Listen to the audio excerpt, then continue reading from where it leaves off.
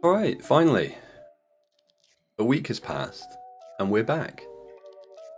So I had a question from someone. Thank you, firstly, for joining me. That's all right, Simultis. That's absolutely fine. How do I join these? Let me show you really quickly. You need a version. Well, you need Factorio of the game first on Steam, but this is free. So what you do, I'll quickly dip out of this game and show you how to get in. We always like to be educational as we can. Head to multiplayer in the main Factorio. You'll need the most current version of Factorio. Then head to Browse Public Games. Click on that. I have them saved as favorites by clicking on these little wheel icons on the left-hand side. But if you have a look at freebitabattles.org, and you can search up here in the top right-hand side, we have 51 people in the server at the moment. I think that number's going to go up. But if we search by player count, that should be the most popular game mode in this game today. And we usually have some very, very nice numbers. So, yeah, welcome everyone. Yeah, the followers exploded. I got a friend from somebody, so I'm at like 1,000 followers now, I think. That's all right, Christy, don't worry about it. I think I'm at 1,000 followers. Somebody who I used to... Another one, thank you. LolDragon25, welcome. I hope you're having a good weekend. I got algorithmed. Something like that. A friend of mine, somebody who I used to coach Dota to, I kind of disappeared away from doing that for a while, and they saw one of my videos on YouTube. I was uploading them incorrectly, so when I was uploading them, they were going up as like vlogs because they were really long. I recalibrated them all to be gaming videos and also Factorio, and somebody recognized my voice, and his viewership his people have come across to support me, which I'm really grateful for, as well as on YouTube too.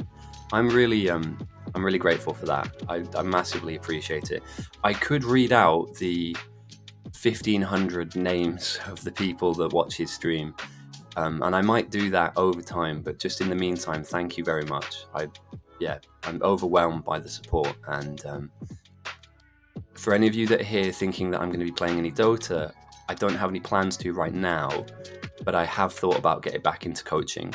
So if you enjoyed the streams where you heard me coaching JB and his team, there's a strong possibility that I'll be getting back into some coaching at some point. Today, and most weeks on this day, on Saturday, we host this thing called Bite Battles Captain's Game. And I've got a little bit of a cold today, as you can probably hear through the mic, but I'll be explaining what happens here and how you can play as a new player. This is open to everyone that has the game, so feel free if you want to join and play this. You don't need to be an absolute expert to get involved. And all I can say is thank you again. It completely came out of the blue. It happened on YouTube first. I think I ended up with like 1,000+ subs on YouTube, which is wild. I hope you guys like what you see. It's getting better every week as well. We're certainly not at the peak version of what this is and how good it is. But yeah, even as a new player, Ramen, even as a new player. I'm Red Wraith. Oh, mate, I'm really glad to hear that, mate. Thank you. I basically uploaded them I just uploaded them, and then I realized that you have to like link them and tag them, and again, I've said this every week, and you guys will hear me say this every week. I'm not like a streamer or what do you call it? Like a YouTuber. I'm not trying to be like big or anything. So I'm learning about all this stuff every week, and it turns out you have to tag things, and yeah. But I think now they're going out to the kind of people that would want to watch that. So, Cypherus, nice of you to join us. The way that you feed science packs in order to make the bugs bigger and stronger, and if we take a quick look over onto this tab here, if you click on the little fish icon, you'll see that both teams, the North and the South, are feeding packs of science to the other side, and that's changing how strong the bugs are, making them harder to kill. The way that you feed packs is you build science, for instance, in the... there we go. This green build here is now boxing up lots and lots of green science. What you have to do as a player is you need to grab all of these jugs, and there'll be a little icon on the left-hand side of it. Nebulora, thank you for the follow. This is kind of wild. I don't know. Thank you again. This is a lot more active than it was before. I appreciate it. So you collect all of the science jugs that you're not using to research with. There is a Discord. I'm getting all of those tabs ready to go. Let me put the Discord link in here now. And there's a little panel on the left-hand side of your screen. You click on that, and that will send however many jugs you have in your hand. That is the Discord. If you're going to come and play, or you just want to hop into the voice channel, feel free to hop into the voice channel. Today, it's going to be a really organized game. We have almost our whole player base here. Last week, we had 30 on 30, which was huge numbers. And so in short, you collect a load of science jugs. It doesn't have to be green. It can be any of the levels of science that you're able to build. We have one rule in Biter Battles, which is that if you're in the main base area, this opening area, you don't normally do steal science from the main science line. You don't need to talk in voice chat. We have lots of different people from different backgrounds and language levels. So if you just want to sit in the chat and listen, both of the team captains speak multiple languages. So we have the soldier who speaks English, and I think a bit of Spanish, and Enkling who speaks English. I think he's Filipino as well. They're two of our normal captains, but you don't have to kind of be talking to everybody. I think it's nice to be there just to listen sometimes. As a new player, you don't have to be doing all of the real big nerdy stuff. To put it bluntly, you can also do simple things like building power, and doing the simple stuff is not underrated. That your team needs all of this infrastructure to power itself up. Oh dear. And this is why we call it Biter Battles. They do get in eventually. We'll see this in this next game coming up. Not as quickly as this, but that silo blowing up means I can start the game, and I am really looking forward to this week's one. Let's quickly type in GG's. And yeah, we'll get going on this new one, which won't be fast and fun. That's the hardest, or one of the hardest game modes we have, where the games last quite quick. Special games, let's go down here. Type myself in. So welcome anybody who's new. My name's Ghosty. I will be refereeing this game. I'll also be casting it as well.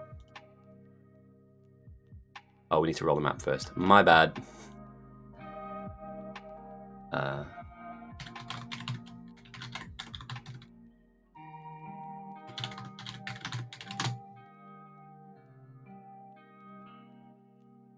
Okay. So we're going to wait for the map to reset, and then we'll start picking teams. We've got Pipes and the Eagle that will be captains. I quite like this. Oh my god. Have Italy done the job? Mate, Louis Liner, sorry, just sidetrack here. Louis Liner scoring on his first game. But Italy, I'm so happy.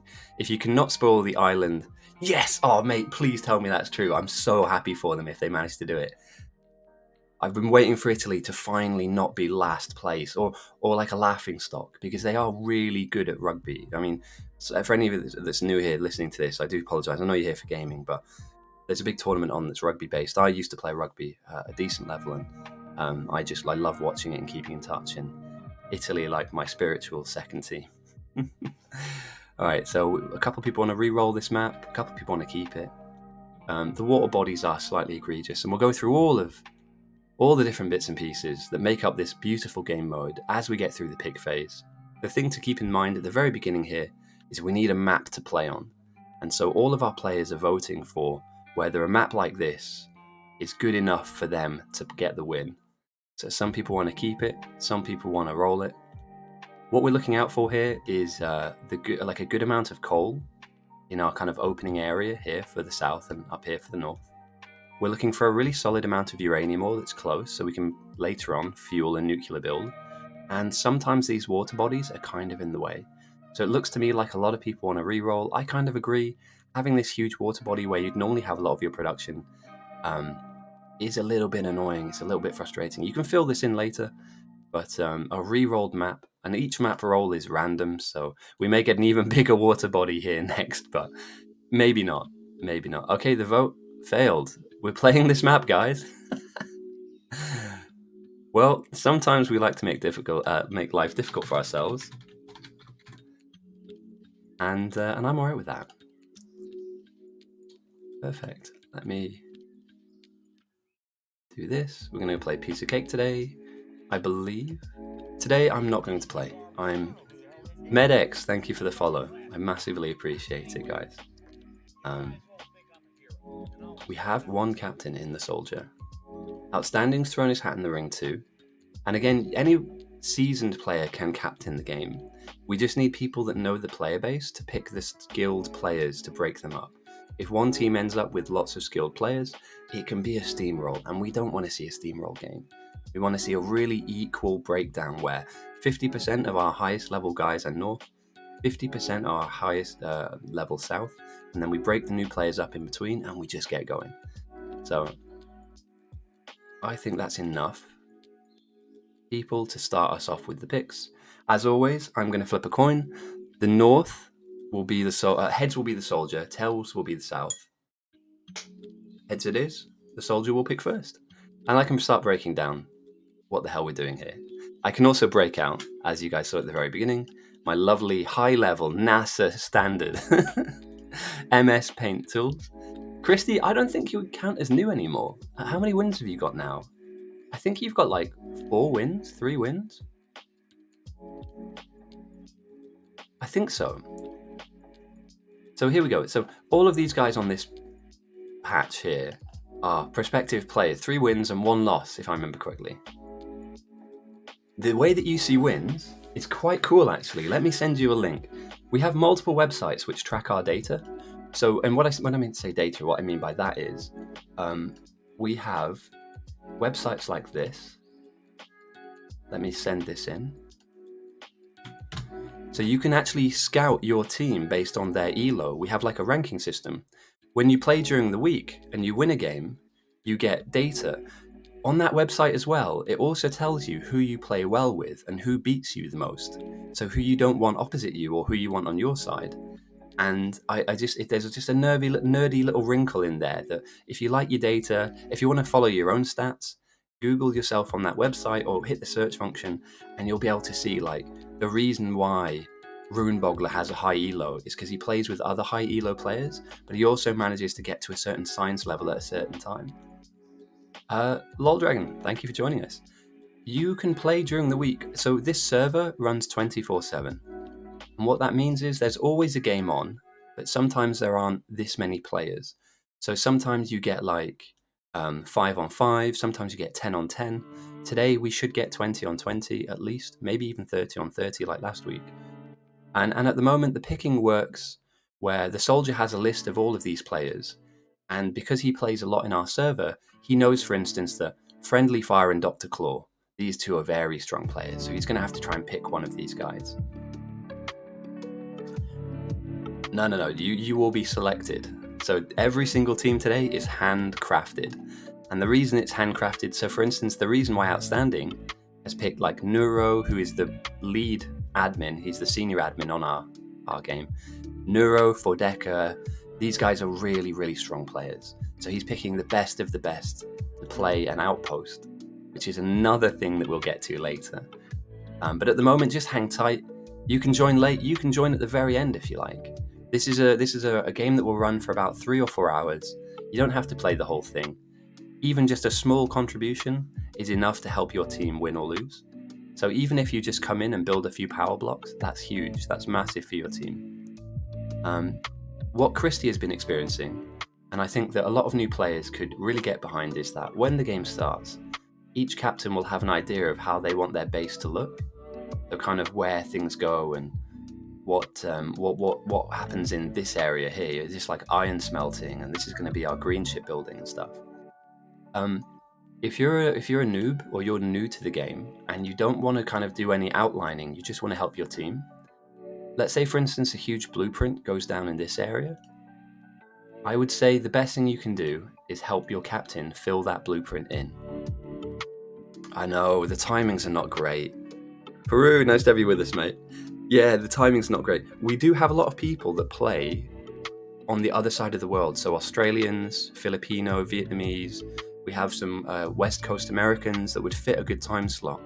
And so I'm trying to, at the moment, gather up as much information as possible so that we can host a game that's better for you guys. Because, yeah, I'm UK based. The frustration I have is that some of our best players, and I'm not just saying this, some of our best players are out there in East Asia. And if they were to play a normal time for them, they would kick our ass. Genuinely, it would not be a fair fight. So I kind of want to see that. I want to see some of our Timinator and Hydrochronics, 2 Australian-based players. They're really strong, but obviously it's like 4 a.m. when we start these games. There's no way they can make it. And that leads me back around quite nicely to why I stream in the first place. It's not really to have the followers that I have or to have subscribers or anything like that. It was to keep those players kind of with us as a community. So record the game and put it up online, and then all of a sudden they can see what we do. So yeah. This phase of the game is slow, by the way, guys. Billy approved. Tech Priest, nice to have you with us. Don't have uni tomorrow. Excellent, mate. It's good to have a bit of time off. And hopefully there's no massive exams coming up anytime soon. Hydrate, yes. Great point. So this portion of the game is slow. It's not going to take too long, but effectively we need to split the pros and then pick the noobs. And so if you have anything you need to do, like go and grab some water. Of course you can AFK, mate. That's good. If you need to go make a sandwich, make some food, feel free to do that now. There's loads of stuff that we'll be getting into later. This opening phase takes about 15 minutes. It's the slowest portion of the game, and once things get going, I'll have a ton of stuff to explain and talk about. So I normally have a coffee whilst we do this stuff and just talk to you guys. And if you have any questions, this is the perfect time to ask them. It's normally the pros first. You want to not give the opposite team... You don't want to give them Fordeka. Fordeka's really strong. And you don't want to give them Neuro. because Nura is really strong. So in a way, you have to kind of grab who you think will be best for your team. And each player has a different strength. So me as a player, the reason I'm the best in the server, and remember, if you're very good at something, stay humble at all times, even if you are a legend like me, is I have a certain thing I do in the game that not a lot of people do, or not a lot of people did until they cottoned on to the fact that it's really strong. So I kind of made the most of that and started winning games. And not that it's all about me, but it is today. I've got the highest win rate, or concurrent win rate, as a captain, with 100% win rate last year. So I captained these games and played in these games last year, and I didn't lose a single game in 2023. Hey Christian, I love cheese. I love cheese. I don't love cheese as much as I love pot noodles, which I got an advert for the other day, which was terrifying. Although I'm still looking to be sponsored. If anybody's out there, please send me let me dream with me for a second, guys. Dream with me for just 1 second. Imagine a little tiny window here. And I'm saying this every week. I'm going to keep saying it until it fucking happens, right? A tiny little window on the left-hand side of the screen with just like a rotating 3D pot noodle with my face on. A man can dream. Is that much to ask? You know? They don't even have to pay me for it. I'll make it. I just love the stuff.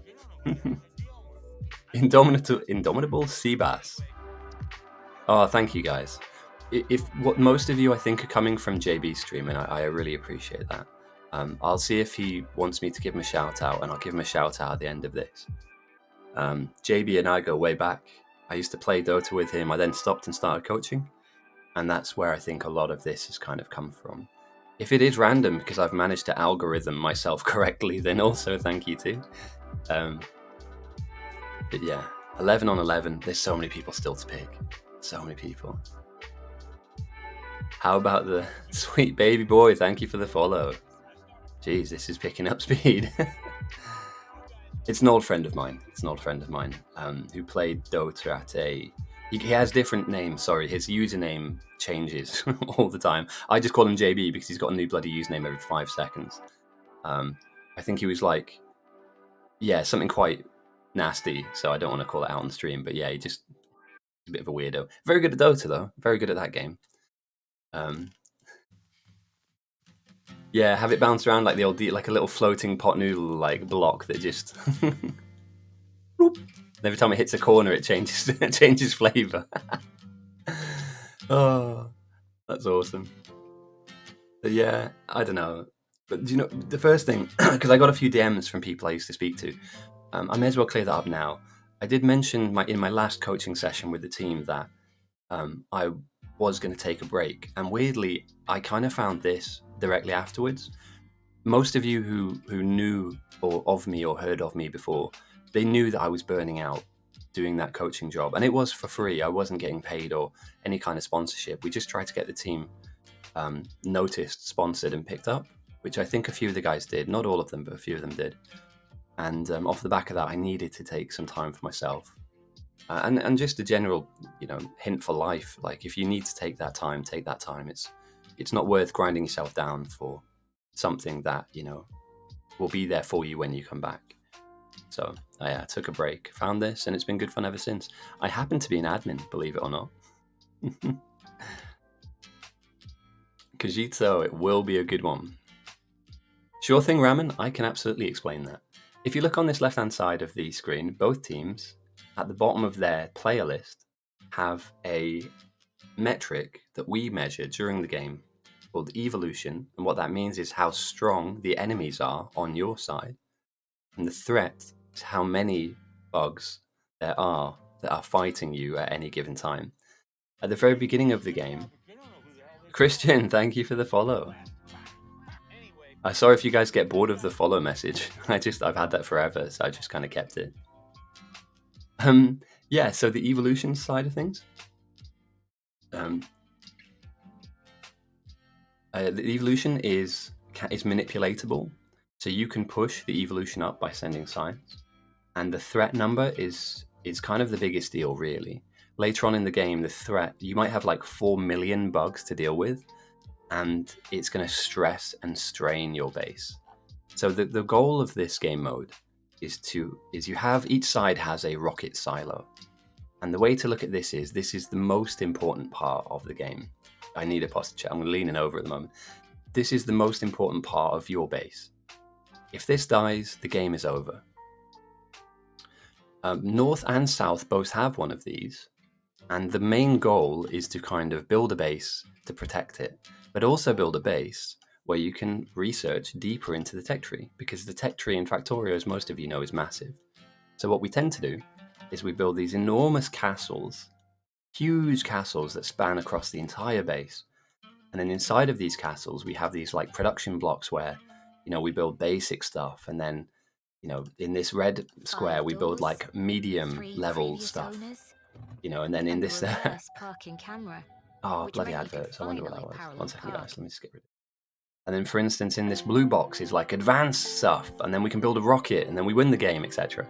But effectively, the bugs are going to be coming to fight your silo from the word go. And they'll come from if you're on the south team, they'll come from down here. And if you're on the north, they'll come from up top. And if they get through, they will come straight to your silo, bite it, and kill it.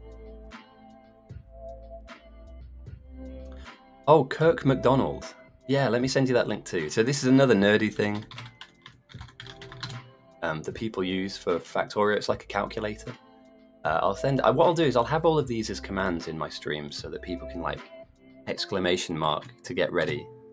So that link there will take you to a website that helps you calculate all the different ratios and stuff.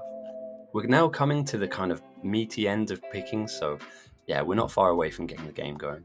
Numbers have been really good recently, so and Christy, I don't know why you've not been picked yet, because you need to tell them, look guys, I've won a lot. So if you want to talk to the south, you type -STH, and then obviously whatever message you want to talk. If you want to talk to both sides, you just type -H, and that shouts to both teams. And if you want to talk to the north, you type -NTH, spacebar, send a message. I would say I wouldn't trash talk too much to the other side, and I'd highly recommend getting into your Discord channel to listen to your captain and his plan and what they want to do. So you are on a list. So once this initial picking phase is over, we've had a couple of people join us late. And those late joiners, I will be able to filter them into a team by initiating round 2 of picks. So I don't think that's someone's alt. Okay, so yeah, there is another round of picking to go. So don't worry, you've not missed anything. If you want to join in half an hour or even an hour's time, we'll still be able to get you into the game. My job as the referee is just to make sure things run really smoothly. So if there are any problems, we don't really have some. Pick me, please. There we go, look, shouting across to the south. Yeah. So yeah, the captains will pick you eventually.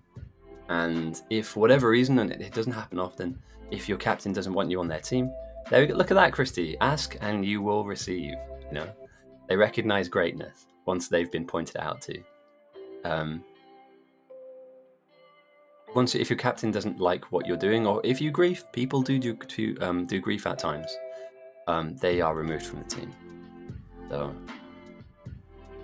and yeah, I hope you guys have a good game today. This should be a really good one.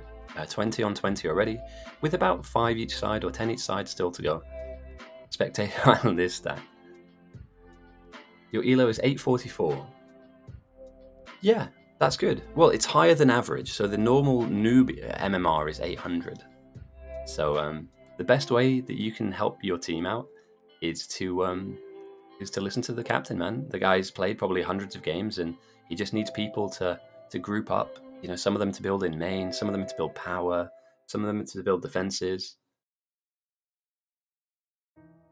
Kill biters, yes, very good. And that's my playstyle, mate. That's my specialty. I'm known as the Minister of Defense for a reason, because that is what I do. But initially speaking,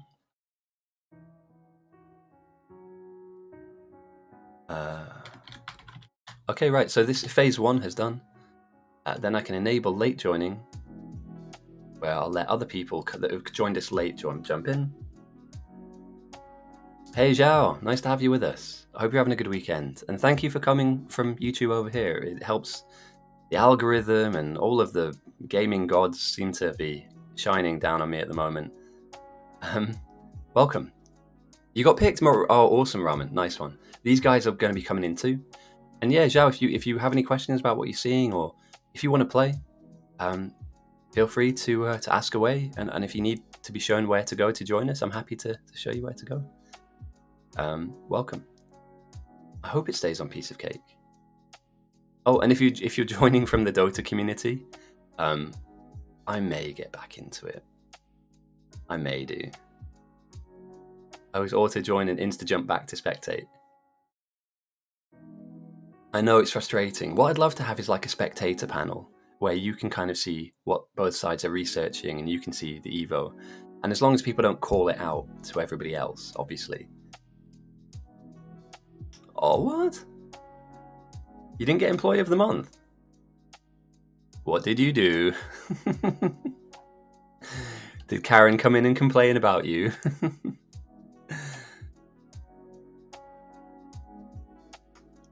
Yeah, I can always brute force POC.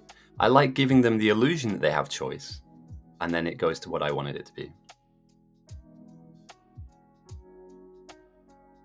So don't worry, I can always admin command the game difficulty. The one guy I want to shout out, he's kind of lost here. Neuro666 is our senior admin. We're all here because of him, as well as other people that have contributed as well in programming the game mode. But this guy does so much work, so much good work, and I just want to give him a shout out. He's a real legend. He does so much stuff in the background, and if it wasn't for him, I wouldn't be here talking. He's no admin. He's the devil person. Okay, one final. Let's see if there's any more going in. Oh, Piece of Cake is a difficulty mode. Let's see. That we have in the game. Soldier can pick first. And what this dictates is how strong the bugs start and how long it takes for them to get strong. So, as of today, I think this is a really good spot for us to sit within, where we're not having a game that goes on for too long, but it's not a super quick game.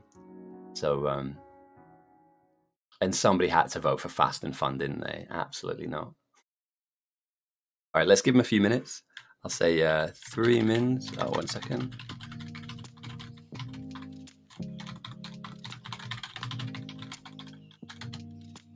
Look at that, 27 versus 27. You love to see it. You know, the more people, the better. I dream of a game where we have 40 on 40. Can you imagine 80 people? And this is the kind of game where sometimes it's hard to get even 5 people together to play. But on Saturday afternoon, my time, or night or morning, depending on where you are in the world, and welcome if you are coming from different parts of the world. Yeah, it's brilliant. So zooming out real quick, we'll take a look at what's on offer to us as we wait for these guys to Hoba confirmed. Really? No, is Hoba here? Hoba's not allowed to be here. Hoba said things you shouldn't say out loud in real life, online. So if he is here, unfortunately, we're going to have to give you the kick, mate. Okay, right. Sorry, just finishing off my coffee. So we need to look out for where these little pink dots are, because oil in main base is a really big deal. We'll need lots of flamer towers later, so we'll need lots of oil. For the outposters especially, they'll need lots of copper. So I'll be scanning around looking for different parts with east and west where we have large deposits of copper. It looks to me like the west is more abundant, and that's because the people that play out here in these areas will be building rockets. So for any of you guys that have seen late game Factorio where you're launching rockets into space, we're going to do that in about 3 hours time, sometimes less than 3 hours. So this is going to go very quickly. Quick shout out to the teams. Jammer, welcome. And Holloway, thank you for joining us as well. Various markers, you're correct. Yes, my bingo card. I need to make my bingo card, yes. So in the future streams, I want to have like a small box, a tiny window that when the player list is collapsed, for instance, when I bring this down, I can kind of pull this up and make it invisible. and then basically kind of have a little bingo card as to like when each team hits certain timings. And I think that would like spell the game out, you know, as to like, all right, these guys hit purple first, and because they hit purple first, they could do X, Y, and Z. And that would just kind of tell a story as to the winning team.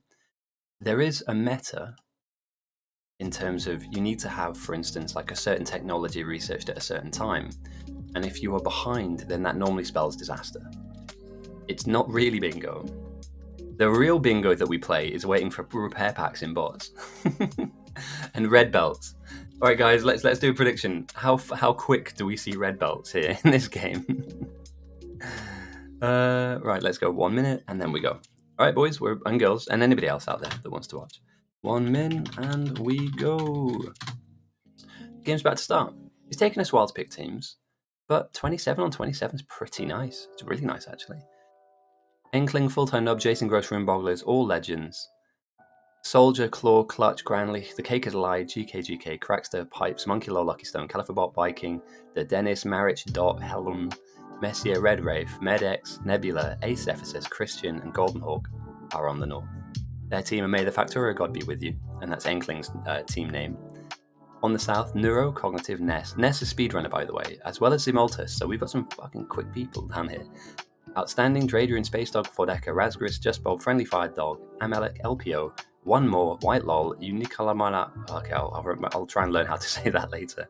Developer, Christy, Menander, Bulkathos, Simultus, Basper, Fordius, Tricky Raven, Naaman, Ninjuston, and Deader Than Me are on the south. And it's time to go, boys. It's time to start the game. Now, you've had enough time. Don't need any more. Let's go and play the game. And then I will continue late picking the beginners for the newer later joiners. So Jam is in, Jam is on. Martin Maxkins joined us as well, very experienced player. And we still have a couple of people there just on the sideline. They may join us later. The Soldier has first pick. And then let me just remind people, join your team's Discord.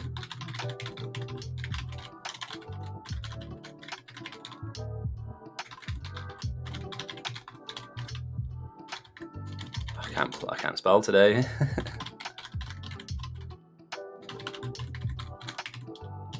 Awesome. The game's begun. So, the way that Factorio always starts is you have no automation. I mean, it's an automation game, obviously, but it starts off with having none. So initially, what you have in your inventory is you have a couple of burner mining drills, and you have a couple of stone furnaces. And as we all know, but if we didn't, I'll explain right now. You take a little bit of coal, you insert them, which is fuel for both of the burner mining drills and the stone furnaces, and by hand feeding fuel into these two, the burner miner will mine whatever it sits on. So here we have some iron ore. It will then pass the iron ore into the stone furnace through this little triangle here, and the stone furnace with some coal inside will make iron plates. From here you can start hand building stuff. As we can see, on the north, somebody is blueprinting the initial smelting lines, which will take away the handcrafting element of the game. We'll see large smelting lines which will be fed all of this ore through electric mining drills, meaning we're going to need some power to be built. And it will make plates for us. Brilliant, right? We've automated the most basic part of the game. You'll need to build power. And for me, as a new person coming in, if I was new, I would turn around to somebody and say, how can I turn this coal patch into electricity for my team? And to do that, it's super duper simple. And we will... Okay, right, a wall has gone down very early. I like this. Interesting. So we both start... Oh, bloody advert. Sorry, I need to change the music. I'm getting an advert every 10 minutes here. I'm really sorry. Synthwave. Go on then, why not? It's been a while since we've done Synthwave. And if you guys have any suggestions for music types, please feel free to offer them up. We do like to mix up the music in this now and again. You're outposting. Again. Oh, it was a train outpost last time, wasn't it? Stone wall, if I remember correctly. Got somewhat run over by bugs. Yeah, both sides of the map are equal as well. If I just zoom out very quickly, you'll see that lakes are reflected. So no one side has an inherent advantage over the other. There's this huge river that divides us through the map, And if you're on the south, you have access to everything the north has access to. It just looks a little flipped. It's a little bit mirrored. Let's drop this. Just need to pull up Discord real quick because I'm an admin here and sometimes there are issues. Okay, right. Doesn't look like there's any issues here so far. Brilliant. Make sure, double check.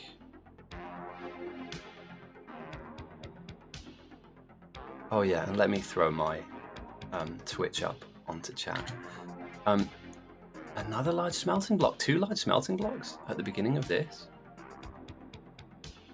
Wild. Okay, right.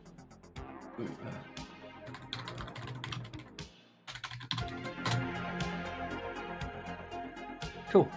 Enough of that. Silly. Alright, we have another smelting block up here. Interesting. Typically in the main base, which is in this kind of central area to your rocket silo, you'll have kind of one line of smelters that will effectively begin your game.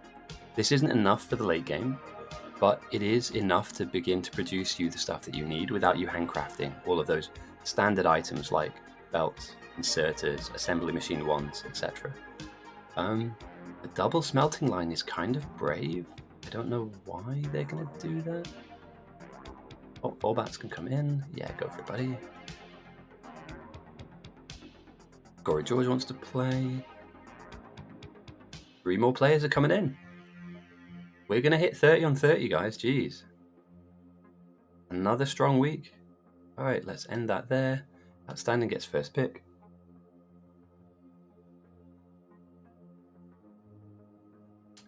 So Chris, we're going to follow Christy a little bit this game. We did last week, and I think documenting the play style of newer players is important. So we talked earlier on about power. Effectively, all you need is a boiler that has a little bit of water plugged into it, and you'll do that using an offshore pump. You need lots of iron to make this happen, but once it's down, and it works for you right from the word go. And then behind that, 2 steam engines separated by a little pipe. The reason why we put the tiny little pipe here is because we can squeeze a power pole in between them. So you could have a huge row of these steam engines, and you can stick a power pole to power every single one of them up, and that'll send the electricity back down these power poles to the labs.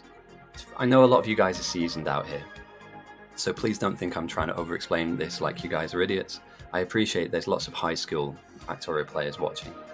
But I can't be naive to think that we have a lot of new people here with us. So please bear with if I appear to be over-explaining, or I'm trying not to talk down to anybody who is obviously very good at the game.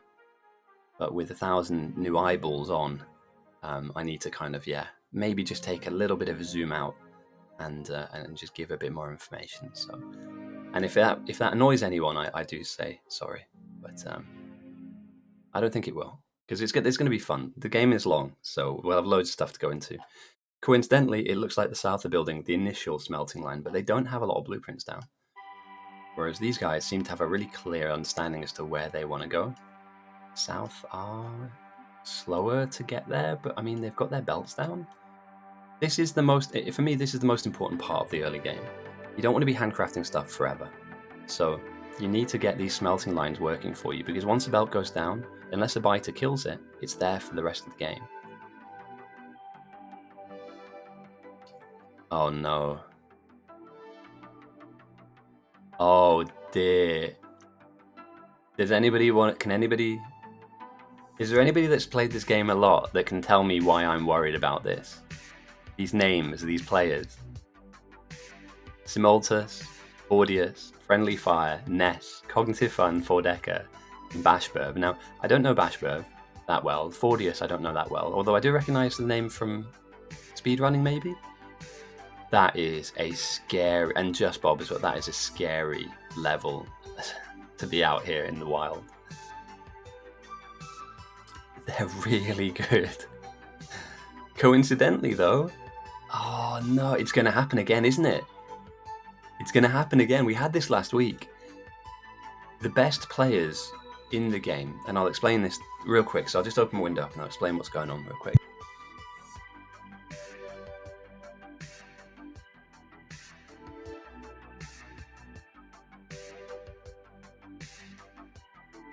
All done. The best players in the game will play for a little bit of the game in this main base area, and they'll be building up the main base and all the smelting and production, and they'll play the early game here and here, like get stuff for themselves. Very much like what Christie is doing. Christie is getting the base built. Here we go, some ore is going down. Eventually they'll flood this with coal and they'll get plates for free. The very best move out as soon as they can, and they build a side base called an outpost. And what an outpost is, well, it's a base away from the main base, but it normally has the highest skill level players in it. And these guys are going to, and I kid you not, we will check in on these often because they are very quick. These guys are going to speedrun the game away from main base. And if you don't know who these players are, they're like nightmare people. All of these are nightmare people. Ness is a nightmare person. Timelta is a nightmare person. Forward, all of these are nightmare people. You don't want to play against them. And they're opposite numbers.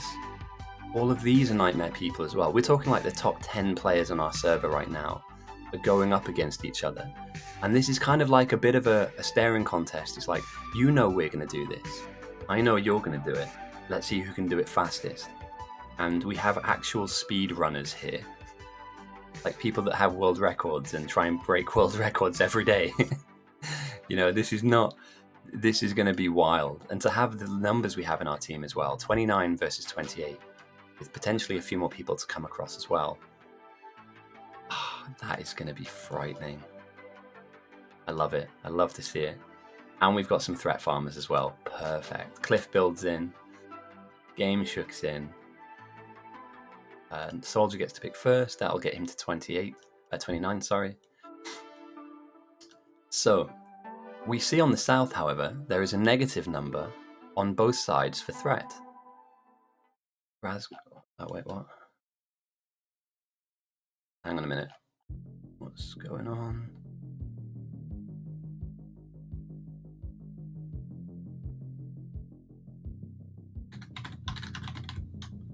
Okay. Hopefully there's not a major issue.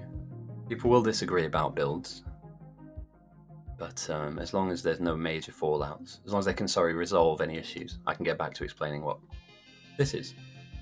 These are the enemy, these little bugs, and they spawn from these buildings.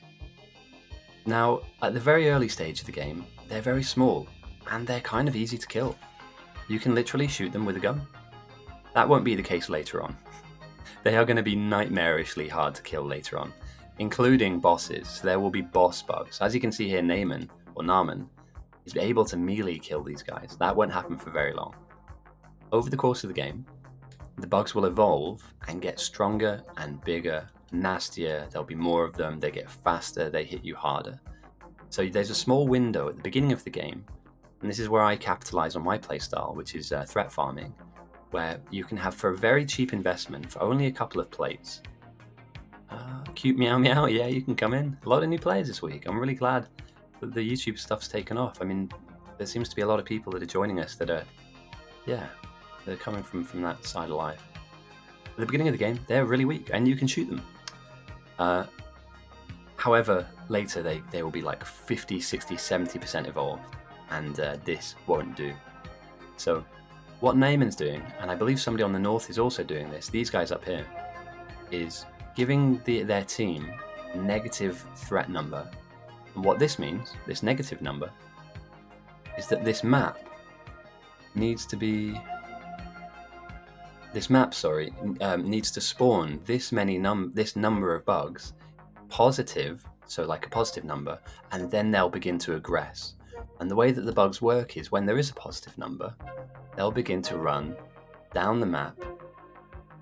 If I can get my high-level NASA MS Paint tools out, they will run down the map and they'll start bumping into other bases and killing them, biting them.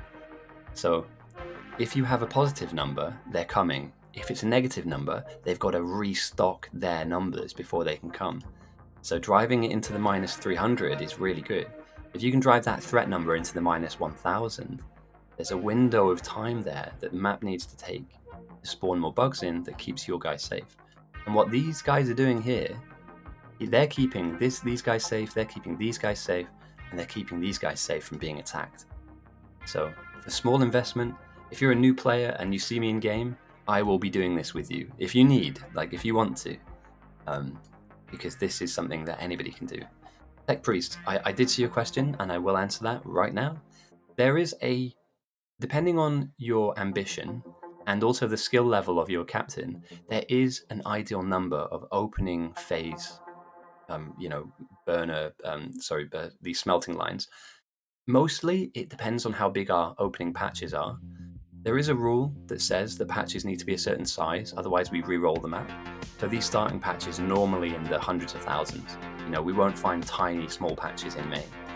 And I believe this is an opening gambit. I think Lucky Stone and Enkling have kind of like done the maths, and you'd have to ask them, but this will be iron, copper, iron, one of these will be steel, and then stone.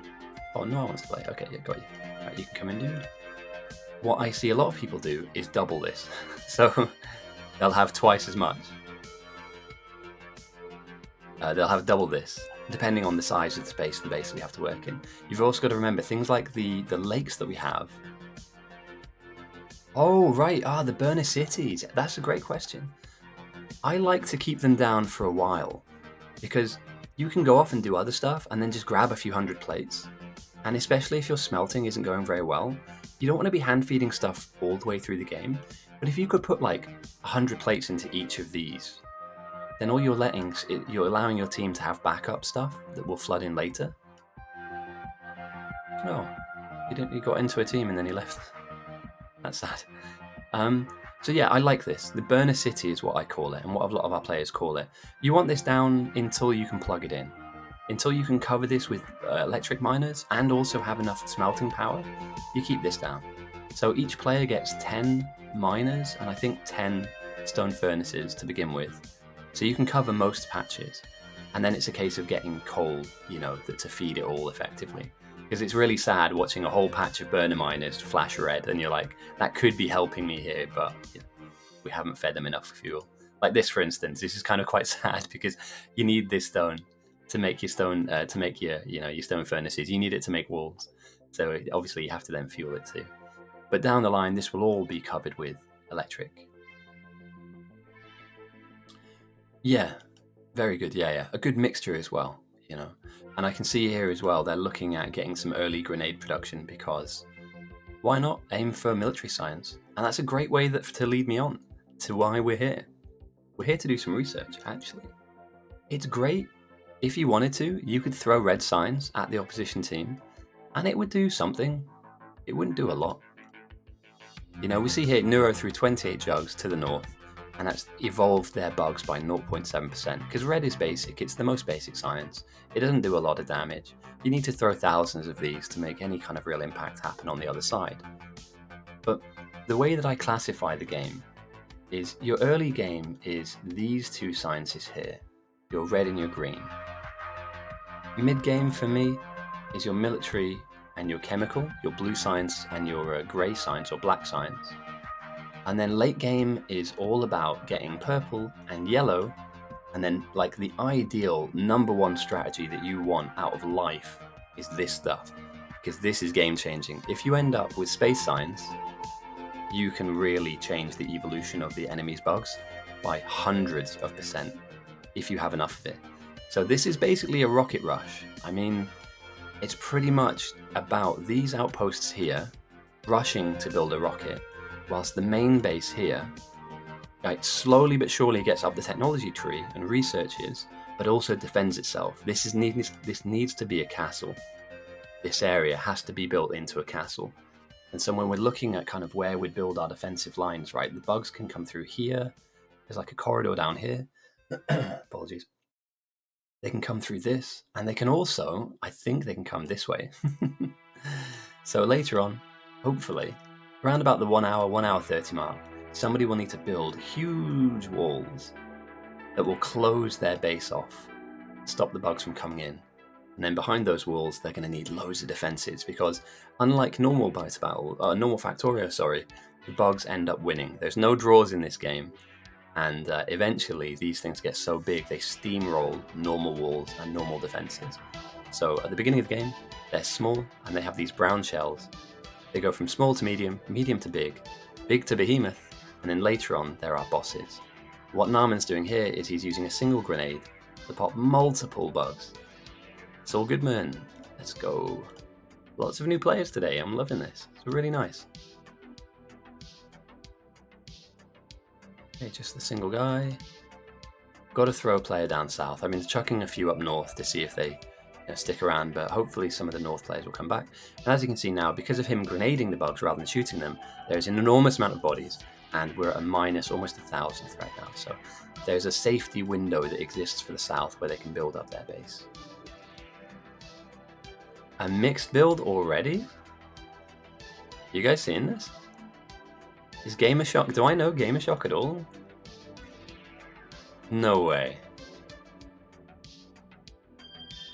He's not new. He has 2 games. Do I smell a Smurf? FTNS? Have we found him? This is very high level endgame.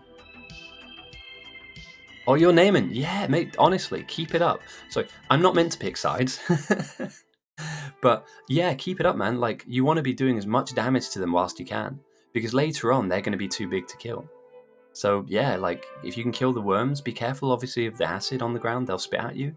The worms sometimes take a few buildings out, but the way that normally you threat farm is you kind of run in a circle. Sounds obvious. You want to have like a killing field that you'll exist within. The bugs will spawn out of their buildings, follow you round. As you tighten your circle, your tornado of death. I love this tool. I'm never getting rid of this. You'll then throw a grenade here. Hopefully there'll be a few hundred surrounding you, and a single grenade will take out a few hundred bugs. So you start your spiral really wide, you tighten that spiral up, and by the time you tighten up, they're all on top of you. You throw a grenade at your own feet, and if you have the right kind of armor on, so you'll need heavy armor later when the grenades get stronger, you'll be able to kill loads of them. So yeah, you kind of want to slowly kind of mow down these areas down the line. You're good for now. You'll be fine. If you can put bricks down, this is next level. If you're my kind of player, if you're thinking about this already, if you put bricks down in these areas, you will run faster than the bugs, meaning you can outmaneuver them if it gets a little tricky. Again, that's very big brain play stuff, you know. So a mixed build already. No worries, dude, and good luck. It's long and it's laborious, and some people won't thank you for it, but it's a big deal that you're doing this. It's a really big deal. All of these builder nerds, these science nerds, are doing maths and ratios and calculations and, you know, cranking out that, you know, how much output and input. No thank you, not for me. Grab a gun, blow stuff up. You know, wake up and choose violence towards the bugs, not your own players, obviously.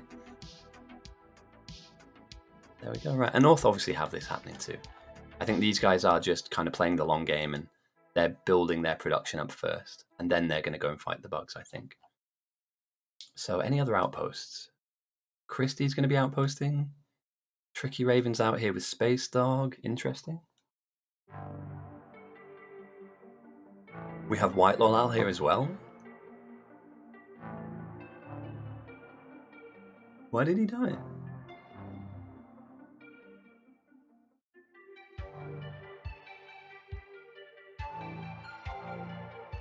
Team with 9-thick laser wall. Yeah, that's the scary thing, is that this is a game of economics. I know that it is a game and it's a competitive game mode, but economically speaking, you need to be able to fund the things that you build. And if you have a 9-thick laser wall and the bugs are that strong, if they attack you in multiple different areas, if you don't have the economy to support it in terms of power, you will struggle. And it's lovely that we see uranium ore very close to the main base, because you're going to need this to fuel a nuclear build. You know, this steam power alone, even though you can get these really large blocks, and they are lovely to have, like you need this all the way through the game, it's not enough.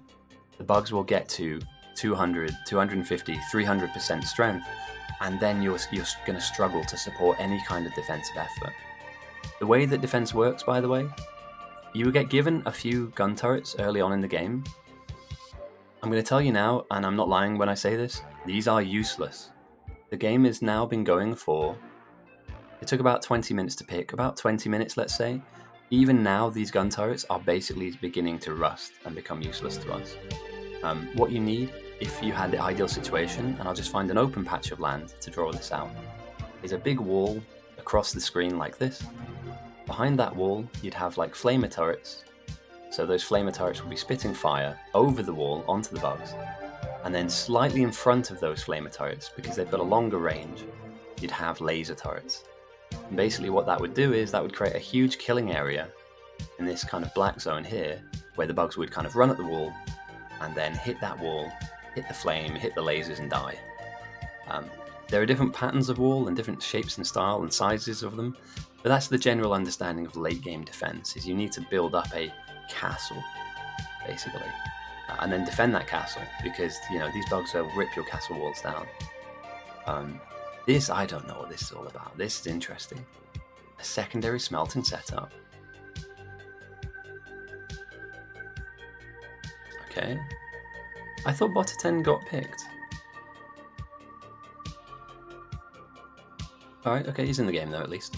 29 on 32. Jeez, we're having some big numbers. Welcome, everyone. I'll just put it out there.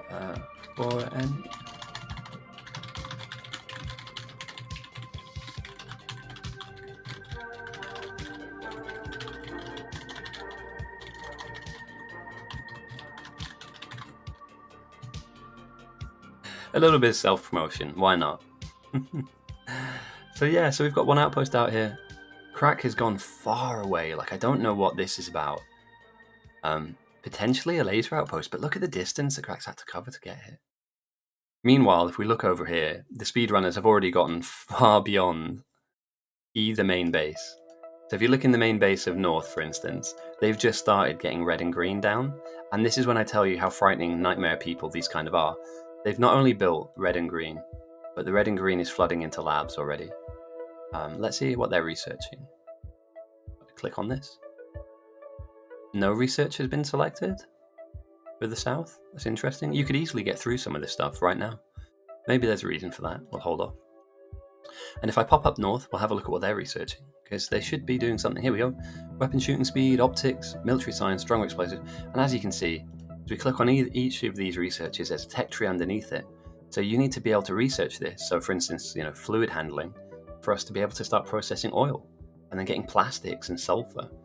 And as we go further down the tree, and further down the sciences, we end up with our rocket silo, which is the most important part of this game. You need a rocket silo to launch bloody rockets out of. It's that simple. And if you can launch a rocket, you'll end up with this white science. And white science is the strongest manipulator of the game. It will pump the bugs up to frightening levels of evolution, spawn millions and millions of a threat, and the opposite team will have very little chance of winning effectively. And that's what this base is all about. These guys are out here to build rockets. They're not here just to have a good time. They're here to win. Coincidentally, their kind of counterparts on the north are over here in exactly the same spot. I mean, look at this. They're in exactly the same spot. And they're both going for exactly the same thing. They're going for late game builds. Like I said, these people are very strong players. And the only difference I can imagine that either of these teams or adversity that will come into, if I can get my words out, the only adversity these teams will find themselves in is if they get attacked. If somebody stops threat farming, or if somebody takes their eye off the ball and these get smashed up and damaged, that's an issue for them. But I don't think they'll let that happen. Another mixer. I'm color me impressed. Honestly, these games are getting better and better and better. Slight issue here with smelting. Not everything is fully plugged in yet and optimized. They'll need to obviously get all of this coal patch stitched up with these electric miners. They're going to need all of this coal. They need all of this stone to go through. And the sooner that happens, the better. But I'm loving what I'm seeing so far. Neither side seems to be taking their foot off the gas. And here we go already. I was drawing here 2 seconds ago. Does this mean we had a stream sniper? Here we go. Flamer towers. A nice thick wall to begin with. An angle so that we don't have this wall going out forever. We just want to kind of wall off the edges of our base. And these flame towers, initially, once we unlock them through research, provide massive amounts of protection. So you don't have to worry about this side of your base for now. You know, if any bugs come here when the wall gets placed and when the flamethrowers get placed, they're absolutely fine. And Whisper's joined us. Nice. Nura is joining in with the threat farm. Perfect. Look at that, minus 3,000 already. That's huge, really. I mean, that's a couple of minutes of not needing to do anything. If all of the threat farmers stop right now, minus 3,000 threat at this level means you have about a 20-minute window where you just don't have to do anything. You have to be careful of these acid pools, definitely. And also, you know, the worms will spit in front of you effectively. They'll aim at you. So you have to kind of mix up your running pattern. But yeah, Nura doing a great job. Getting very deep here, needs to be careful because if you get too deep, you get caught up. And doing exactly what you need to do. As a senior admin, as a very experienced player of this game, he's just absolutely detonating everything in front of him. Michael, nice to have you with us. I hope you're having a good weekend. Welcome from YouTube. It seems like there's a lot of new people across from there. I appreciate that.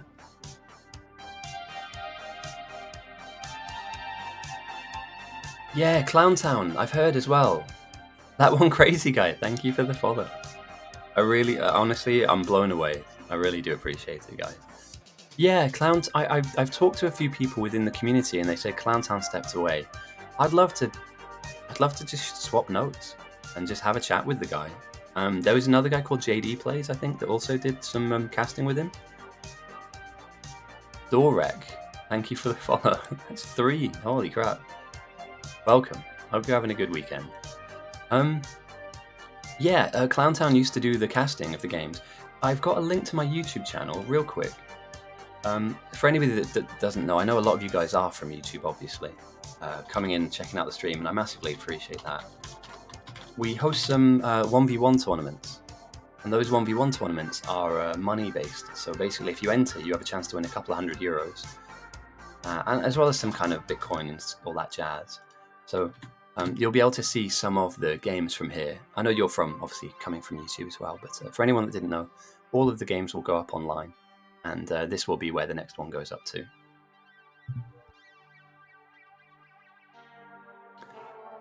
All about more pure PvP. We have run artillery before.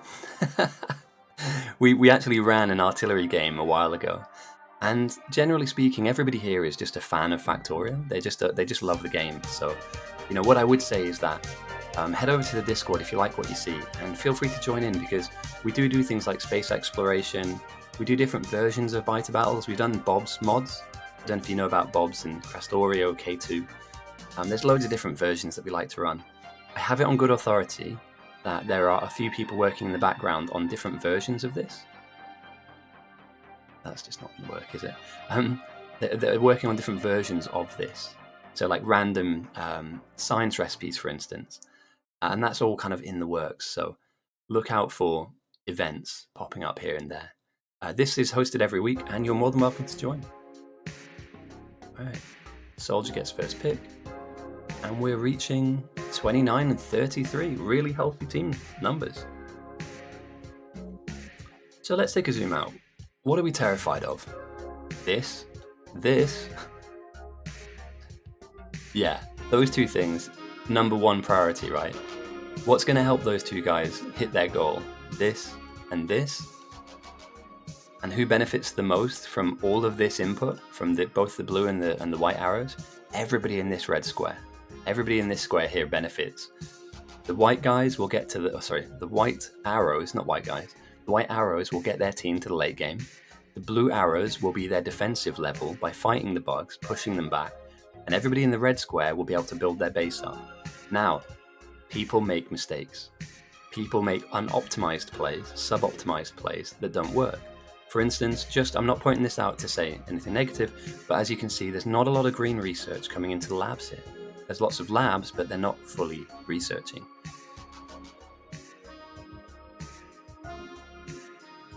Okay.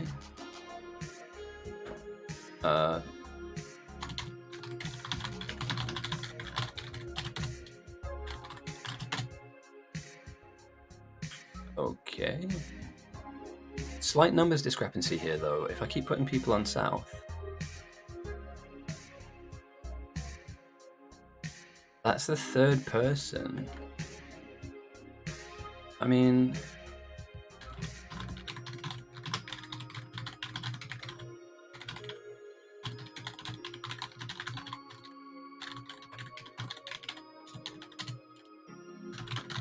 I'll just shout this out. Alright, the soldier's fine with that. I'm alright with it too. Not everybody gets on. I don't think there are people that don't like each other in this game, but, you know, people have different playstyles. Whisper is an acquired taste. Welcome to the South, Whisper. Enjoy your game, and I'll just try and prioritize. The North to get a few more picks. We want the teams to be as equal as possible, and at the beginning of gaming it has been, but it seems like the North don't want certain players on their team, and it's fair enough, you know, we just want everyone to be playing at some point. So yeah, as I was talking about earlier, these guys are nightmare people, and their counterparts are equally nightmare people. Their maul is up, their smelting is strong. They've gone for these really short smelters as well. That's interesting. How long are these? 1, 2, 3. 12 long smelters. If you look over here, we've got these incredibly long smelting stacks. Violent Duck. Okay, you can play my man. Yeah, these really long smelting stacks are providing a lot more plates. So these shortened stacks are for what exactly?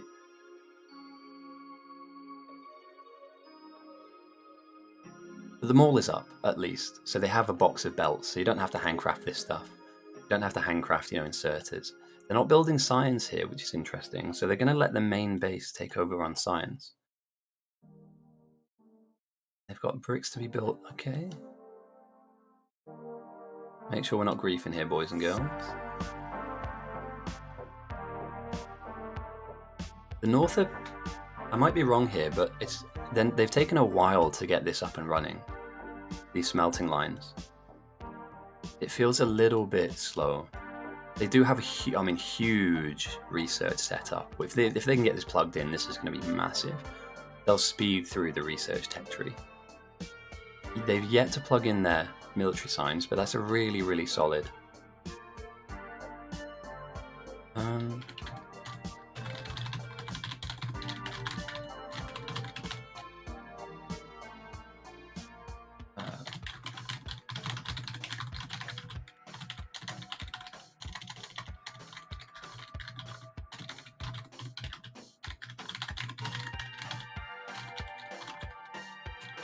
So just helping a new player kind of understand what's up and what to do.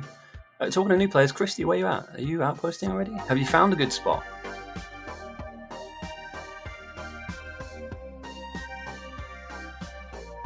I remember Christy saying they wanted to go off an outpost, although it's still early game, so I guess you'd still be building up these blueprints.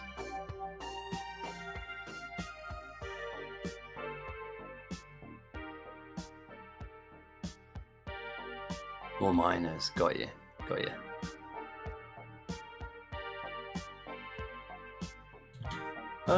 If anything, there's other people that stream. So I think Runeboggler is streaming again, and he's on North.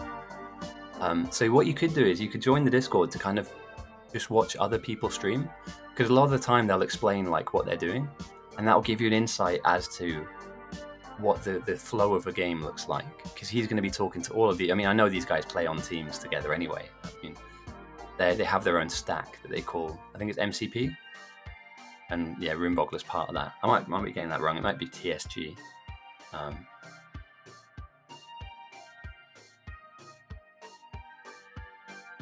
Yeah, it's just a very lively, vibrant place to go and hang out. Nobody's expecting you to play old games. I certainly haven't played a game in a while. That's mostly due to work. In fact, I haven't played a game in like a month. It's a shame that. But I need to kind of pay the bills. And until Potnoodle can sponsor me, which they haven't yet, but I'm hoping they will down the line, I'm going to be stuck here streaming. And I enjoy it. I really do. And thank you for joining me, all of you new guys and girls, people of the internet.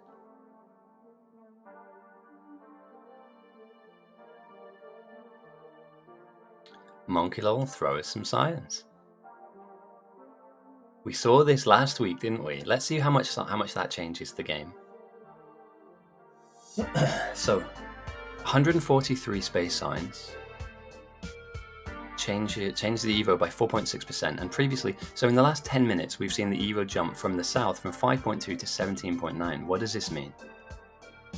This means that these bugs are getting stronger, they're getting healthier, faster, and they hit you slightly harder.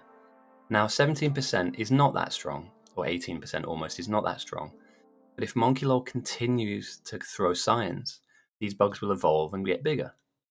They'll end up with pink shells, being medium-sized, big with blue shells, or behemoths with green shells, and it's around about the medium to big evolution that you have to stop threat farming. There's just no chance you can continue to do it.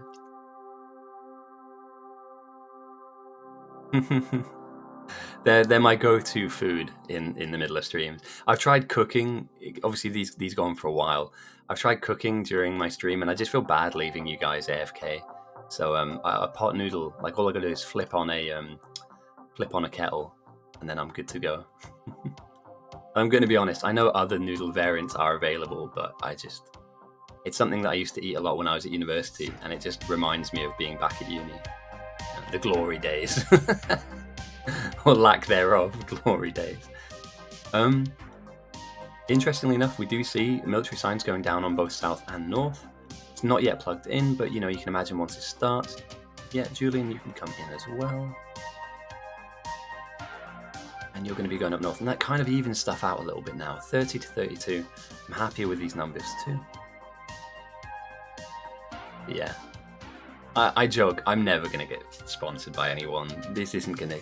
Yeah, I welcome the new followers again, and I will try and call out everybody that joins and follows and likes and subscribes and all that jazz. But yeah, it's going to be a difficult one to... yeah, it's going to be a difficult one. 1 second.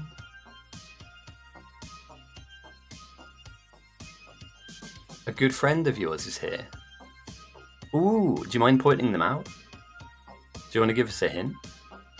What does their name rhyme with? Welcome, firstly, Blazing. Good friend of mine, is it? Is it Saul Goodman? No, it's not Saul Goodman. It could be Jerson, this guy. Well, thank you for the follow again. Yeah, if you name them, I'll be able to track their progress and see how they go, document their progress or lack of progress in the game. But yeah, it's going well for the south though. I mean, here we go. So we've seen a small evolution of the bugs. Now they've got pink shells, and you can see they take a lot longer to kill. We're talking about more than a couple of bullets or a couple of grenades. So you're going to run out of resources a lot faster. Yeah, let's take a look. There haven't been any large throws, have there? Messier. I'm probably not saying that correctly. I do apologise if I'm butchering your friend's name. Let's take a look. Let's see what side he's on.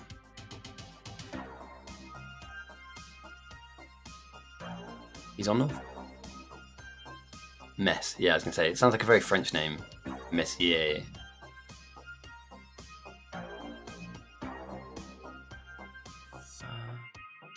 I'll find him. This way he's like right in front of me and I can't see him. There he is. He's building power. Yeah, he's been building power block. This is a big play. This is a really good play to me. And I say new players all the time. Like, all you have to do is find like a coal patch. Obviously get loads of power down to it. And then build up a huge power block. So I like this. I'm a big fan of this. So yeah, we'll keep tabs. We have two brand new players in here. Messier being one. And then we've got Christy on the south, who's going to go off and do something. No worries, Era. Thanks for popping in anyway. I do appreciate it. Enjoy the rest of your weekend as well. So we've got Bulkathos is working on oil. Love to see that.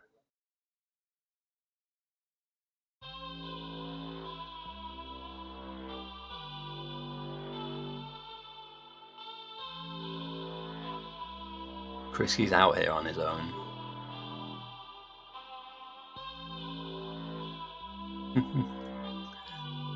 Oh, somebody messaged me on Discord. Hi mate, do you remember me from Dota?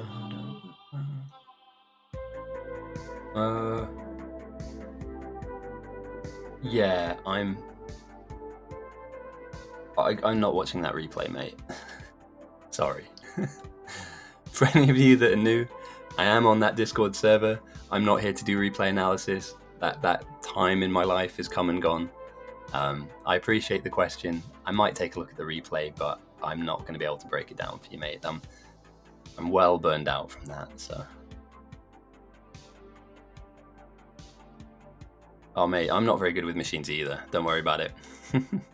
There are ways of being useful in this game that don't require you to know about all of these nerdy things, like ratios and maths.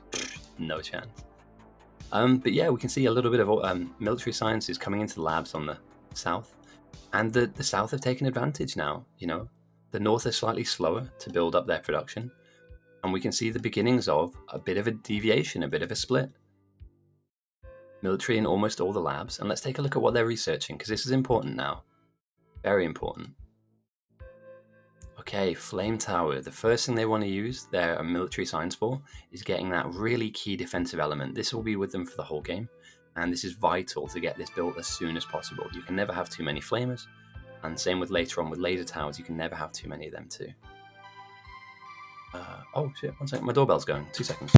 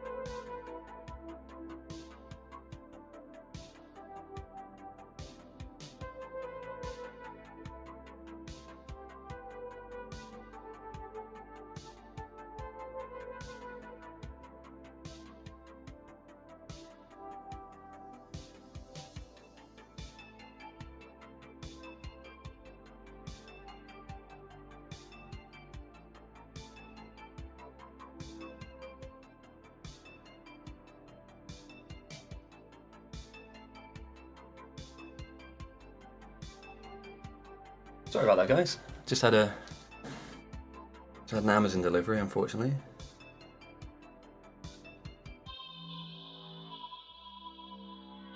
Cool. All right. Yeah. Sorry, I got a message from my neighbour saying I've got their package.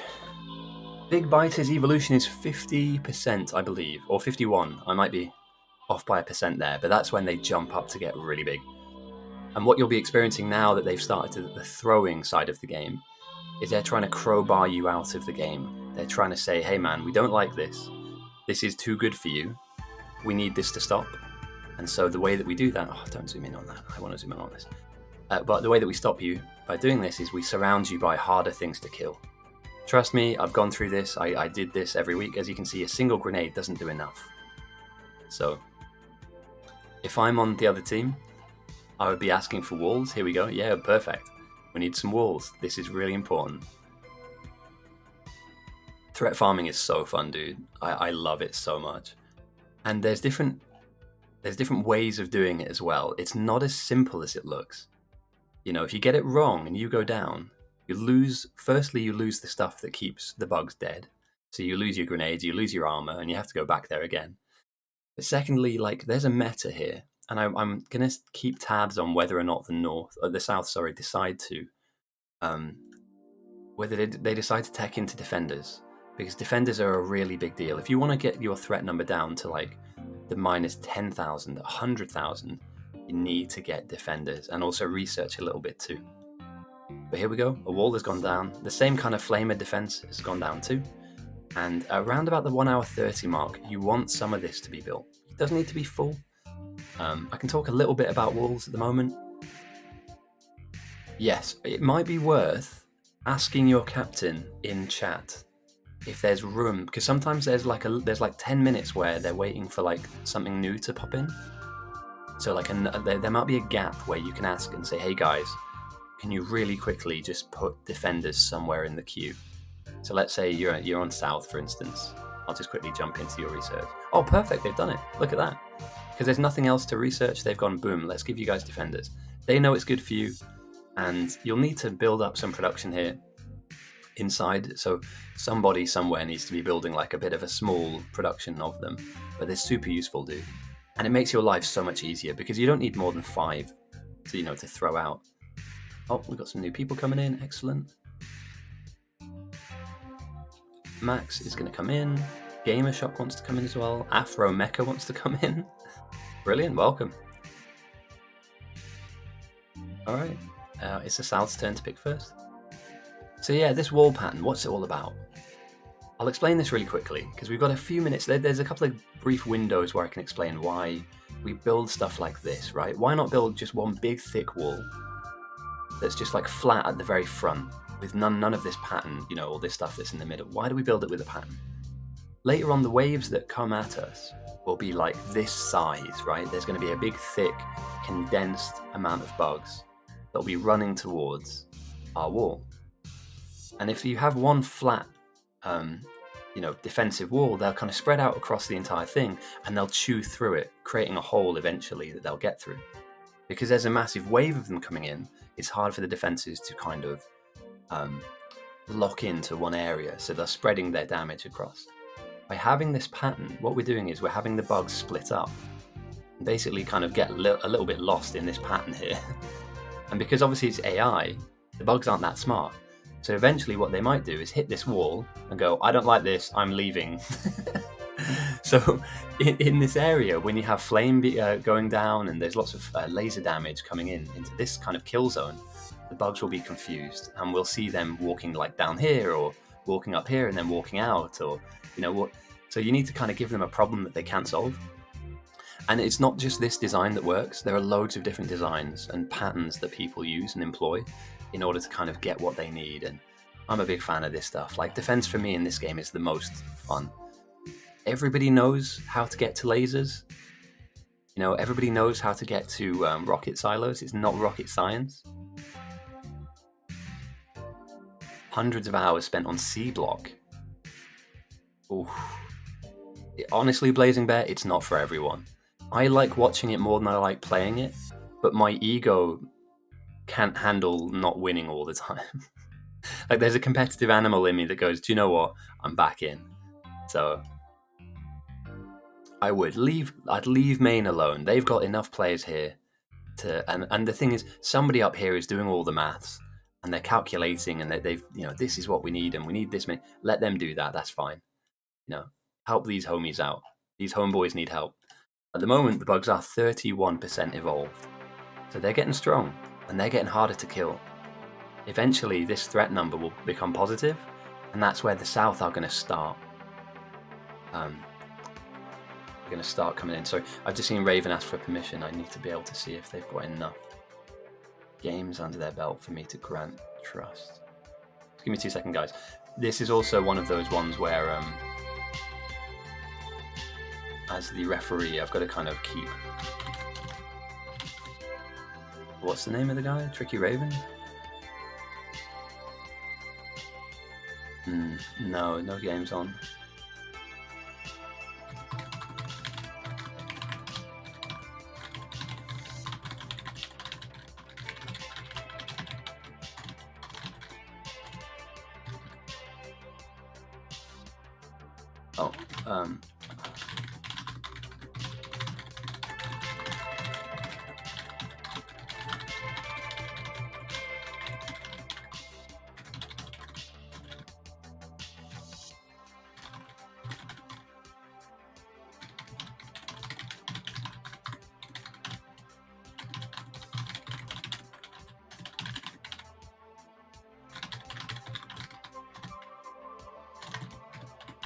So yeah, so one of the downsides of being the referee as well is oh no, R.I.P. Press F in chat, boys. Oh, I died. You can always make it back there. You always have another life. Sorry, let me check real quick on these players that are asking for trust. We have a way of checking stats. If you don't know, there is a list. You get bored, or if you have a second screen, this is kind of cool. If you have a second screen, you can pull this up and check on the players that are in the game. Who the good ones are, who the bad ones are. Not that anybody here is bad, but, who needs a bit of work? Yeah, Dot's brand new, so...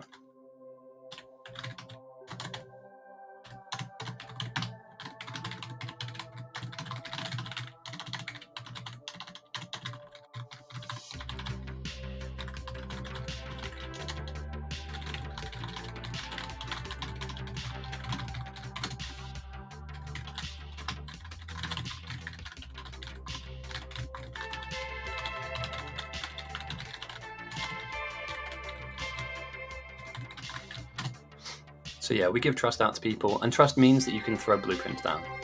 The way that you abuse trust is you spam blueprints, or you deconstruct massive things. So by deconstructing all of this, if you wanted to, and please don't if anybody's watching, you would stop all these buildings from working.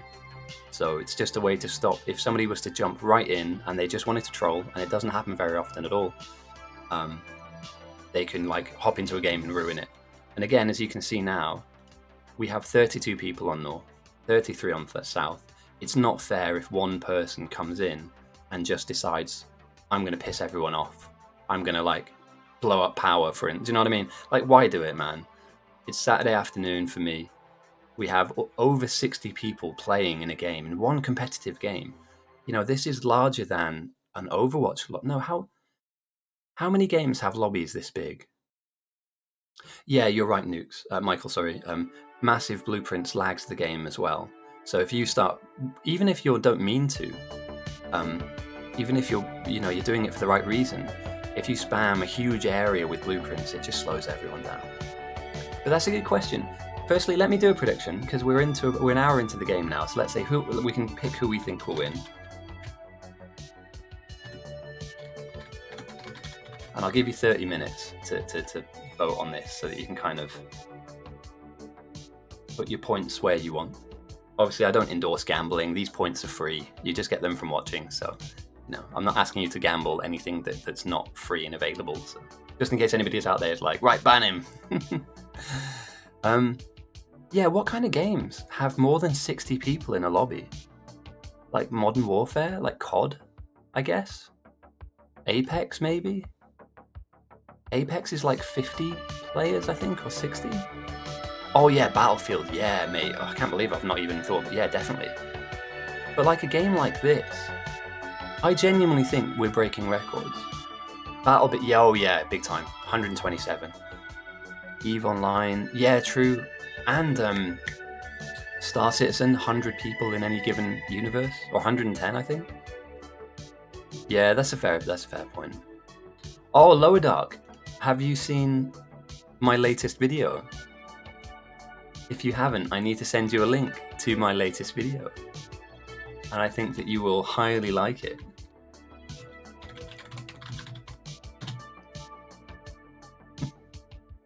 The only reason I'm going to send this to you is because we reference it every now and again. You may have already seen it, by the way. I found the VOD. I need to find out. Would you be able to tell me whose VOD this is from, by the way? This is for Lower Dark. It's just like an inside joke. We were working in the MMP speedruns.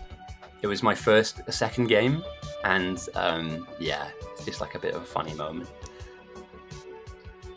They ban. Oh yeah, because some people, is it like Sweden, Belgium, those kind of countries have banned the loot boxes and gambling, and it's not such a bad thing, really. You know, the bugs are being aggressive. They're in the positive threat now. The South need to start building a wall. With positive threat, what we're going to start looking at now is the bugs are going to start coming down and fighting on the pitch. They're going to start smashing up the infrastructure that you have. Okay, so Poland's got you. The site I linked says South has 2 less people and lower average elo by 14 points. So you've done the number crunching. Pantabo won. Awesome. I will credit him. He was funny as hell when we were playing the game. Generally speaking, guys, if you want to get involved in something that's quite good fun as a new player, MMP speedrun is hilarious. Genuine. And Science Base 1 is where it's at. Just saying, if you can go to other places, other Science Bases are available. But Science Base 1 we had a lot of fun that day. And we came so close to breaking the world record, like genuinely so close. I got you. Yeah. I was I'm not the best video editor, so I was like struggling to do the the subtitles. Yeah, Simultus is playing. We've got Ness as well. Have a look at this, mate. Have a look at the list of people out here. Friendly Fire, Cog, Fordekas, Simultus, Just Bob, Bash Brev, which I'm guessing is another speedrunner, Bordius and Ness. Tell me this isn't going to be a nightmare. Ness and Simultus in the same outpost. Meanwhile, like literally directly opposite them, You've got Runebogler, Pipes, Red Wraith, Clutch, Jason. I mean, come on, this is going to be horrible to deal with. Whichever side, either north, this outpost here, or the south, this outpost here, and they're already on blue signs. Oh, do you know what I mean, though, right? As somebody who's played the game a lot, when you look at these names, this is like whoever gets there first, and it'll be very, very, very close. You know, we're talking about like a few minutes between both teams getting rockets up. So, the only thing I'm slightly worried about is the North have been pushing the South's evolution. So, Purple Rush on North. It would really hurt. It would really, really hurt them. And again, I was wondering what this is for, right? Because they've had this up for a while. They're barreling? Sulfuric? Okay, that's a placeholder, has to be. Yeah, this was kind of like, this just came out the blue for them. Typically you get the, you keep asking them to send. I know, it's so frustrating when you've got a plan in, oh shit, here we go, a wave. But what they might be trying to do is hold the line and absorb the pressure whilst they get their defense up. You have a window of about 20 minutes now.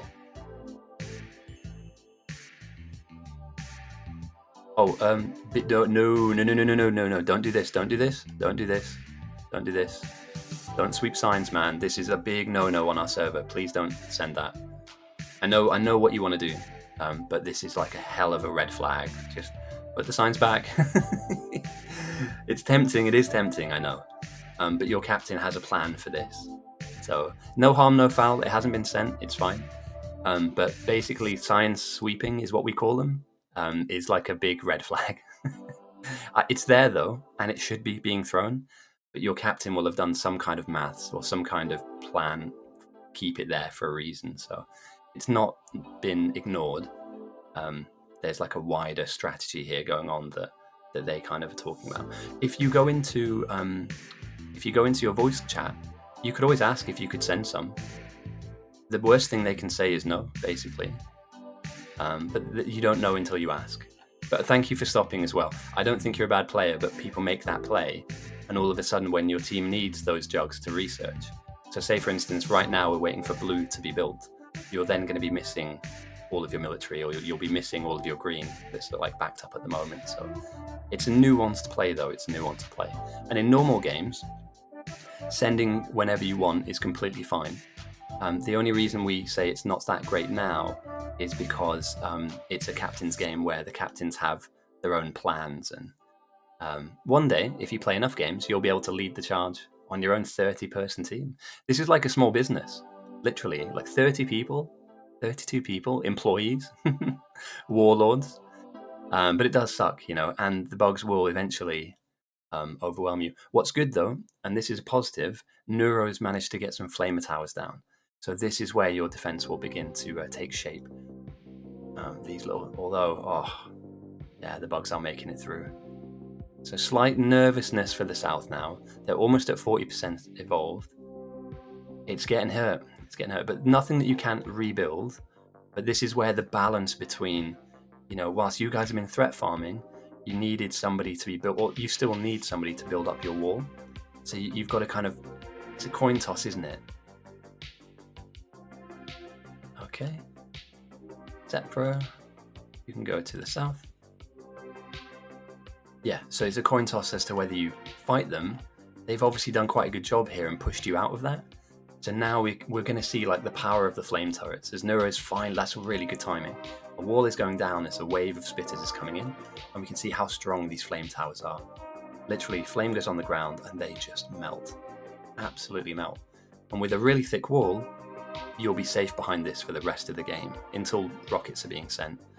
The most important thing now, you don't need the wall to be really thick, but you need some wall down. Some of this, like, because there's still gaps in the wall here. So wherever there are bricks, you know, maybe this outpost is now just not viable for you. It would have been if there had been maybe a few more of you, but it might be worth building some defenders in your normal base, and then coming back out and fighting them every now and again. Just a suggestion. How you play from here is completely up to you. But it's getting a bit spicy. Now you have some defense down somewhere, but you've got to be careful from this left-hand side too. This is like an open goal, and if the bugs make it through, they're going to slam into your power blocks, which is really bad news. So, I mean, the game is stressful, don't get me wrong. It's not easy. And balancing all of this stuff and having teammates balance it for you as well. As we see here, friendly fire. One of the outposts has just gone down. That's massive. If they lose even a single lab full of science, that's a huge loss. So Fodeka's being very careful here not to bring them over the belts with all the really expensive stuff on. The South are in a bit of trouble here. How they react is going to be very important. But they're good enough to be able to react in the appropriate manner, like for them to be able to find the right solution to this. What worries me is in main base, if the bugs end up, I don't know, like here for instance, slamming into this is going to be terrible for them. More power. This is awesome. Look how many power blocks this is. 1, 2, 3, 4, 5 huge power blocks. You're going to need it. You are going to need that much power, so fair play. I'm going to mix the music up. This is almost done anyway. Do we have any... What was it? What I picked last time? Space music. Experimental music? Should we listen to some experimental music? Actually, no, do you know what? I'm going to stick on something I like to listen to in the mid-game. Apologies if you don't like this.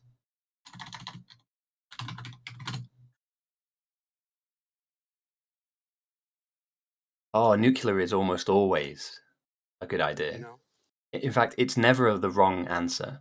And with uranium ore being so close on this map to the main base, uranium ore absolutely will be able to get you up to nuke. So yeah, I think it would be wrong of either side to negate and neglect using nuclear power because it's so powerful. I mean, a huge nuclear reactor can power a huge base with loads and loads of lasers. So we will see one, and it will be big. I know Neuro likes to do kind of 8 to 10 reactors, and then obviously the build behind that is enormous. Okay, awesome. Right, I found a good playlist. If this is too loud, let me know, and then I'll turn the music down. And if it's not loud enough, I can whack the music up as well. Each playlist is a little bit different. So, but yeah, the North is sitting pretty though. I mean, they were slightly late to the punch. They don't have any blue. They're quite behind. Okay, blue is on its way. Blue in the outpost. Nuclear weapons are allowed in the game, yes. However, we're limited to uranium ammo, and you can go down the route of having a tank and having uranium rounds, but I'm going to be honest, if you're going to take it there, then you just want a Spidertron, right? I'd rather be walking around with some massive spider, getting the job done. But people do play in tanks. I'm not a huge fan, but it can be done. Alright, so they are getting smashed, but look at this. A healthy line of blue science on south, which gives them access to much more advanced technology.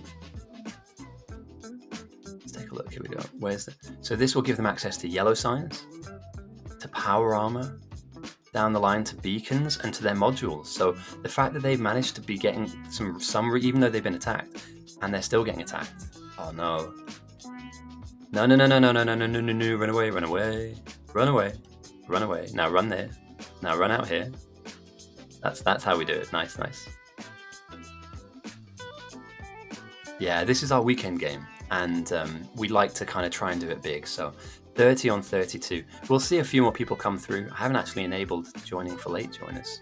There might be a few people down here that want to jump in. Yeah, the south, okay, that's a big hit. You need to get on top of this.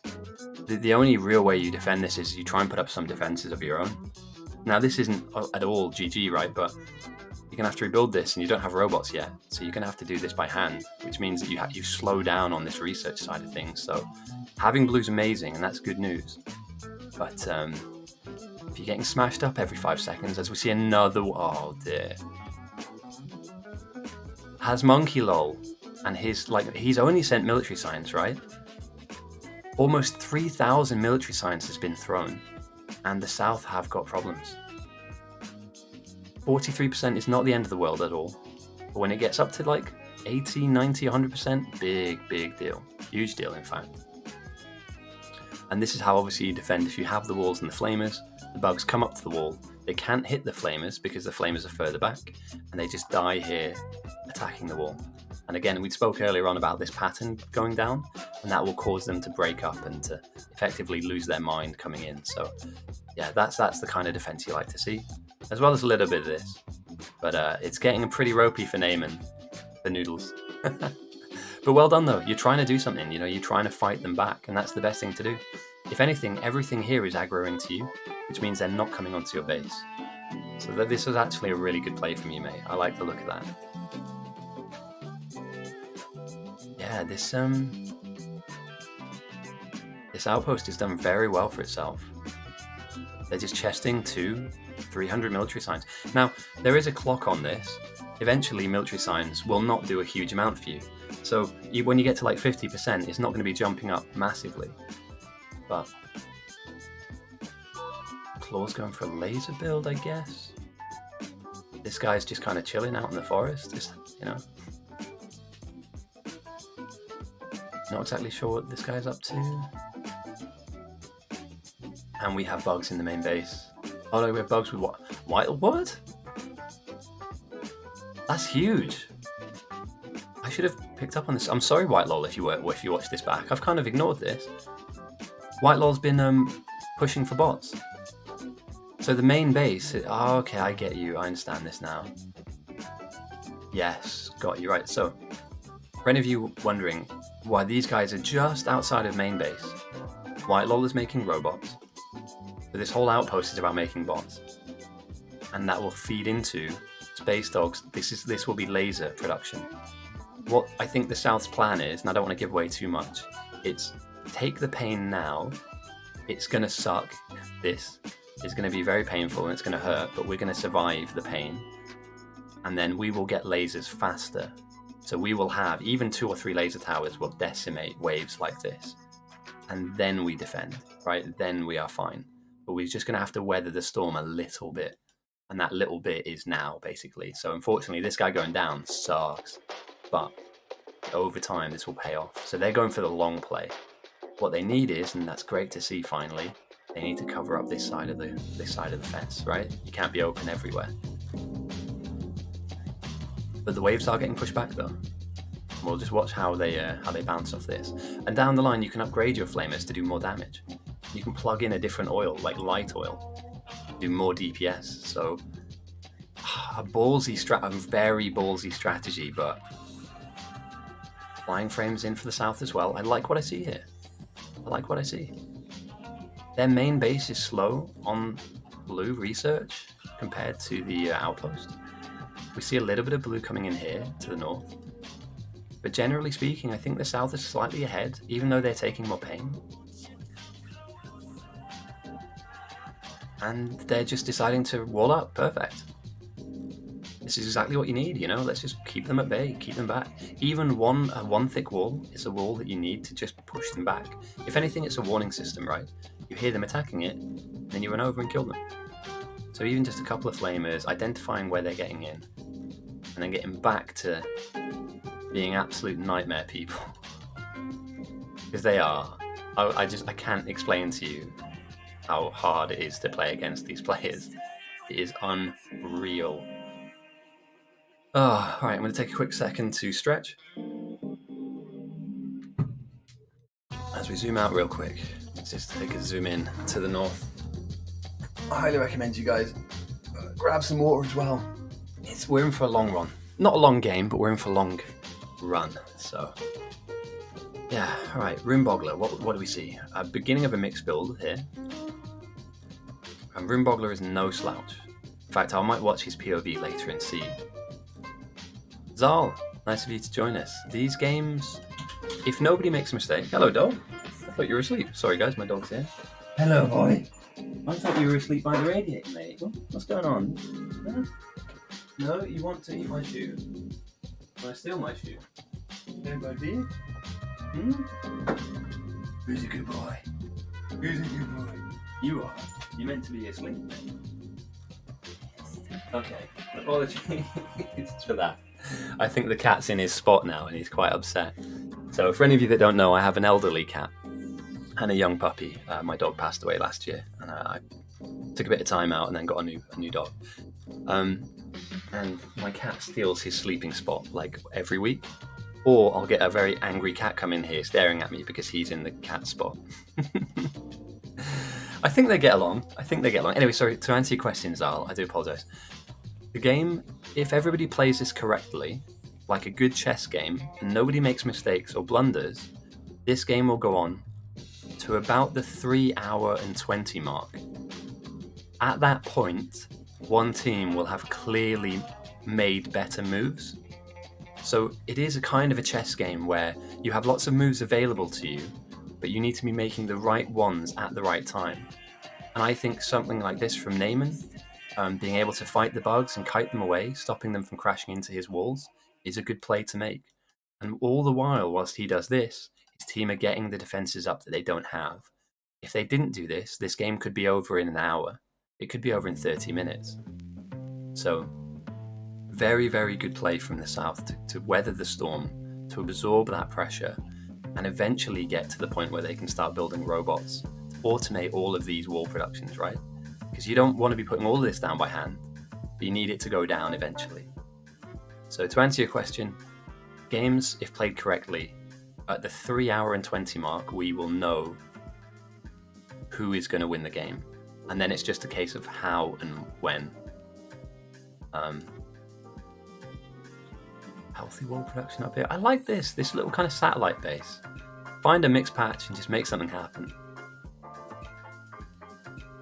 And then out here with Claw and Cliff, I mean, I can imagine this turning into a laser base easily.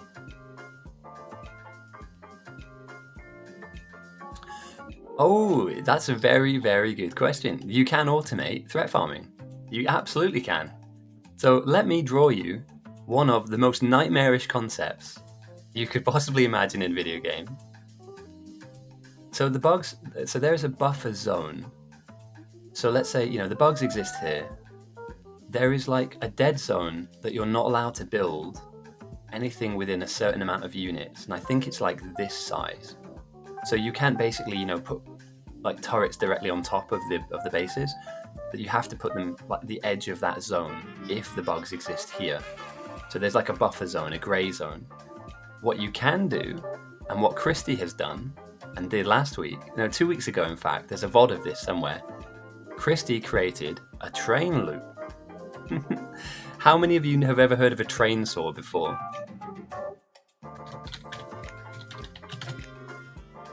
That might be an uncommon phrase for you to hear. When you have a train saw, it's effectively a train that exists against all of the. So a train saw takes up the entire loop. It's not just one carriage; it's hundreds of carriages linked. Right? You need good fuel in the train saw, potentially rocket fuel. But let's say the train saw is this long. It gets worse, don't worry, it gets a lot worse than this.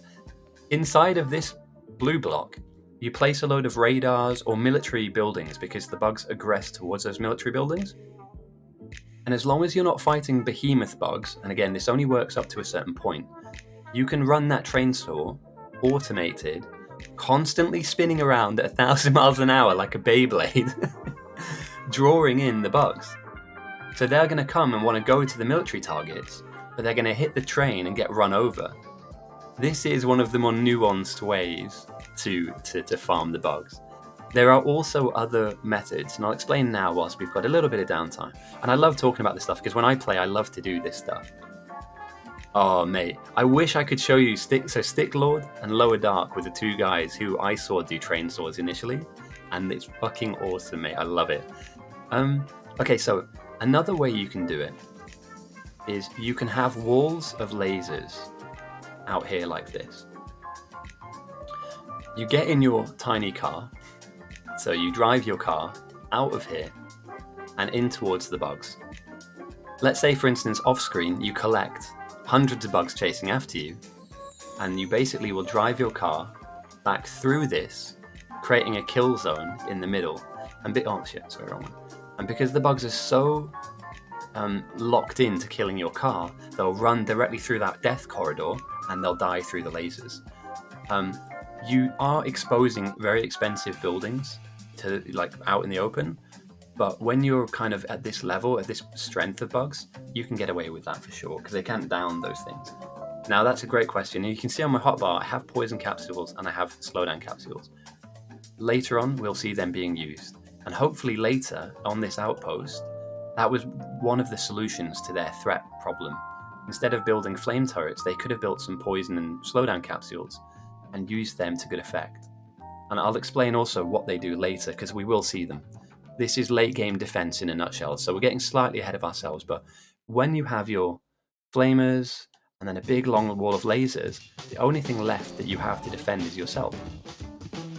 So by throwing out a poison blue cloud, as well as like a slow AoE as well, you're stopping the bugs from coming through as fast.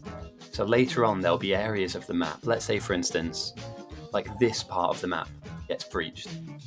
The best thing you can do as a player is have a few of these capsules on you, the poison being blue and the yellow being slowdown, and you virtually physically go out there and dial a quick F in chat for for ramen noodles. Unfortunately, it's part of the game, you know. They get bigger than you very quickly. As we can see now, the waves here are mostly pink shells, so these are medium-sized bugs. And you know, the flame is doing a good job, but over time they will eventually chip that wall down. So bots are the most important part of this game now. Getting some robots up and making sure that you can kind of get them automated and building all of these extra bits and pieces. Yeah, sorry to hear you died, man, but you're doing a really good job. You're kiting them away from slamming into your walls, so. Okay, huge pings coming out from Enfling. LDS is being worked on. And Prod 1s, okay. Is this like a reverse mixer? Have you guys seen this before? I like this though, this is definitely innovative. Yeah, the no build zone is outside of any reach of any tower. And it's to stop you from like creeping the towers up. You know, kind of like leapfrogging them up and up and up, just naturally like blowing stuff up. I quite like it, you know, it forces you to come up with creative ideas. Like here we see the stone patch where, you know, the guy's gonna run around in a circle, make that circle tighter, and then by the time you're in the middle of it, they're on top of you. And then in this radius, you just kill 100, 200 kind of thing. Oh, he's down. F in chat, guys. Oh, you're okay, Raven. So, I had a look at your stats when you asked to play the game. I'll link you the website just so you can see for yourself. You'll need to play a couple of games before you get given trusted. So have a look on this website. And you have no stats on our database. The reason we don't give trust isn't because you're a bad player at all. It's nothing to do with that. It's because people can spam blueprints, which can slow down our server. So, you know, spamming a load of walls, for instance, can slow it down, can get people kicked out of the game. So if you play a couple games with us, it normally takes 2 or 3. You'll be given trust easily. But it looks to me like this is your first game, and we don't, as an admin team, we kind of have agreed that we need to see you play a few times so that you know what to do. What people can do is, if they have trust, is if they can decon a whole huge area and just kind of grief their team. So to avoid that, we need to see you play more than once. The way you're playing at the moment, mate, you 100% will get trusted. You're playing really, really well, and you're doing the kind of jobs that I like to do, because they're tough, they're annoying, but they need to be done. So if I see you back here again next week, or even after this game, no doubt in my mind. But yeah, I hope you understand. It's just a way of us keeping our server safe from grief, or griefers. We don't get them that often, but every now and again, some edgy kid or bloke or person will come in and be like, oh, how am I going to fuck this up? And I don't know, man. There's like 31 on North, 30 people on South. And all it would take is for somebody, and I'm not saying this would be you, but all it would take is for somebody to unplug power. And then all of a sudden 30 people don't get to play the game. Careful, mate, fire burns.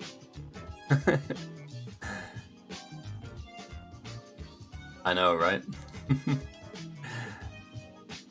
So yeah, enjoy. If you can get some poison capsules built, they will help you out massively. Or slow down capsules as well. They will be very good for you. But have we seen? Has Christie? Oh, here we go. Right, the outpost has begun, and we have some new sorting. Okay, I like this. I don't hate this. This is actually a good build. But you are...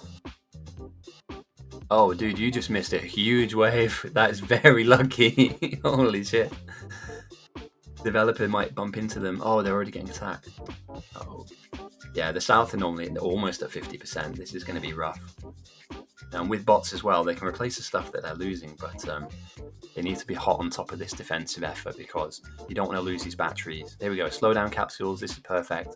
And poison. Awesome. And as you can see, the poison capsules just DPS the bugs down, but it doesn't hurt your buildings. It will damage you if you stand in it. Oh, they killed your power. Oh no, dude.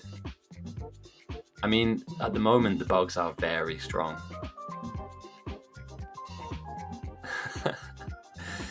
It may be worth heading over. You might be... So oh no, these guys have got bots. I was going to say, it might be worth offering. Just say, hey, type into chat, hey guys, who needs help? Because there's somebody that's out there struggling at the moment. So if you just put into chat, who needs help? I'm free. You might be somebody's absolute guardian angel and come in and dig them out of a very tough situation. So yeah, sushi. I love a sushi bell. It's terrible, and you end up with this. But there's just something very appealing about sorting it all. I don't know. Do you know what I mean? Where you end up where you come in with chaos like this, and then before you know it, you've got your walls being built, iron's coming down, copper's coming down, and it's turning into something. You know, one person's trash is another man's treasure. All right, what can I say about these outposts that hasn't already been said? We've got up to bots, 350 on the north, and on the south, 290. So the north have won the bot, are ahead in the bot count. The south are defended though, and the north have run out of their negative defense. So the north need to start thinking about where they're open.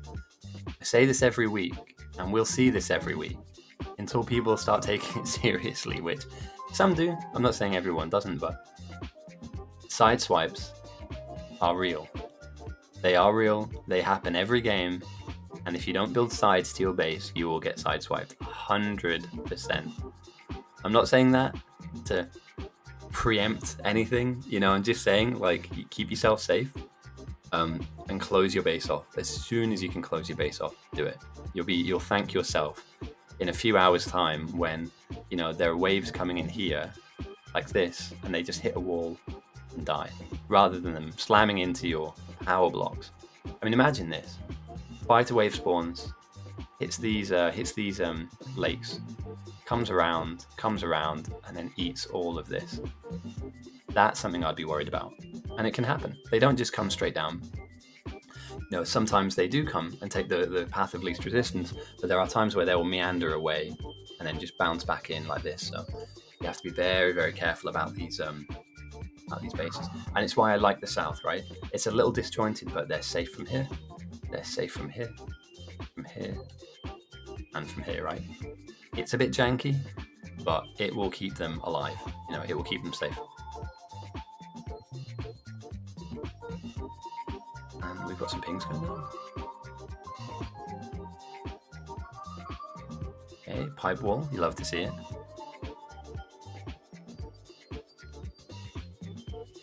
So yeah, it was probably quite frustrating, Ramen, when you were getting like beaten up over here. But in the 20 minutes or 25 minutes since then, your base has really, really gotten its shit together. Main base, they really have. Like it'll be an interesting one to see who pulled the trigger on that. But walls have gone up.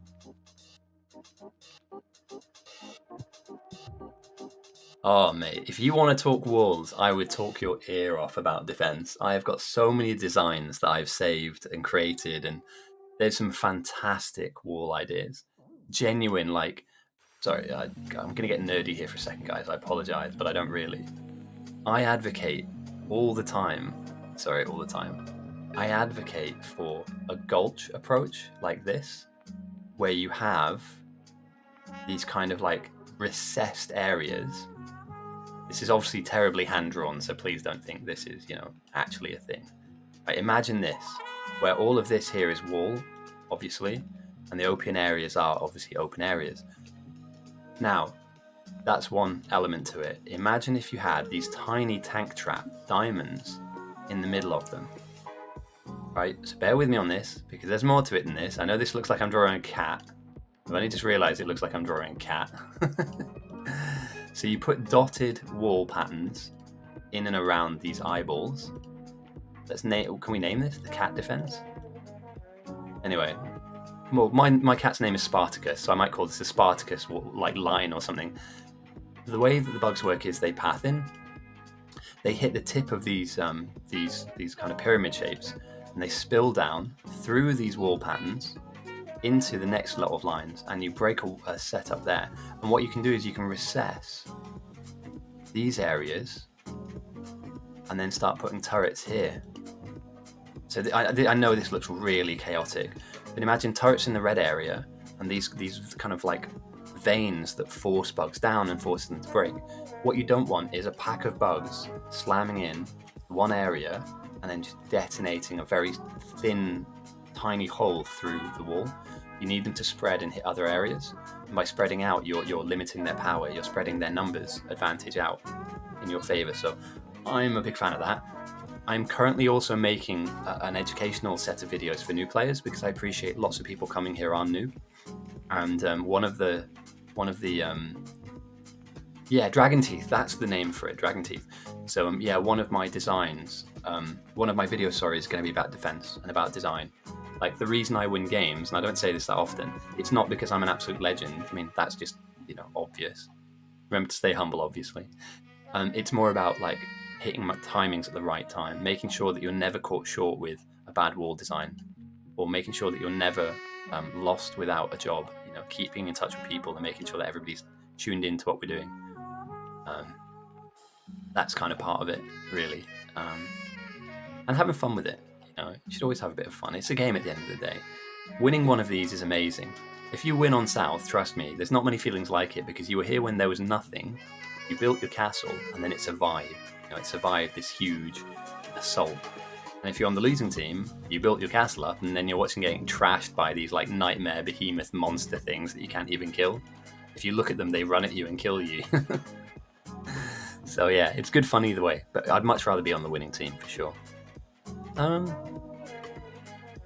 yeah, both sides are stabilized. If you're lag is a real thing in this. If you're playing from far away from the server too, it can... Yeah, dude, post away. You're not playing anymore. It's because you lost your base, right? It got blown up. Let's take a look at this. Yeah, I've seen these before. I like this design. I really like this design. Because you're forcing them to spread out. Well, I mean, maybe one game. Hop in and give it a go. Like, try it out. But yeah, I feel bad for you, Christy. They were sending at the worst time for you. Whereas now everyone's managed to keep themselves alive and defend with like turrets and stuff. You were completely exposed out here, out in the open. So it's unfortunate. What Whitelaw will probably do is use some of this stuff. So he'll probably take some of this stuff and use it for his own base. So you've given him something. But yeah, it's annoying as hell when stuff like this happens. Hard to remotivate yourself. No, it's fine, mate. Honestly, Ramen, I think you've had a really good game. From what I remember correctly, you came in here, you built up a defensive outpost, and you started threat farming, which is perfect. You then went to build the wall after dying a few times, defending. And now look at what your team have. Huge wall. And all you need to do now is put lasers in front of this. And that's good until the bugs get too big. And here we go, perfect. Yellow science is ready. That's from Ling, right? Wow, this is quick. Holy crap. Purple and yellow signs at the 1 hour and 55 mark. Well, no yellow just yet, but still, I mean, that's kind of massive. let's take a look at what they're researching. Okay. They want to get their capsules on, and we're looking at some nukes, or nuclear fuel, and then the nuclear power. Perfect. They want to fuel up a big old base. That's all good, Ramen. I'm not guessing where you're playing from, but the server is based in Europe. So if you're either in America, Asia, or the Eastern Europe, I guess, you're going to have some connection issues. We are working on that. I say we. I'm not part of like the development team, but it's bad. Okay, fair enough. If you're on a wooden PC, that will also have some kind of an impact. Yeah. Sorry, man. We can start a GoFundMe if you like. Get you what is it, 480 is the newest graphics card, and you get you an i9 processor and water cooling, RGB. If it doesn't have RGB in it, it's not a good computer. Mate, my one's terrible. Mine's really crap. Okay, more waves coming in, and they're well defended. Here we go. Nice. Yeah. Somebody asked me the other day, actually, because they were like, what kind of money do you make on Twitch? And I was like, you don't really make money. You'd have to have thousands of people watching, right? And he said to me, he goes, so what do you spend the money on? And I said, I didn't realize it. I don't talk a lot about money because there isn't any being made here. The adverts make like a couple of pennies per stream. I buy dog food with it. I realized I can get better dog food for my dog. I say better, I don't feed him crap, so please don't think I'm animal abuse or anything like that. I feed him the best food I can, but I've managed to go up to like a premium brand, and it doesn't cost me anything extra. I don't know if it's better or worse. I mean, it's dog food at the end of the day. But if any of you are wondering what like the Twitch Prime subscriptions or whatever that's going towards, my dog's eating well. And I buy the odd pot noodle with it to keep myself going. Okay, a big biter, a blue shell. A couple of blue shells. Now these guys are stronger, so the bugs have evolved beyond 50%, and as you can see now, they're surviving a little bit more. I always wonder if it's just a brand, like they're just trying to get it. Oh, look how great my stuff. I mean, food's food at the end of the day. I know steak is steak, but honestly, I'm never gonna have a face cam on my stream. Somebody said when I first started streaming, I have a face for radio. So I think that's like an underhanded compliment, underhanded insult to say like, oh, you're ugly, mate, don't worry about it. But I might put up a picture of my dog. I do it for him, and a picture of my cat, actually, because they do get on. They are friends. I've just got a very energetic puppy that doesn't realise like an old cat. Yeah, pet cam, because he sleeps next to me, so there's a radiator by me that's like nice and warm, and I've got a little bed down here for him. But I might post a picture of my cat and my dog and say, look, if you want to donate, it's going to them. I'll get them a better ball, toy, or I don't know. But then I don't want to fucking I don't want to be one of those YouTubers or Twitch streamers that's like, hey, look at my cute dog, donate stuff to. Nah, I don't want to do that, mate. I have a full-time job. The dog is almost a year old. The puppy is almost a year old, and my cat is 10. My cat is an older cat. He's lovely. He is lovely. He's just annoyed that my dog keeps sleeping where he sleeps.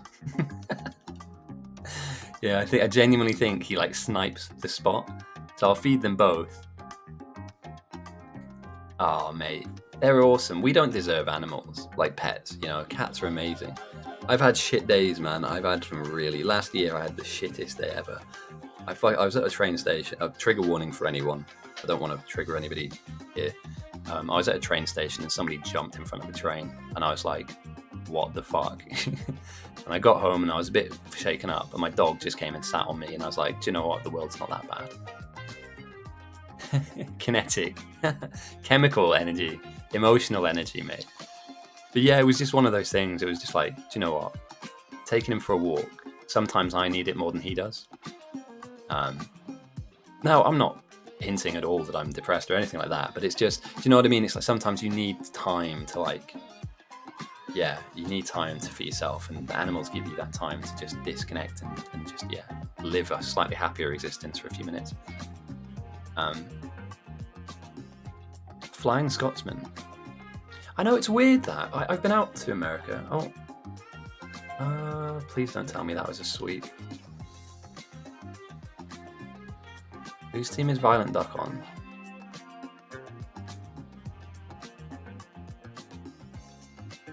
One second. Sorry guys, I just want to see if somebody's just swept signs there, because that's not cool.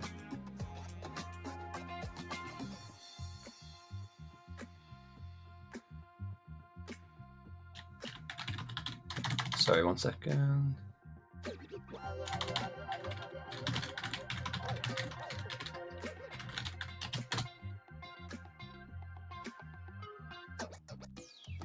Apologies, I will get back to the stream. I just, if somebody briefs, I need to check I am the referee at the end of the day. I need to just make sure nobody's, Okay,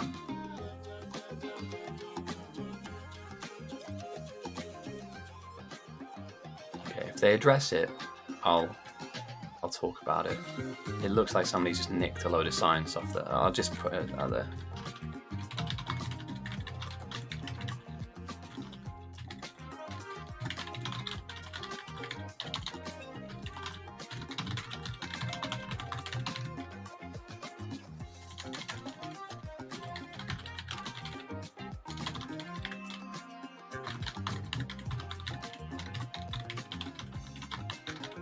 Okay, cool. Just so people didn't know, we do have a lot of new players in. Scotland for uni. You right there, big man? How you going? No, I've never been on the Flying Scotsman. I've seen it though. It's very impressive. Scotland's lovely, mate. I know people have lots of negative views about heroin and murder and stuff, but genuinely speaking, Scottish people are lovely. They're when they drink, be careful. They do like to have a little bit of a jab, quite rough around the edges. I do need pot noodle as well, mate. My voice is going. So yeah, the thing so I've been to America a few times, and yeah, trains just aren't really a big deal. I think it's because the country's so huge. Genuine, like their infrastructure isn't there. But you go to somewhere like Europe, some like Germany, they're Bahnhof. Is it Bahnhof? I want to make sure I'm saying that right. I don't want to be getting that wrong. I think it's Bahnhof. It's weird, isn't it? Flying is easy, but I would love to just get on like an overnight train and just Bahnhof. Thank you. Yeah, I didn't want to be getting that wrong, and all of a sudden I'm saying toilet or something. They have lovely toilets. Yeah, it's odd. You kind of want it to be, but the same as buses. I got on a Greyhound bus, and I was like, "Where the fuck am I?" It was genuinely pretty grim, and you think that with the country the size that it is, it would have infrastructure a little better. I did for ages, mate. I lived in Holland for about 3 years, and I trained it everywhere. It was cheap, it was quick, it was always on time. You need to hop on a tram or a bus. It's genuinely like easy. The same as in London, mate. I don't really drive anywhere I don't have to go. I drive out of London when I want to go up to the countryside, but my car's parked most of the week because what's the point? It's cost a lot of money to run, and I don't have anywhere to go that's not instantly accessible to me from the tube. Transport aside, though, we love a good train. But it's odd that. It is odd. I also, when I was out in America, I had what do they call it? Somebody took me to a place where they serve chicken and what was the name of the place? Sorry, give me a second. Roscoe's Chicken and Waffles. I don't know if you guys have heard about this. It's wild. They put syrup on fried chicken and serve it. I thought they were taking the piss. I thought they were having me on. I was like, nah, come on, man, you're winding me up here. There's no way this is real. And then they're like, yeah, bro, it's like the best food ever, man. You're gonna love it. Roscoe's Chicken and Waffles. I was like, all right, mate, I'll have a go. I'll try anything once. I have a kebab every now and again, so my stomach is ready. And military science is slightly hampered here. What are we missing?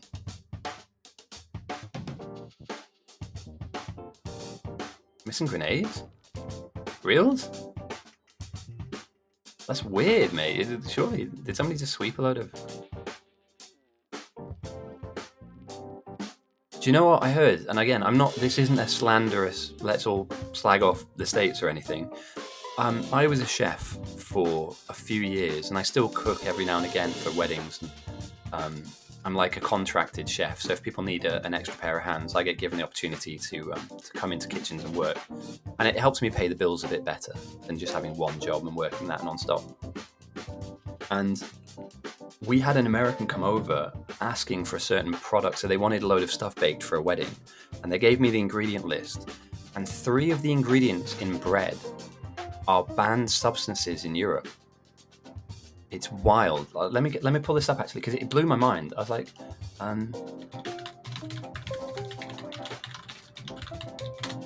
what was the name of it? RBST. No. There we go. I'm not going to pronounce this. I'm not pronouncing this at all. I'm just going to paste it into chat.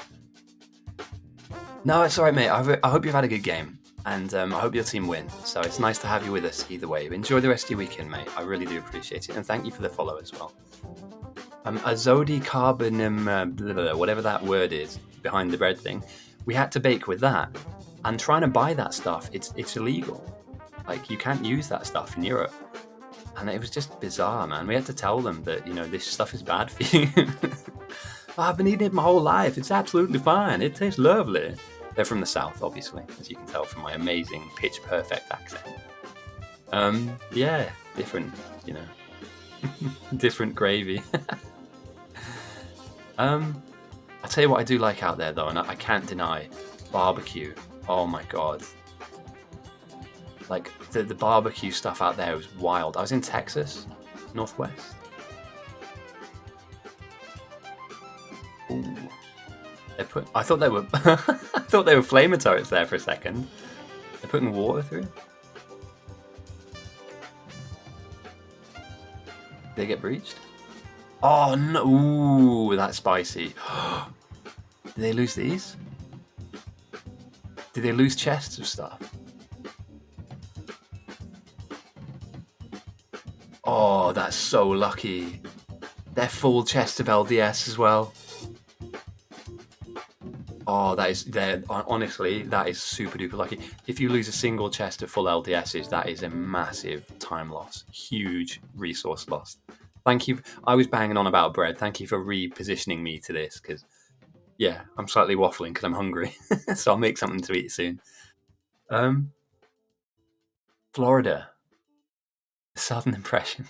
It's all from TV, mate. So I don't claim to be good at accents. So I apologise if I'm stereotyping people, but sisters moving to Spain. Lovely part of the world. How are we defending this? Are they just grenading? Are they capsuling? You can't stand too close. Or grenades. They're dealing with weaker bugs on the north. So at 22%, yeah, you're not in any real problems here. Compared to the 55 on south, so... Yeah, it must be weird. Like, again, sounds like I'm slacking America off. I love them. I've got loads of American friends. But a lot of them don't tend to leave their state. So I used to bump into people all the time. They're like, when are you moving here? I was like, I'm not. I'm just on holiday. Like, no, you're going to move here. It's like, it's the best place in the world. I was like, no, I like where I live. My place is cool. I live 5 minutes away from Amsterdam. Take the inference of that as you will.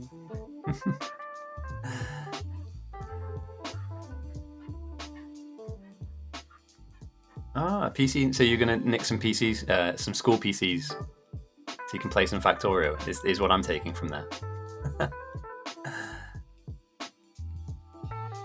Heavy Norse influence. That's interesting.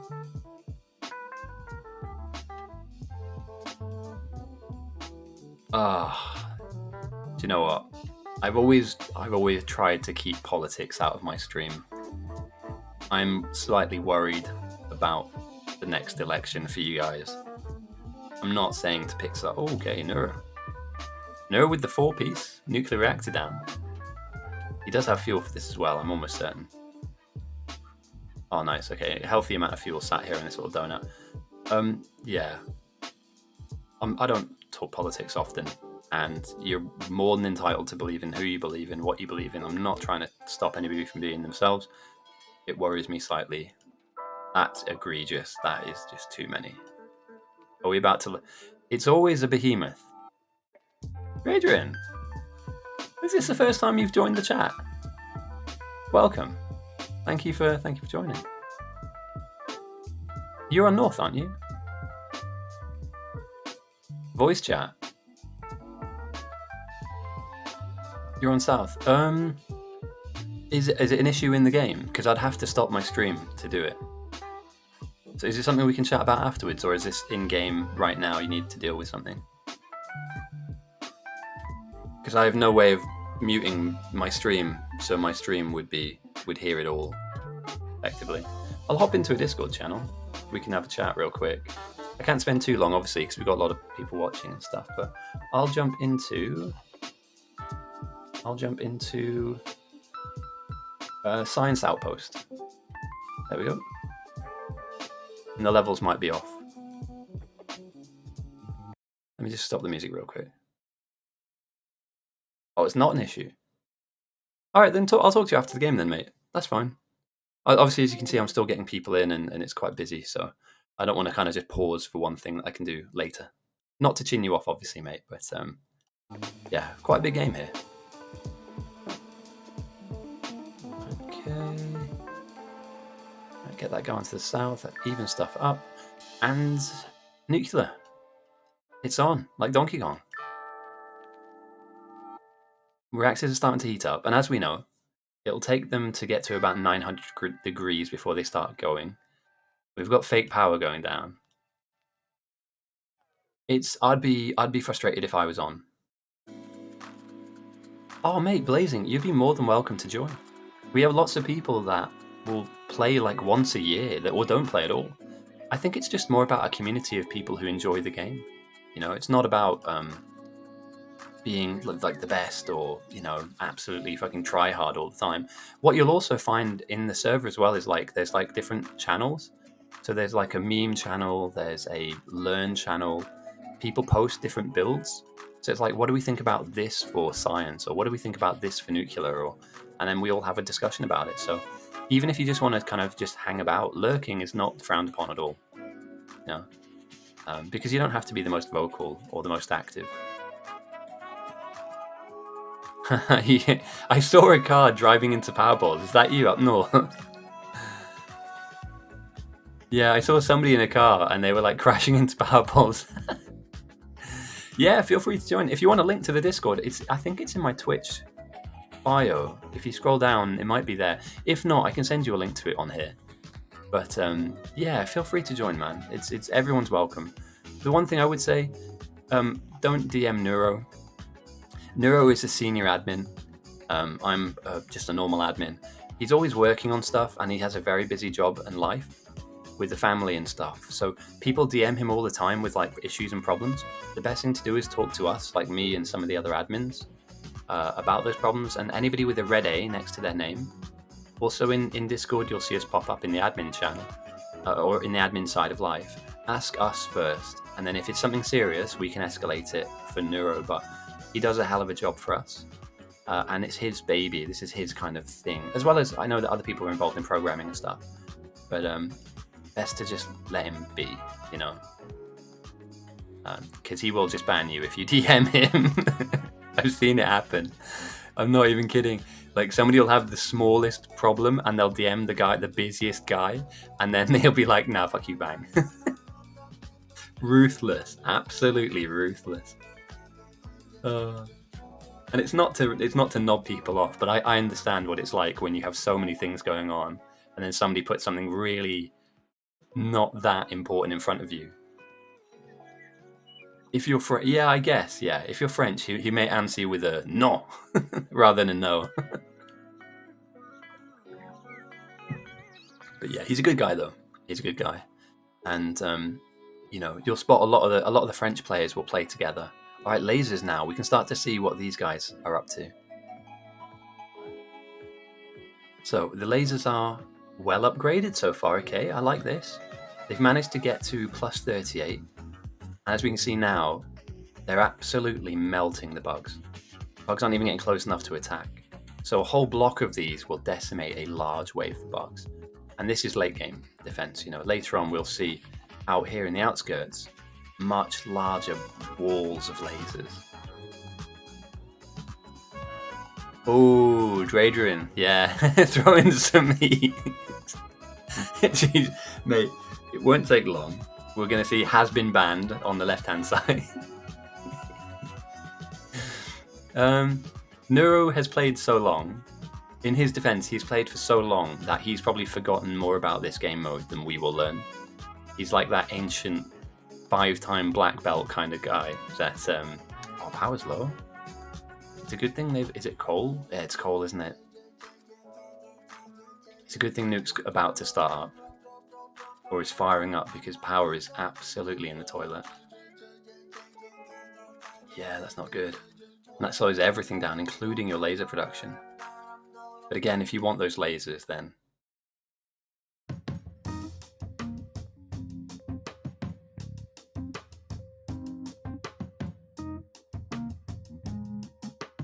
Neuro is good. Trust me, Neuro is good.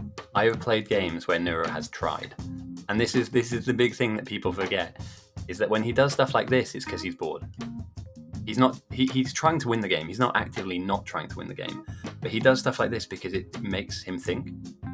It's like, all right, how can I make a really ugly, horrifically looking nuclear build? When he tries, you're not beating him. I kid you not. I challenge anybody to say to Neuro, hey, try this week. And he'll be out here in an outpost like this. And he'll be here quicker than you. Yeah, micro. And strategy as well. Yeah. I agree with you on that front. His micro is ridiculous. But he can get lost a little bit with the wider aspects of the game. And you can't focus on everything as well. It's hard to have an overview of what the outpost is, what's happening with our defense, how's our power, how's production. And coincidentally, main bases are really small.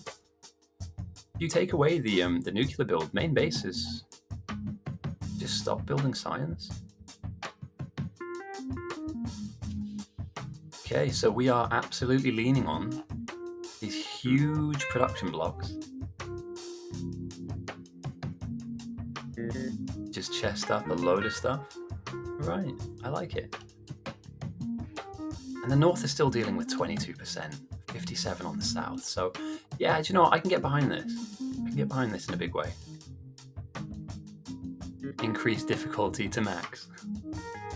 Absolutely not. I think that was from the other game.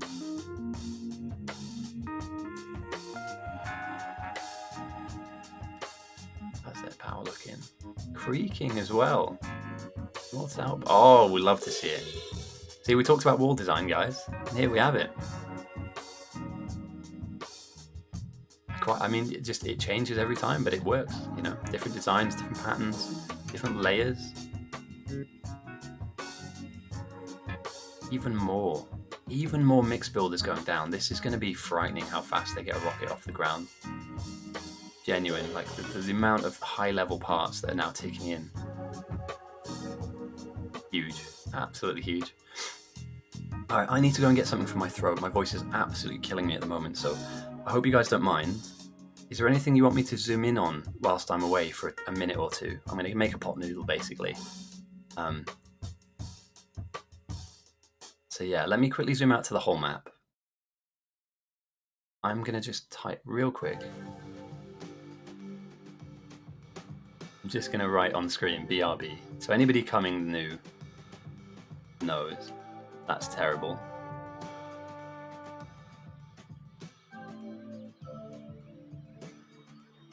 I'm just going to quickly make some food and make a coffee. So I apologize to anybody who wants me to be zooming in and zooming out. I'll be back very, very soon. I'm also going to check on my dog. We won't be missing anything in this small period of time where I'm away. We're not going to be missing anything huge. Feel free to get yourself a drink, have a stretch, go and grab something to eat. And I'll meet you guys back here in 2 minutes, maximum 2 minutes. So yeah, I do apologize for the quick break.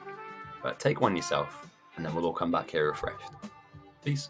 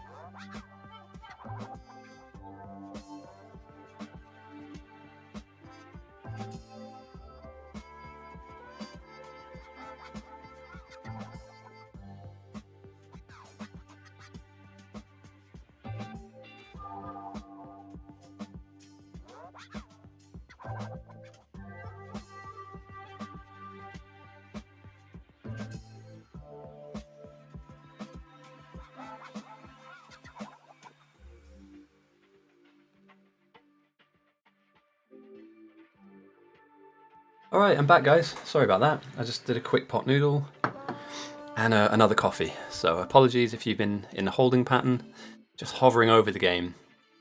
We'll take a quick look across. Died a couple of times.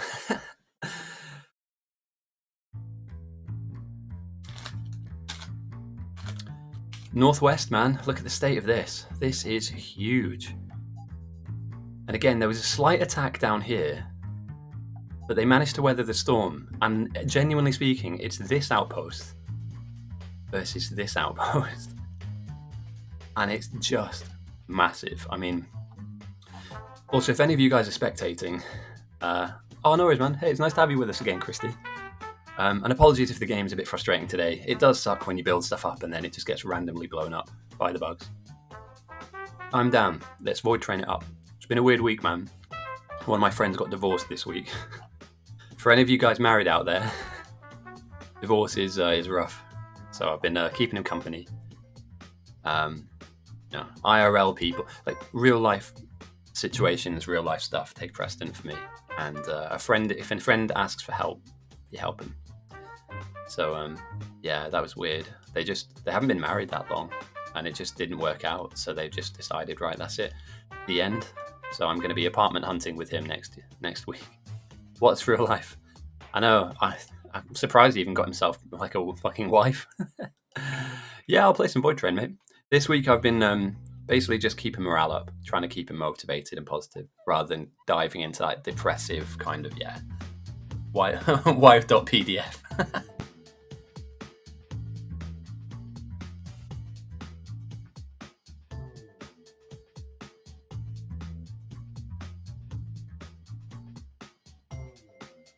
Cool, man. Catch you tomorrow. Bye.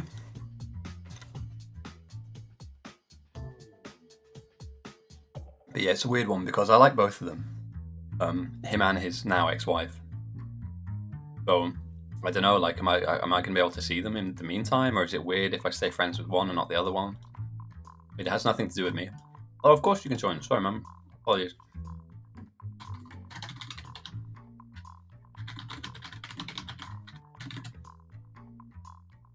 Cool. All right, it's North Center first. Let's see Neuro's. Yeah, finally, nice. Okay, so the power is up on south. Sorry for the nuke. Inkling's main. It's an interesting one because it is literally just these columns, but it's getting the job done. They had a secondary base up here to the east, and I'm not exactly sure, is this spam or is this always a purple-yellow base? Either way, doing very, very well for themselves here. And let's check in on the research because I've been gone a minute or two. Let's see what either side are going for. RCUs, our final prod mods, and the biggest thing of all, a silo. Brilliant. You love to see it, and I believe that side, that team, absolutely have enough research. Oh, we're neck and neck. We are literally, if research-wise, maybe not production-wise, but research-wise, both teams are dead even. Where's Crack put the nuke? I thought Crack was over here. Was Crack on south? Ooh, I don't know. I like it. It's a nuclear island. This, I've got time. I didn't even spot this. Because at the beginning of the game, I was like, where's Crack going? You know what I mean? Like, to be so far away. Oh, Holloway, I hope you don't. But in my imagination, we get beaten heavily by Ireland. They are strong. They were strong in the World Cup. They really should have made it further.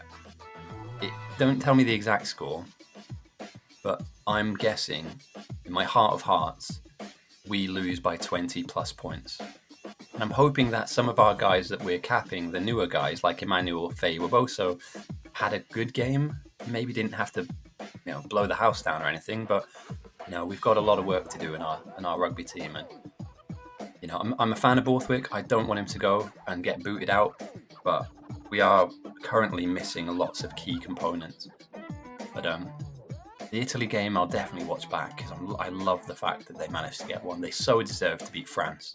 And that kick that came off the tee in the last minute was utter bullshit. Like, the referee needed to blow the whistle and go, no, take that again.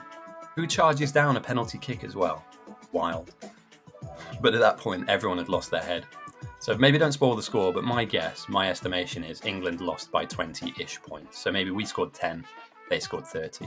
Any more than that, and they absolutely torched us. So if they scored 50 and we scored 10, yeah. But I'm planning on watching all those games after this. Got a beer in, so I'm going to enjoy myself.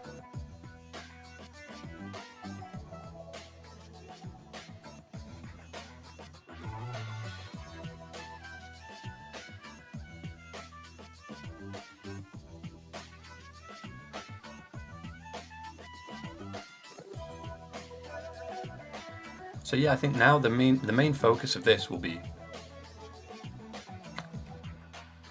keeping tabs on if the main base is defended, number one, and number two, how close the outposts are to getting their advantage and working their advantage. So we need to spot a silo. Where that silo goes is important.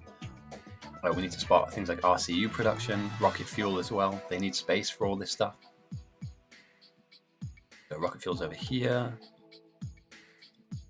Not producing just yet. That's absolutely fine. Power is a bit of an issue down here as well. Ooh, power is a real issue down here. What do? Do you just connect? Do you not connect to the nuke in main? I would make the argument that you could easily go and nick a little bit. And I mean, if this actually goes down, you'd ask Neuro to borrow some power, right? Once it's actually all down and power the outpost. That needs work. Boys, that needs work. Has somebody disconnected something? Oh, and they're getting... Ooh. They have lasers? They have anything? Okay, they're connecting to main, I guess. You got to deal with that. Nah, don't do power, man. He's trying to melt the whole planet. Oh, this steel production is going to go down. Do we have any lasers? Is there anything here? One more for Decker. None of these guys are that close. It's better if they go for the other smelter that's empty. Do we have any lasers? Anything at all? We'll follow this in. If they lose something that isn't switched on, that's actually okay.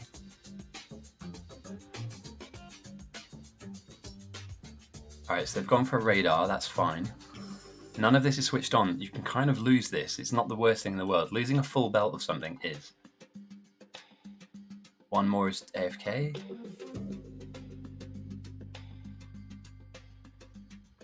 Whisper comes in clutch. There it is. That's an absolute giga chad that Whisper is. Don't quote me on that. Coming in hot with the save. On the outpost that very much needs to keep going. Like, this outpost needs to continue. They're very close to getting a rocket. They're not far away from it. Good job, man. But slight worry. Do you see where the wave came in from? Here.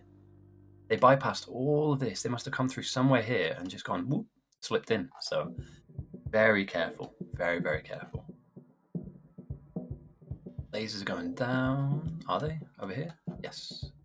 Alright, we've got some lasers going down. The flamer upgrades hopefully are in as well. I'm going to have a bit more of my pot noodle. Back in a sec.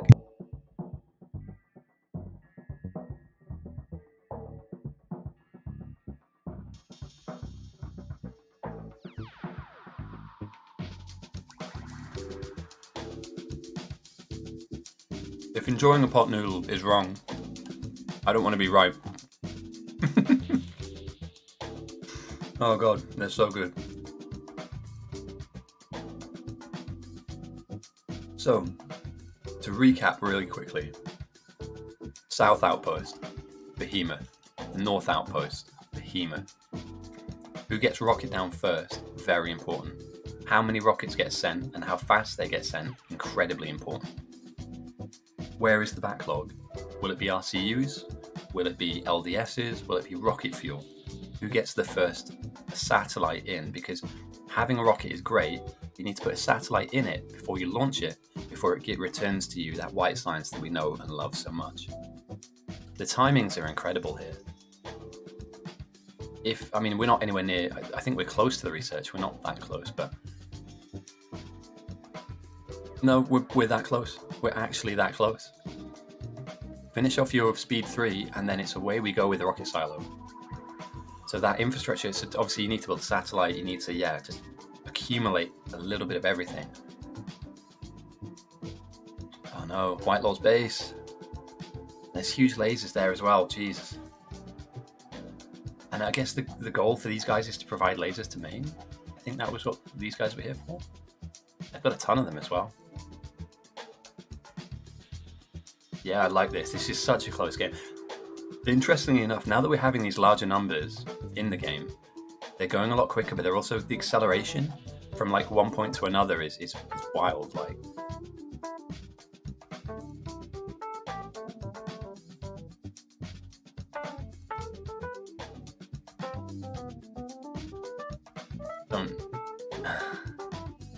oh dear.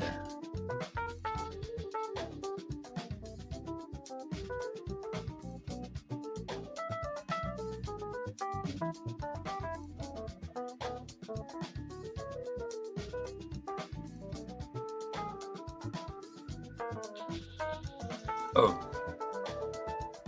Is researching personal roboports setting back the south team? Because that's a little bit of selfish research there. You could argue you're ahead a little bit, but ultimately these are the ones that you want. Your weapons, shooting speed and damage, your worker robot speed, but the silo is most important. Nothing should eclipse the silo research, really. Again, yeah.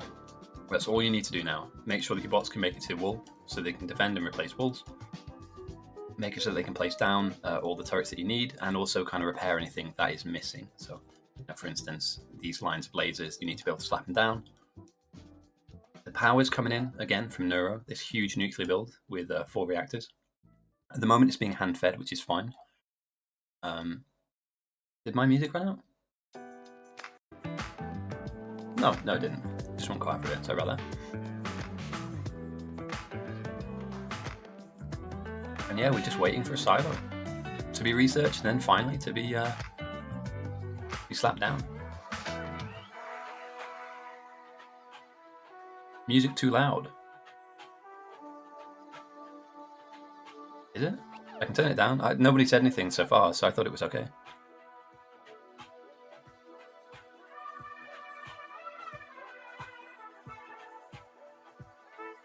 Okay, that should be a little bit. Yeah, normally people complain. Not complain, but they're like, I can't hear it, or I can't hear you, or I can hear too much of it.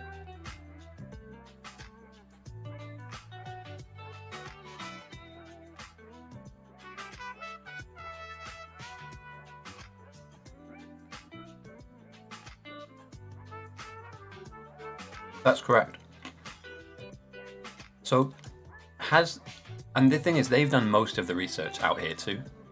They've managed to hit those earlier timings for like purple and for yellow, whereas like main base here, their labs haven't really been working for a very long time now. So I don't know, like maybe going into purple and yellow might hamstring them. You can also later, when you don't need the research, just box it up and use it for Ascend later, obviously, not right now. And yeah, just wild. But yeah, we've got some RCUs ticking in. A lot, not really, but it's just the start. Power is an issue though, and power, we saw it on the south as well. In fact, I think they connected to main base, right? The main base is connected to the outpost on south.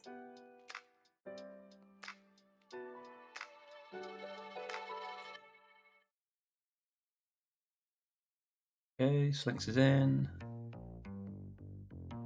Heading south.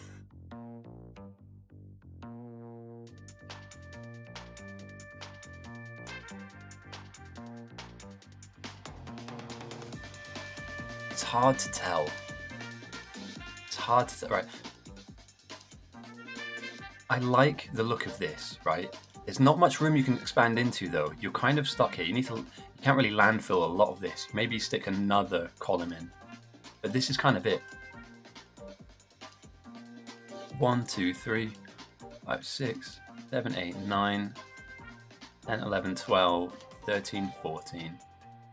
So you've got 14 mixers, and that's it. Whereas if you look here on the south, you have room to expand into. You know, you can keep putting them back to back like this. That said, though, there comes a point where you just have too much and not enough resources. So yeah, too many is not a good play. And we're still missing items here to stop us from creating rocket fuel. Allies on the cards. Rocket silo where? Where are we even sticking it? Like down here somewhere?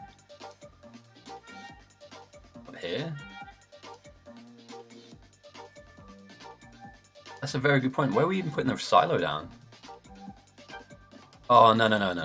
Whoa. Spiders and captains games are terrible. If you were to give the captain a spider, I could get behind that in some ways.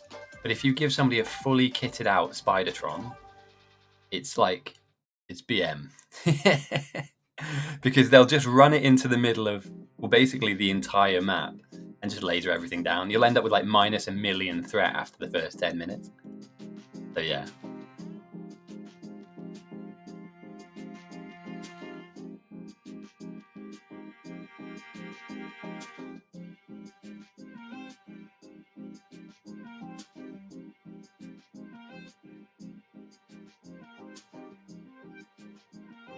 It's good fun though. Spidertrons are literally like the reason why I kept playing this game. Not this game mode, but Factorio, just to get to a Spidertron.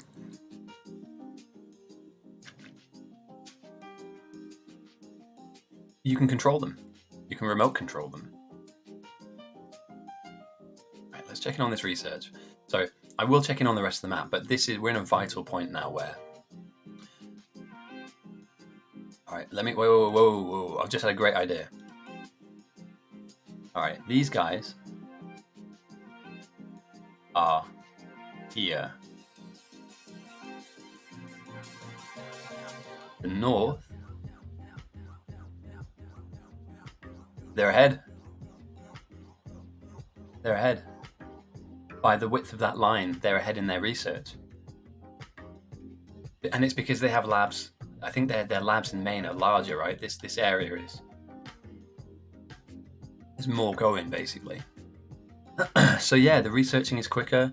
It doesn't mean they'll build a rocket as fast. Maybe not. I can't imagine that there's like slow pokes when it comes to rocket building, however. So we can see rocket fuel is already kind of ticking in, and they've got a decent amount of LDS. RCUs are slowly coming in.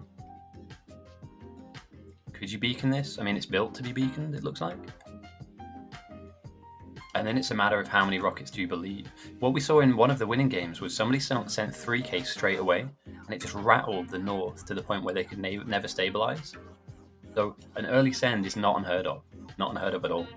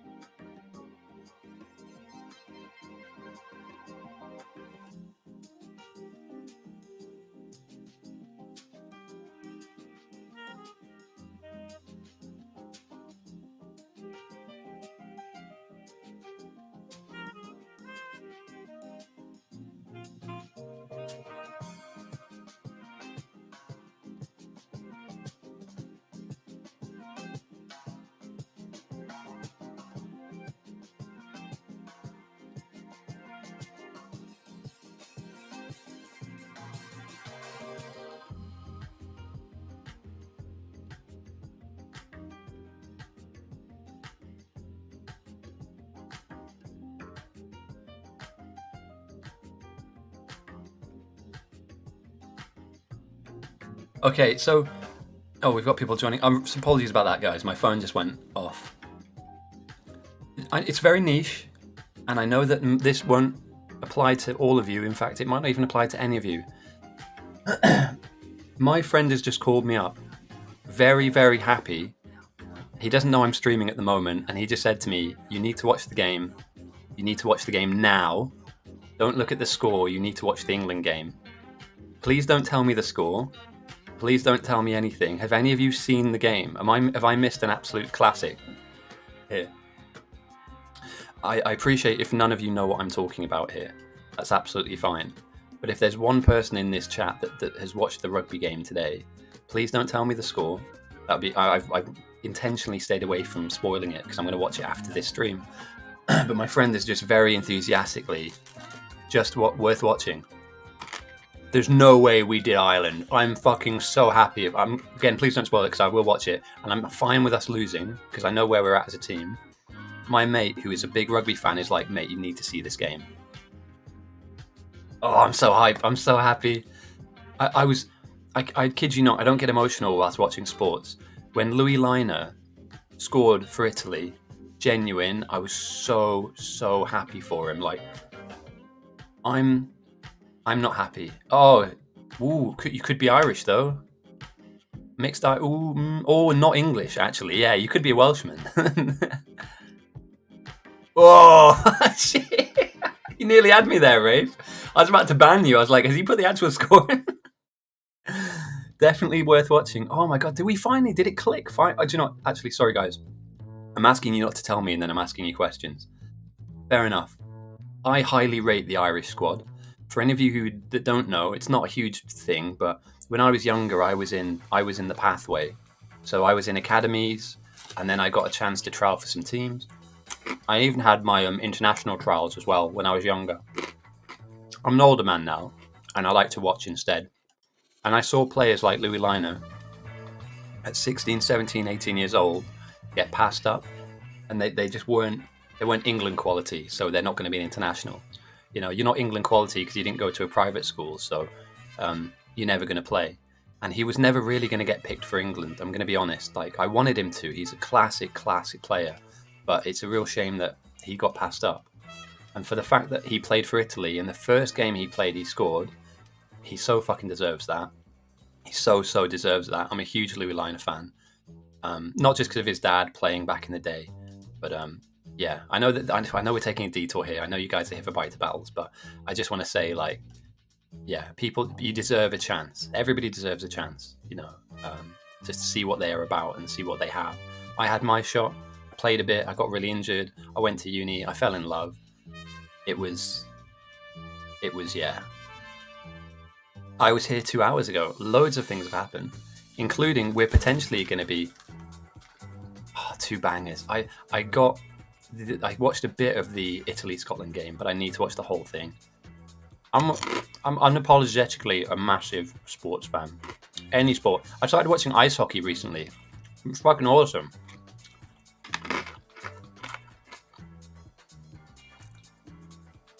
You played in it? No way. Dawson's a fucking legend, mate. Holy shit. My claim to fame, if there ever is a claim to fame, is there's a back row who's just retired called Courtney Laws. And I might be aging myself a little bit here, but I was in my England trial, had me, him, and a few other people that were all trialing at the same age group at the same time. Obviously, he went on to be a legend. I went on to be a legend in many other ways. But it was clear as day, though. And you'll know from playing as well. When you play with people like that, it's very clear and obvious where they're going. You know, the talent shines through from the very beginning. Not for everyone, but yeah, like it was like full on fair play, mate. You're gonna do big things here. And luckily, I didn't play in the same position as him, so I wasn't going up against him as a back rower. So yeah. Good memories though. Jesus, I've not thought about that in years. Years, actually. I might need to dig out some pictures of me in my England kit. Don't get me wrong, I'd never made it. Like, I wasn't like going to be a big deal or anything. I'm not like the next Johnny Wilkinson, but there was a point in my life where that was my life. That's it. Wake up, train, go to the academy, train a bit more, learn more about the game.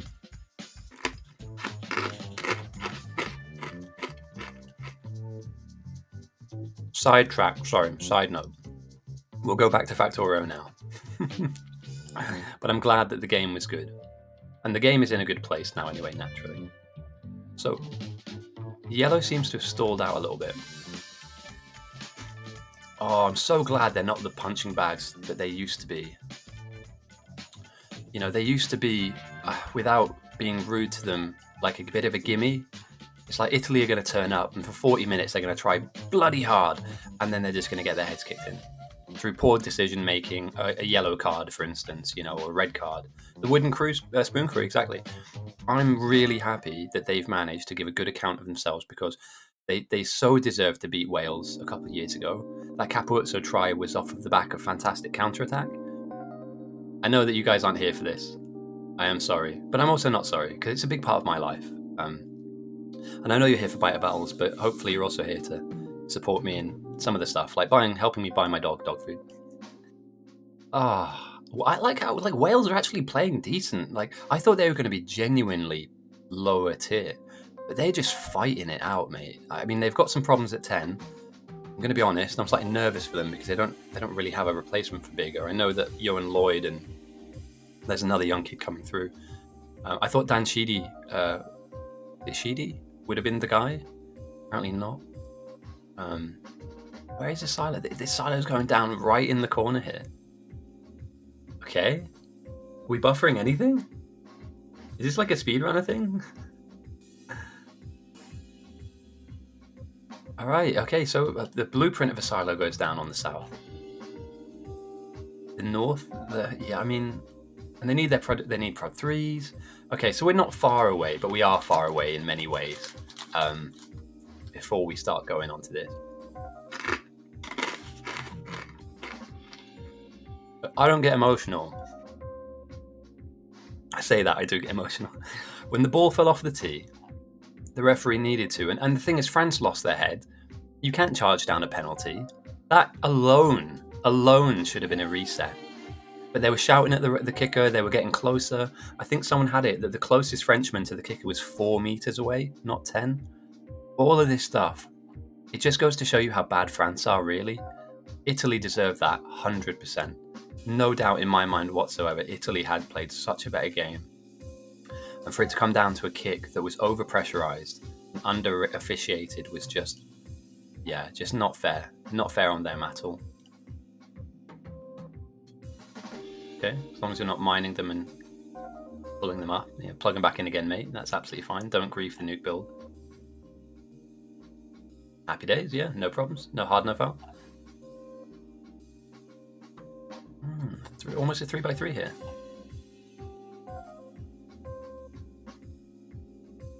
I'm saying the North nuke's almost out of power. Yeah, heat at the moment.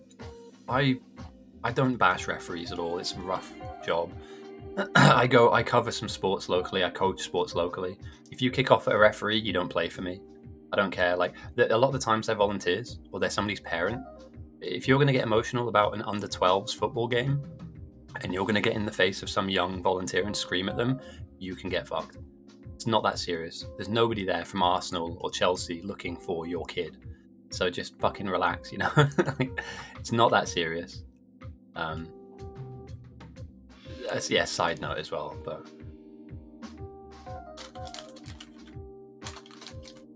so what they're saying to that is that Michael Lamaro put his hand up and said he was too far away from the referee. He was actually trying to get the follow-up if it did bounce off the post, which it did, sorry. And so because he was so far away, he couldn't challenge it, or felt like nobody had been given power to challenge that call. Which was a real shame. But is it their under-20s at the moment team that's dominating? It might be. I might be wrong about that. But one of the Italian teams is going really well. Oh, mate, I don't even get me started on basketball. Holy shit. I've had so many people. The amount of people like, oh, yeah, we're waiting in the car park for you. All right, mate. What are you going to do? Fucking nothing. I used to coach basketball, and the amount of people that offer you out because you didn't play their kid. It's like, mate, your kid comes to my training session stoned all the time. I had a fucking 16-year-old turn up drunk to training.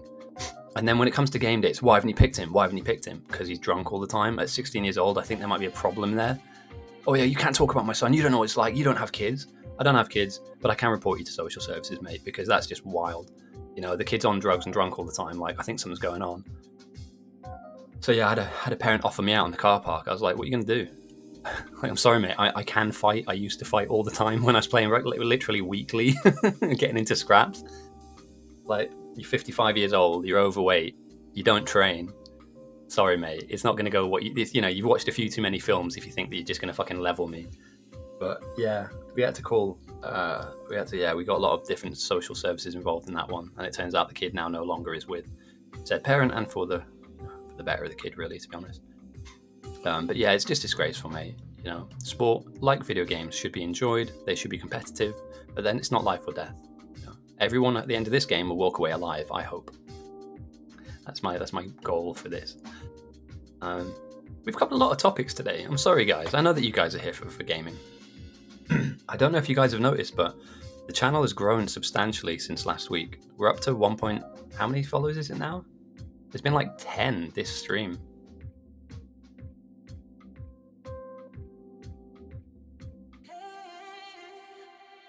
$1,800. Holy shit, boys. 1.8. So in the space of a week, over 1,500 people have found the content and come to this Twitch stream. And I think, again, I said this at the very beginning of the match. I think I know what community these people have come from, which is an old game I used to play. I did an algorithm thing, so my VODs and my videos on YouTube were going up as like, what were they called? Vlogs and like personality content when it wasn't. It should have gone up as gaming, like tags with gaming. All of a sudden I changed the tags and some of the videos are getting a few thousand views now, which is great. You know, because more people see the video, more people come in and play the game. And we've already had loads of people that messaged at the beginning of the game saying, hey man, I saw the video on YouTube and I thought I'd come and play today. And I'm so happy, man. That was my goal the whole time. It's not to be some mega, you know, I'm sponsored by Manscaped or I'm doing none of that.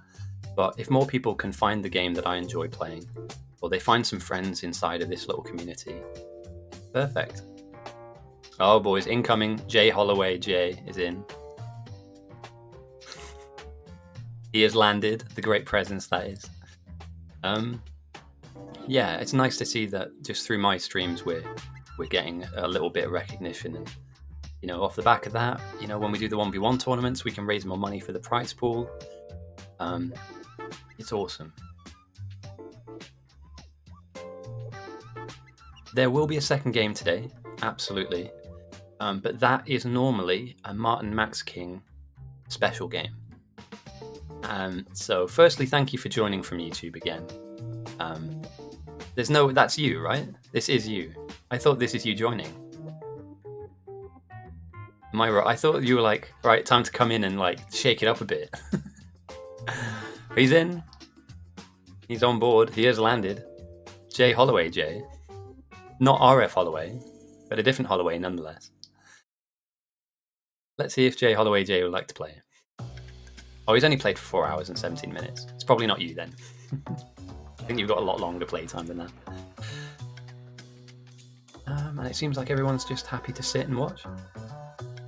So yeah, I'm really glad it's growing. I'm really glad it's growing in quite a nice, normal way. It's not just blowing up to like 10,000 or anything like that. And yeah, we just keep doing the same thing every week and just getting slightly better each time. So if any of you are fans and... Oh, the second game is open to everyone. It will be a much more casual game, but we will keep a lot of the players that played in this. So this is really kind of like, right, let's get to a rocket really quickly and let's have some grand strategy about laser timings. And upgrades at certain points and the captain having an overview of the game. The next game after this will be a lot more fun, casual, play at your own pace. Yeah, it'll be a lot more kind of casual. I can't for the life of me place wall correctly. Are you on the north? Holy shit, they walled it off. Wow, they actually walled it all off. Almost all of it is walled off. Okay, right. So yeah, we're in for a bit of a ding-dong at the end here. For me, personally, if I had to be on a team right now, I'd be very comfortable on south. The nuclear build is enormous. I'm not saying the north are doing anything wrong, but I'd be comfortable on south at the moment. I'd be getting myself ready to defend if a big send happens. And I'd be looking at parts of my wall going, all right, what's thick? What could we work on? What can we ask our robots to do to fill in, the blanks, like out here, for instance? Or maybe, add an extra line in just in case we need it. But yeah, it's looking good so far. We're just waiting for the first silo to go down. I believe the North have won that race. Or are very close to winning that race. And they have enough stuff to make a rocket or two. Production is slow, like very slow on these.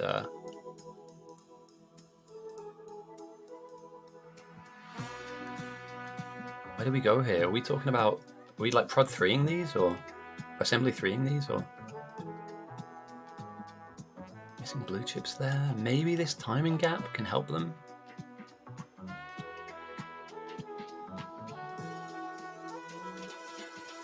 Let's check in on the research. Ah, so close. So close. Meanwhile, up north, they definitely have it. So let's see what they're moving into. Yeah, pure laser upgrades. They need to have stronger defenses. Are we? No, we're not. RCUs are coming in slow and from far away. TBD. Yeah.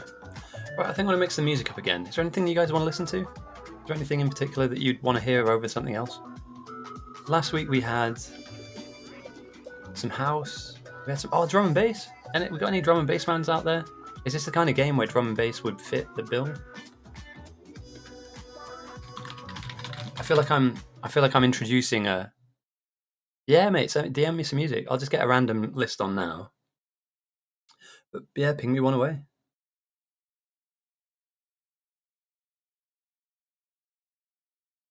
I feel like I'm introducing people that don't know about drum and bass to drum and bass. I don't think it's that big out in Germany, or maybe it is.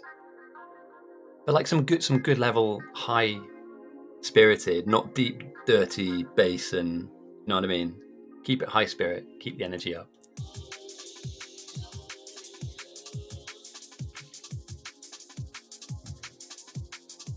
Somebody clipped me speaking like a German DJ and sent it to me on Discord. Oh, it's terrible. Because you sound like every German generic DJ. Okay, ladies, let's go. The one thing I never understood was they'd shout stuff out that didn't make any sense. Like, let's get sexy. It's like, what does that even mean? Let's get sexy. Oh, God. I love it. My misspent youth. Blues instrumental music. Oh, mate, actually. Like a steel pan guitar. Yeah, I could get behind that. Do you know what? When the big send happens, we'll put blues on. We'll watch a bass get detonated to blues music. How about that? We've done like battle music before. We've done heavy metal before. So we'll be able to do some blues music. That's great, honestly. And I think that's why this stream is as good as it is that you guys are happy to have a suggestion or two. I throw it out there because it's your video too. It's your game as well. Because you're here with me. So I don't want to be a dictator. I don't want to be like, oh, you must do this or must follow this. Nah, bro. Do what you like. Okay, all right. They've increased the RCU production. That's great because it was a little bit limp. They've got so much LDS. I mean, you have LDS for days here. And a red belt? Okay. Gaming. You want like Viking music, you know, like it's the kind of music that makes you want to conquer a village. Yeah, I've never had ambitions for world domination, but you know, you never know. It's never too late. But yeah, I've been listening to a lot of. Who have I been listening to recently? Oh, if you've got any normal music, so I can't play copyrighted stuff on here because of Twitch's. I know you can play copyrighted stuff, but at the moment I haven't set it up like that. If you guys have any like good songs that you just listen to generally, I'm starting to go to the gym more and I'm starting to run a bit more, and I need like more. Oh, it's down. It is down. Good spot. Great spot. Here we go. I guess we'll just sit here and see how long. It went down literally this minute. 250. So if everything is full and everything's beacon, on average, it's about a 2-minute build for a rocket. Awesome. I'll have a look at that as well. Yeah, if you have any songs that you like to listen to, trust me, I will listen to them. DM me them. I have a little MP3 player that I take with running with me, and I'm really bored of the music I put on there. I haven't. The newest stuff I put on was like Carlos Santana, and I love like guitar music, but it's so slow you can't really run to it.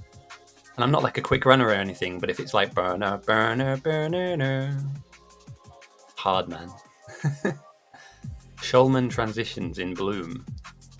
Okay. I'll check it out. I can't play it now, obviously, but I'll add that to my list.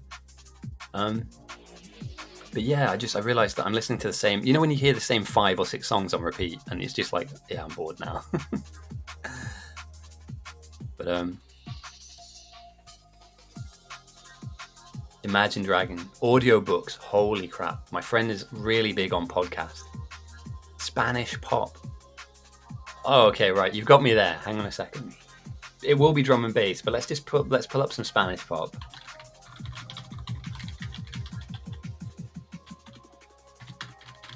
Please don't get me red flagged or whatever it's called for this. Spanish stock music. It's all really random. Barcelona shop music. Okay, I'm going to have to look into this because this is all like Latino flamenco stuff. Oh, no, they have royalty-free playlists. Royalty-free Spanish guitar. Not exactly what I was looking for, but... Alright, no, I'm writing it down. Spanish pop music. Yeah, mate, send them in. Send them in, honestly. And Ensel, fucking great suggestion. Audiobooks, podcasts, literally. You could get through a whole book in a week just by going out and running. Oh, the Bangles, classic.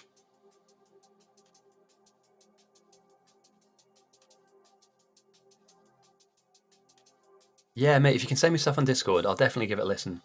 And as we can see, yeah, 2 minutes later after the 2-minute 50 silo got put down. And how quick is that? What's the record, by the way? I think we've broken a record here.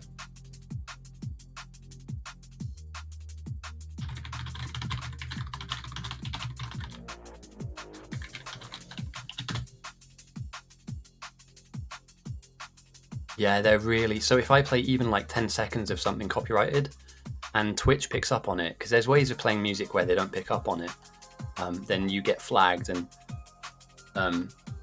I like this channel. I like how it's grown. I like the community that we've got, and I really don't want to lose it for like a copyright strike or something. So if somebody doesn't like what I do and they want to report me, they're more than within their rights to do that, even if they're not correct in what they see.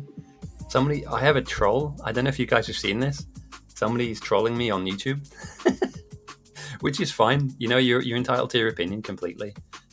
I just kind of politely disagree. So, but I don't feed the trolls. Never feed the trolls, because you know, misery loves company.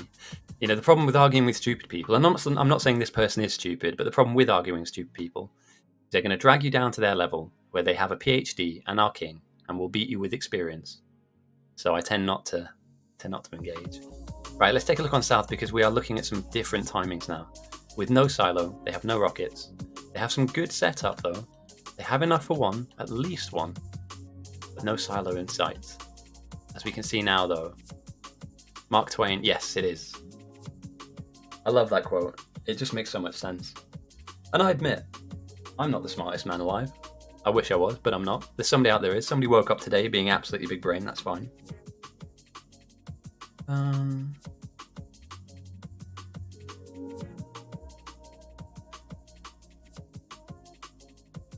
Alright, my friend is still drunkenly messaging me about the game. Have you seen it? Have you watched it yet? I have not. We're still streaming. And yeah, okay, so the thing that's slowing us down now on the north are rocket fuel. It's still coming in, but it's not coming in that quick. 201. Okay, right. So we're off. I say that because it took us 30 minutes to start the game, but the in-game timer isn't reflective of how long we've been playing. But that's wild, mate. 2 hours and a minute. Honestly. Yeah, that's absolutely nuts. We should try it though once, right? As a Bite Battles community, as a team, there's got to be like a team rocket blasting off again.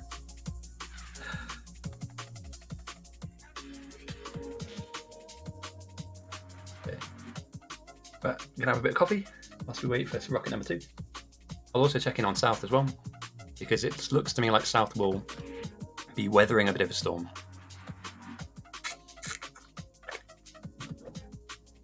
Okay, yeah, we're still waiting for this to go down.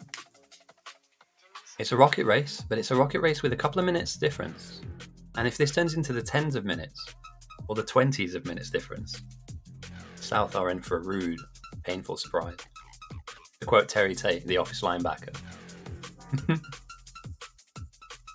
You finished the Joe, you make some more. Holy shit, that's a memory.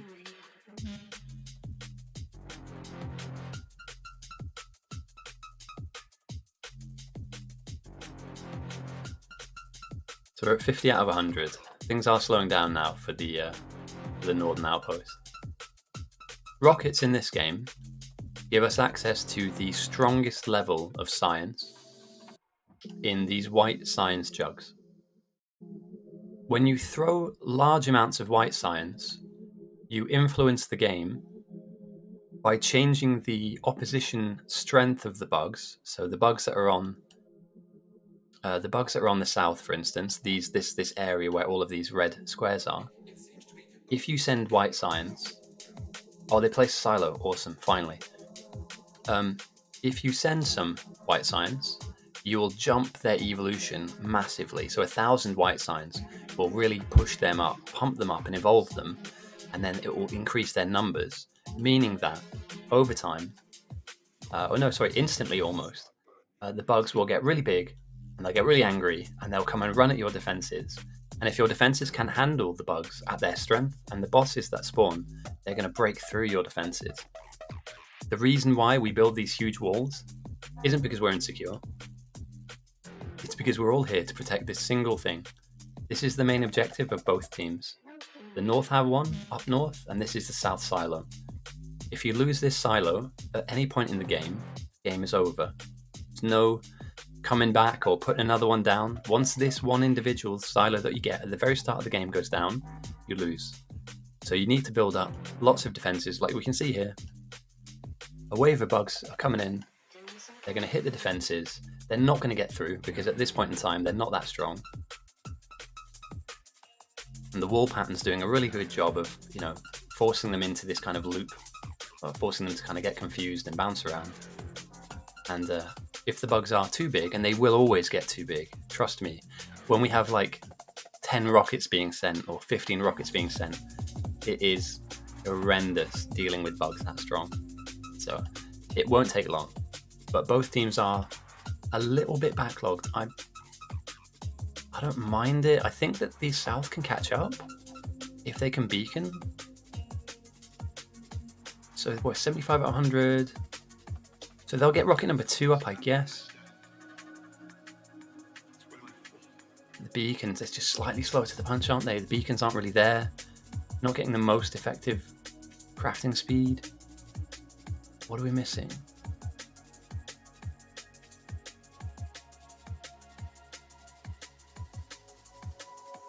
It's just crafting speed, right?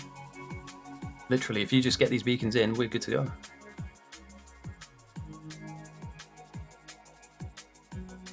Okay, I don't hate this. They're on the way. We are now, I want to say pretty comfortably, we're now at the end of the game. The game's not over, obviously, but basically both teams are secure enough to hold out until we have enough rockets to rattle the opposition. And again, where you're the most strongest, if the bugs bump into this, they're going to die. The lasers are going to be upgraded to become stronger and stronger. And, the flame turrets have like the best oil in them to do the most damage, and they've been upgraded as well. So I'm not worried about this. They will bounce into this and they'll die. Now let's take a quick scan over to the places that have less than that. What happens if bugs bump into this? Or this? And these blueprints stay blueprinted. There aren't any lasers here, there's just 2 flamers. Alright, bear with me because I'm trying to make a more of a nuanced point here that I didn't want to point out earlier. What if the bugs instead come from up here? And they come down here, and then they come here, here, and they make their way into the base. There is no wall here. And everything that's in the way is stuff you don't want to lose. Oil processing, batteries, cracking, mixed builds. I mean, you've got lasers here, yes, but if you were to send a few thousand signs from the south to the north, the evolution of the bugs on north goes really up. And like this area gets hit with 120% bugs. Ooh, that's a spicy meatball, boys. That is a spicy meatball. They're coming through, and you have got problems. And this is why having such a large base like this, there's nothing wrong with it, but the bots have to fly a great distance to try and fix any walls, so that the journey they have to take is massive. So if holes start appearing in certain areas, or if a hole appears here and all the bots are over here fixing this wall, that hole will be exploited and the bugs will keep finding it and they'll keep flooding in. So yeah, it's they're not as well defended as the south. I like the south's turtle. And as long as they can keep their power up, and as long as they can keep their lasers upgraded as well, I'd rather be on the south defending. And as long as hopefully somebody's got some capsule production on as well, we should be good. Right, my voice is slightly going, so I'm going to get some water. I'll be back in literally 20 seconds, 30 seconds.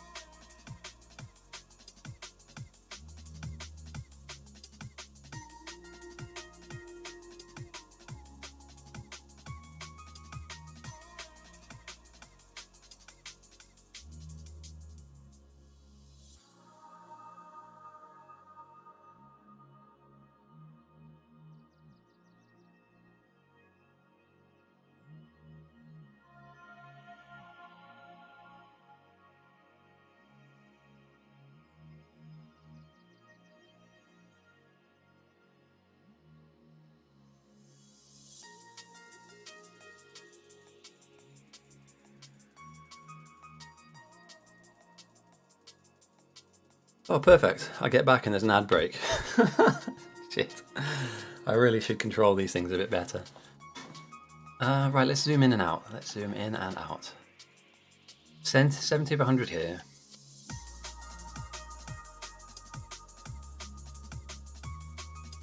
Rip. Okay. Rocket number 2 has gone up.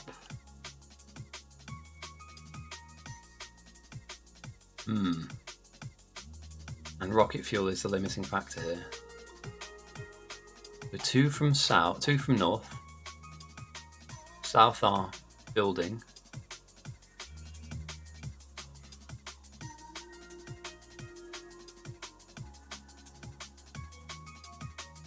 It's getting there, isn't it? It's getting there. Yeah, finally, we've got some of these down. And a repair pack and a bot, obviously, for lols. So, finally, the silo on the south is fully up and running. It's geared absolutely up. You could slip another beacon here if you really, really wanted to. Can we give everyone 2 times movement? No. There's no cheating. That would be cheating. So yeah, we're looking at rocket number 1 on south. Up here, finally. And the rocket race is on. And it's great timing, if I'm being honest, because the north will eventually run out of stuff, as will the south. I mean, you can see RCUs here just trickling in very slowly. It's rocket race.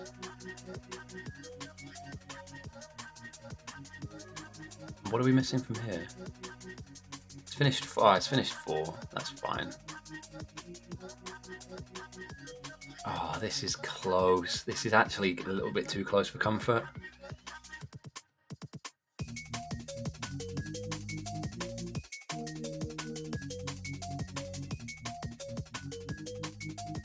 Right, rocket number 2. Roll 1, sorry, for south goes up.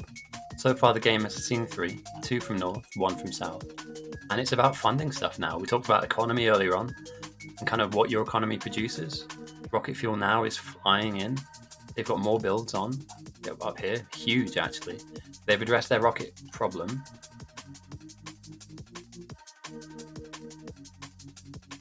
Meanwhile, RCUs may be an issue. Is there anything they can do about it? I mean, I'm sure they have increased production up here somewhere, so we're literally just in a bit of an arm wrestle at the moment. Okay, so Lucky Stone's asking if they send 3. The soldier's saying they have the advantage, don't throw it. Yeah, I don't know who I'd want to be, because let's say, I don't know, the South send 2. It's not really worth it, but let's say they send 2k. And that's a great... Last week, 3k killed the outpost it did. So the South sent to the North early, which is not conventional. And everything that's kind of out on the edge here died very quickly. So the soldier's saying, look, steady on, don't worry. Don't worry about our defenses, our external fringes of our defense. We're better now. And then Cliff's arguing that they should send 2 or 3. Saying that the outpost here is not very well defended. They probably don't have vision though. I think 2k might rattle the north.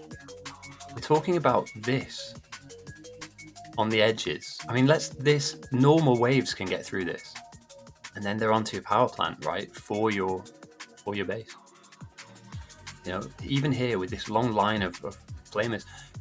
Again, the evolution jump isn't high because of the strength of the mutagen is lower because we're on a lower difficulty. But it's the captain's choice.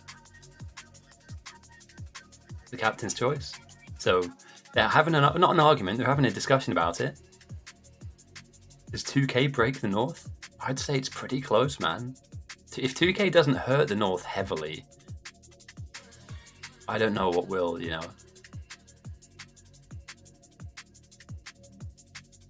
Okay, here we go. We hold till we one-shot them. But you might one-shot yourself. I'm not saying, you know, there are some egregious problems here. 3k ends this. Easily. And look how close they are to the main base here. 3k absolutely detonates that. But then if the South aren't building rockets that quickly, and here we can see that they're not, where do we go? You know, do you just like lag behind? Let them send 3 whilst you've built 2? Something needs to be done about this. They're all working. Oh, they're missing inserters? For reals? You could run over there and put them down. I mean, here we go, I've got them here anyway, but yeah. So yeah, it's basically now just a case, and sorry if I'm going over old ground here, but yeah, they just need to improve.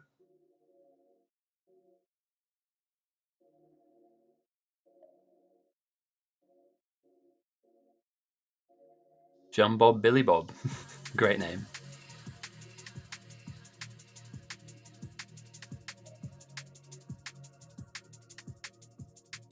Yeah, I think holding off is unless the North manage to like properly increase the speed of their RCUs, and they have everything they need for it too. Look at this; they're not running out of stuff.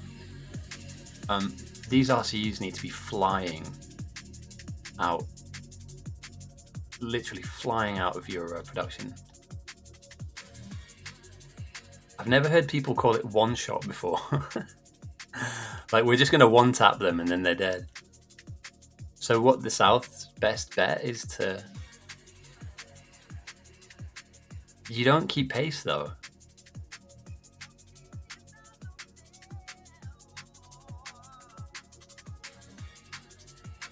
Yeah, Cliff's right. And again, what you're arguing here is that you're completely safe. But that's not the case. And in fact, in some areas, that's not even close to like sending 2 to 3k from south to north.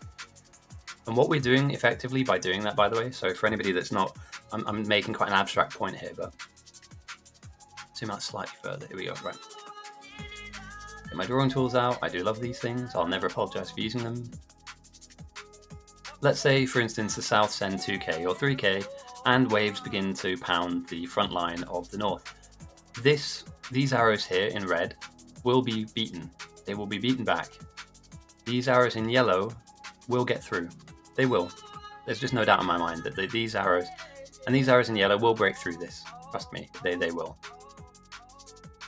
Let's take a look at what these arrows will do, right? Because the waves keep coming. What's that song? They just keep coming and they just keep coming. They will not stop. They're coming for the center of the map, right? So everything here is going to be challenged. Everything here will go unchallenged. Meaning, doesn't matter how far their journey is, they'll make it through. There's nothing on this right-hand side, for me, just as a caster, not as a player, there's nothing on this right-hand side that inspires confidence in me at all. To hold up against any level of white signs, even 1,000. And again, they're only at 26%, so you'd need to send 2 to 3 rockets on south to north. But it is well within their gift to be able to do this. And here we go. They've sent the second rocket up. Again, RCUs are slightly limiting. But they are coming in a little quicker now. So the goal is the multiplier is larger if you send a larger amount. If you were to send 10 lots of 1, it's weaker than sending 1 lot of 10. So you want to gather as much as possible and throw everything at once. However, by sending 3 now, you might backfoot the opposition so much that they lose their power infrastructure. They have to run around defending, which means they're not building things. You might hit them so hard in a weak spot, like this. And this is a weak spot. There's no argument there. There's no debate here at all. 1 flamer does nothing to behemoth bugs. 3k would have every player in this base over here in this area defending.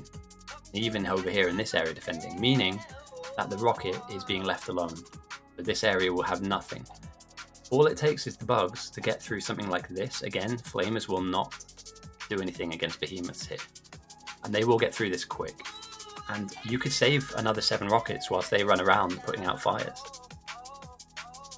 But there comes the question.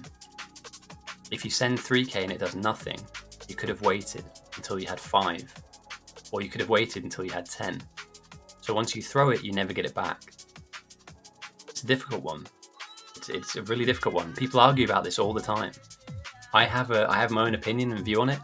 I think if you see weakness, if you smell blood, you need to go for it. You know, pull the trigger. Rattle them. All we're doing at the moment is if you're on south, is you're allowing them to flesh out their defenses. If you had 3 on you right now, you could, bang, detonate this corner and they'll never recover. They'll never be able to get this back up and running. And then a hole has been created in a base. Again, like we were talking about just now. They'll come here, they'll beat this, they'll come here, they'll beat that, they'll eat that, they'll come through. What else is defending the main silo? A block of lasers at the very back end. Whilst you lose a lot of power, you lose like a mini outpost on the edge. I don't know, man, but they won't be weak for too long. I think people do. I might be wrong. I think people do. People save the scenario and then kind of replay it by kind of, giving themselves as much science as they want. And I would, at the very least, because I would want to theory craft it. You know what I mean? I'd want to see, like, does it actually? Is my winning idea actually a losing one?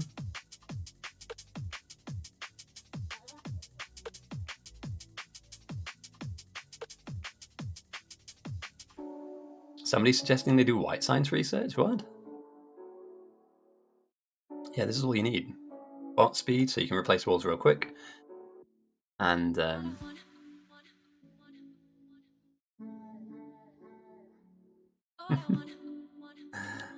oh dear. Rocket number 5 goes up for the north. They're looking for a one-shot, which I believe will be more than 10.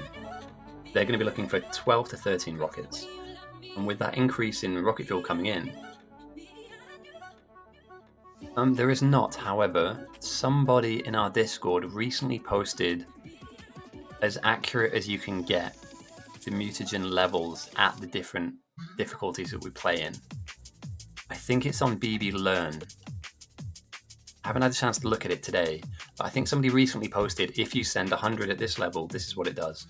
And the game time as well also dictates how much more it does. So the longer the game goes on for, the more it does. So a piece of cake starts off with mutagen not at 53% effectiveness. As the game goes on for longer, it becomes more and more effective. So it rewards you getting deeper into the game by having that white science go with that extra 20% evolution or extra 15% that it normally wouldn't do. That said, though, 5 up for the north. South are about to see number 3. And if they're going to pull the trigger on anything, it's not on 4 or 5, it's on 3.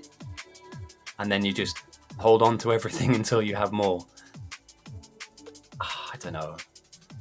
I want to be a dreamer, be a daredevil, and just say, do it, boys. But then it's not my game to lose. And I appreciate that people might say, do you know what, mate? You're not playing. You're not the one in the middle of this. But it would be glorious, wouldn't it? Because I thought... Actually, no, to be fair, I think from the very beginning of the game, I did point out that both of these teams were ridiculously good. So, hey, Roman, nice to have you. Same game, but we're at Rockets. So we are closing in. I've pointed out a couple of problems with the South. I've pointed out a couple of problems with the North. That basically the South have an opportunity to send right now, and if they do, they potentially could rattle the North's defenses where it's weak.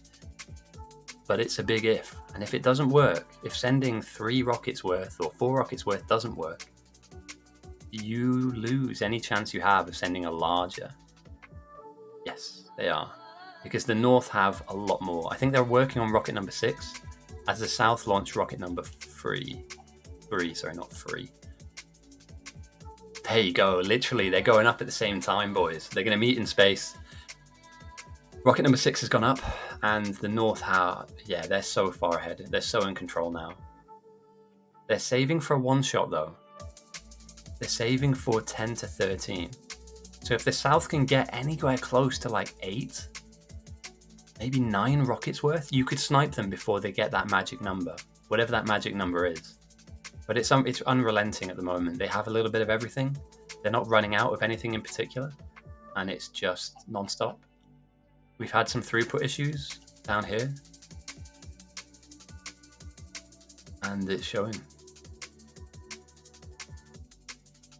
Yeah, it's showing. So I'm not exactly sure what the plan is, but what I will say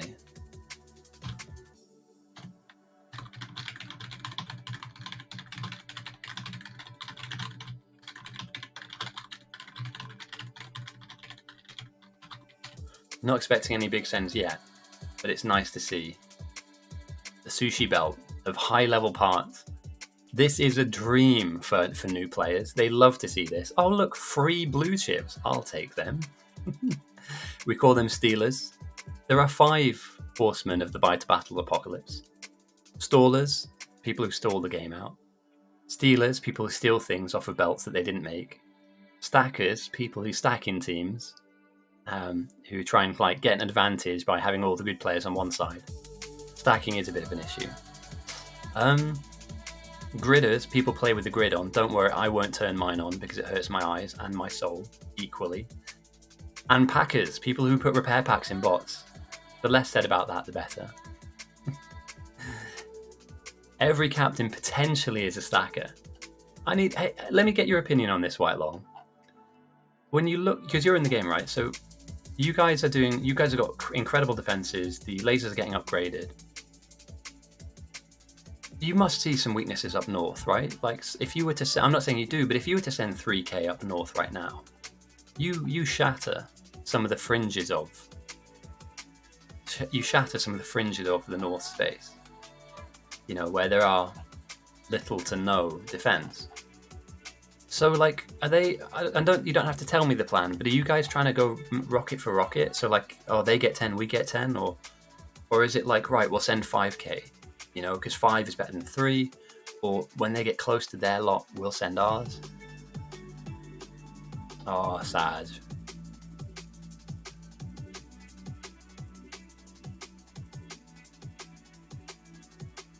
Yeah. They're just hanging about. Oh shit, we lost somebody? Oh, it's the soldier. Oh, he'll come back in. That's fine.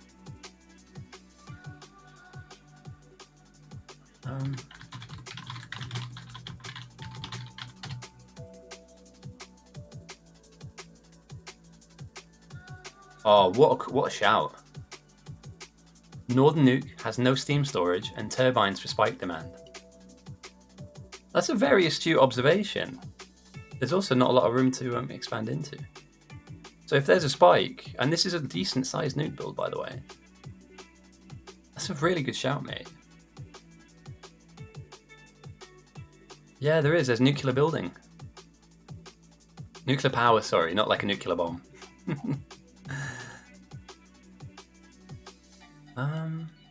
I'm dropping a couple of frames. I think that's because people are coming in.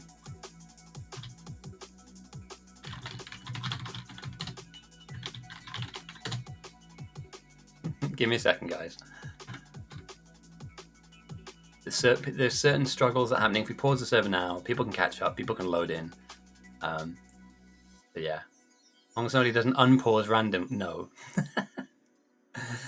I think the soldier's playing from America or Canada. I don't want to, geographically shame him or put him in the wrong spot. Welcome to Bite to Battles. But as you can see, there's a list of people that seem to be having some issues. And I may just drop the game speed down by like 0.5. That might be the way to go here.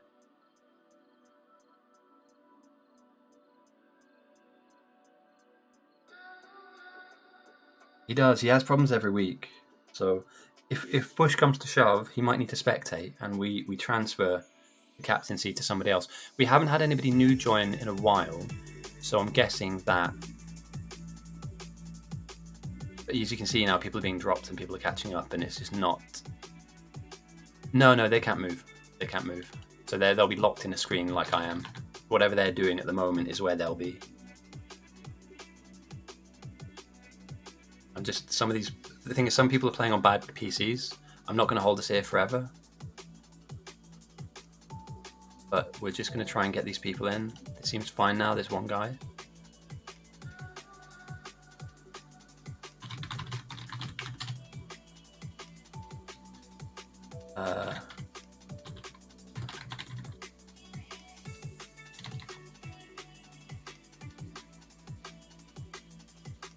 You're welcome. Excellent. I'll just drop the game speed a teeny tiny bit, just ease up on the server a bit. The UPS and FPS are absolutely flying around. 1 minute of playtime. Will Matthew Robertson be the key to unlock either side? Absolutely not. So yeah, the conundrum is 4 now. Okay. 60. 55, 60. Again, there are large blueprints that are going down on both sides. There's a lot of bots and stuff, so naturally the game will slightly lag, but 60 to 60 is ideal, really. But that said, let's see if some of these people want to come in. If not, I'm going to not wait here forever, because like I said, the game it's been decided by this point, really. All we're doing now is waiting for the magic number, whether it be, yeah, Rocket 10 or Rocket 12 or Rocket 15.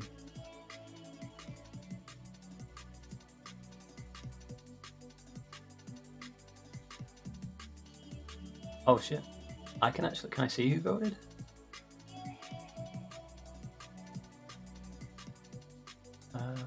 Can't see who voted. No. It'd be cool if I could. And I could call everybody out and be like, oh, I can't believe so-and-so.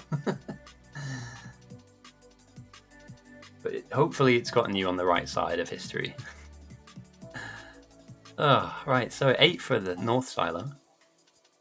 And it is slowing me down. 4.5.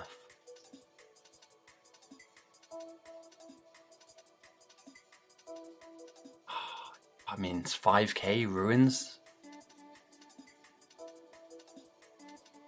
5k must just detonate. Okay, Nura puts a send in. Nura's like, fuck this. Have my blue signs. They're almost at 50.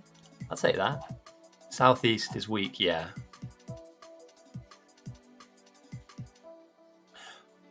And they're under attack. Not what you want to see. If these people keep loading and downloading and reloading, then we need to kind of shut them out for a while. You went for the underdog. Never a bad choice, man. Stranger things have happened. I've seen people survive, like, you know, a couple of rockets being sent, and all of a sudden they turtle up and they win. So the story of this game is yet to be finished, to be written. But they have tons of lasers out here. That's what you have to remember, is they can slap down these huge blocks of defended lasers. Yeah, I'll send you a link to the website. Let me do this. And I've got it saved as one of my hotbars, so I can get to it real quick. And like I said, we do operate in elo systems, so when you win and lose games, you'll go up and down in ranking. I haven't played in a while, and my ranking is low because the last couple of games I played, I was helping out new players. But I'm typically number 1 on the server at any given time. When I have time to play, that is. The South are launching rockets. The North are launching more. So, yeah, take that what you will. Ah, these guys are just not joining. And then not... This is why we have server lag. We have like 6 people joining at the same time. I'm not going to put anyone on a team until people can come here and it's stable. That's my take on it all. So yeah, so the North are sending way more rockets. Way more rockets.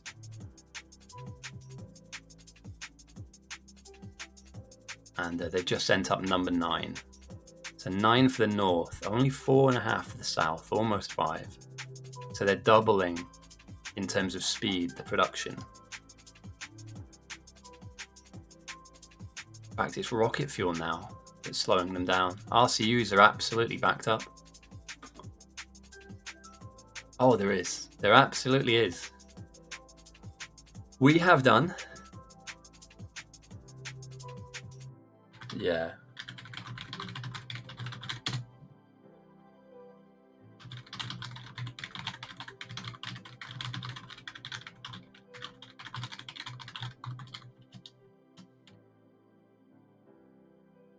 Okay, sorry, we're going to do something that's we're going to do something that looks a little bit weird, that isn't. Guy that... We're banning him from joining because he if you can see this guy at the very top here, he's joining and then like catching up and slowing down and catching up and slowing down. We're just going to ban him from joining this game. So, please don't think this is a ban because you're bad.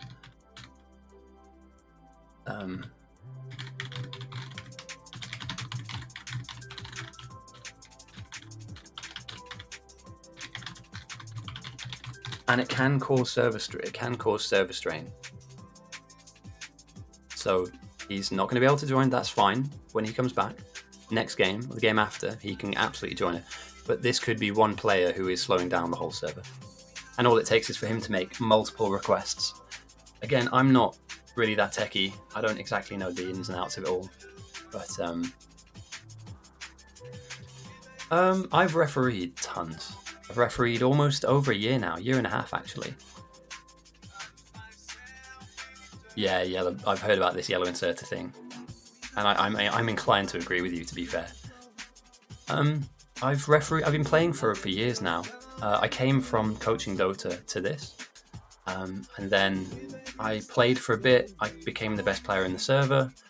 Games were a little bit one-sided when I played in them. It wasn't very fair, and we would like just win kind of at ease and at random sometimes. So I said to the guys, I'll take a back seat.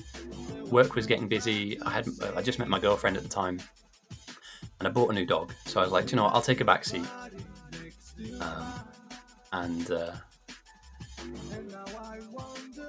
Oh, thanks, Simo. Thanks for telling me. Remember when I said, hey guys, can you whisper me when you send massive amounts of signs? But good news, everyone. I think that's massive for the South. Genuine. 5,000 white signs has jumped their Evo from 49.9 to 162%. And there are now a lot more bugs on the field of play. There's 261,000. I know, I kind of should ban the soldier as well, but you know. All right, here we go. So they didn't send 3, they sent 5k. And where these guys are weak are these wibbly wobbly walls that are wibbly wobbly, not very good, and these flat walls that have just flames behind them. We are about to see behemoth bugs as well as bosses crash into the north space. Now, I don't contend at all with anyone that they won't be able to push them back here. This area is fine and well defended, and fair play, boys, you did it. Good job. Where they're weak. And again, the map will spawn weaker bugs. So basically the weaker bugs are being pushed out of the base now as the larger behemoths are spawning. So we will start to see these enormous green-shelled bugs start making waves.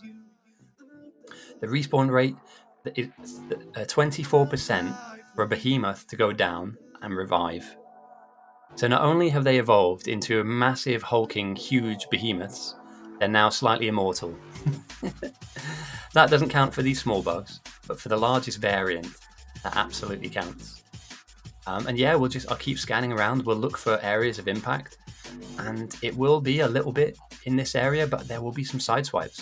The South sent just now, literally just now, in the last 2 minutes, they sent 5k white.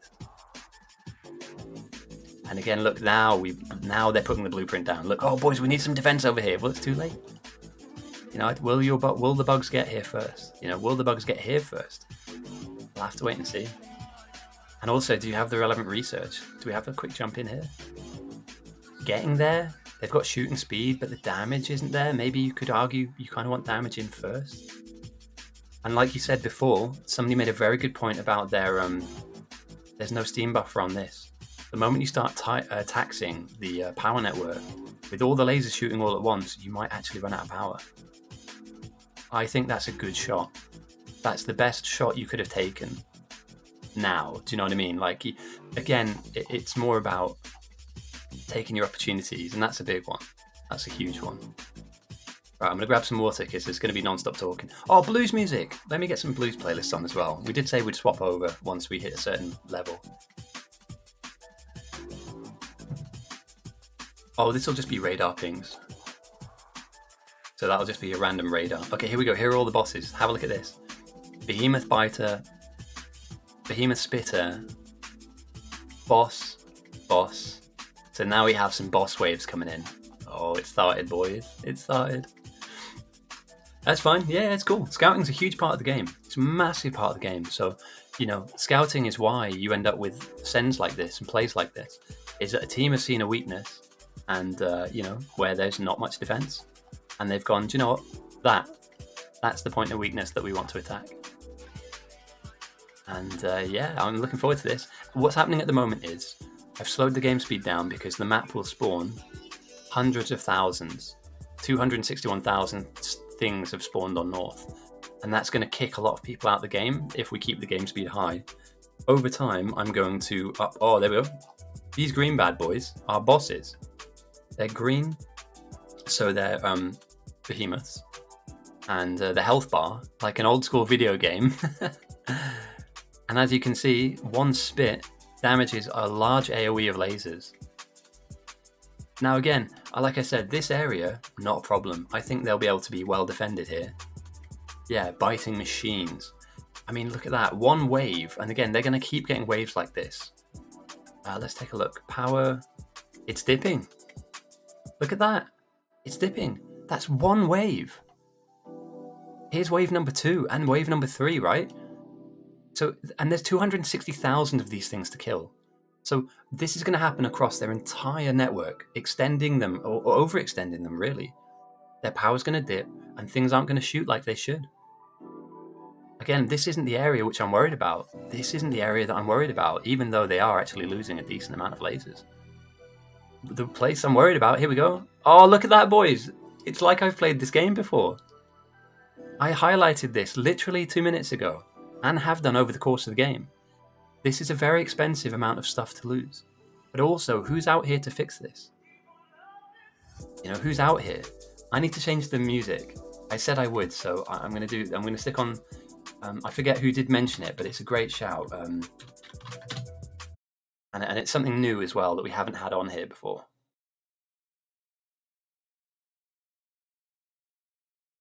Discover and book Okay, right, let's zoom out real quick. Experiences. Let's check the Power Network. I hate the fact I've got a bloody advert on at the moment. No, I'm not going to watch that crappy film.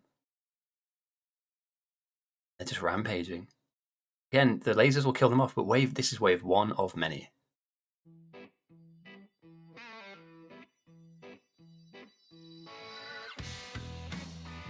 I think this fits, doesn't it?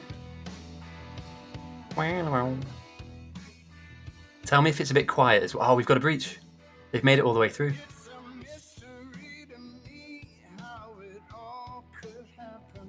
Brilliant.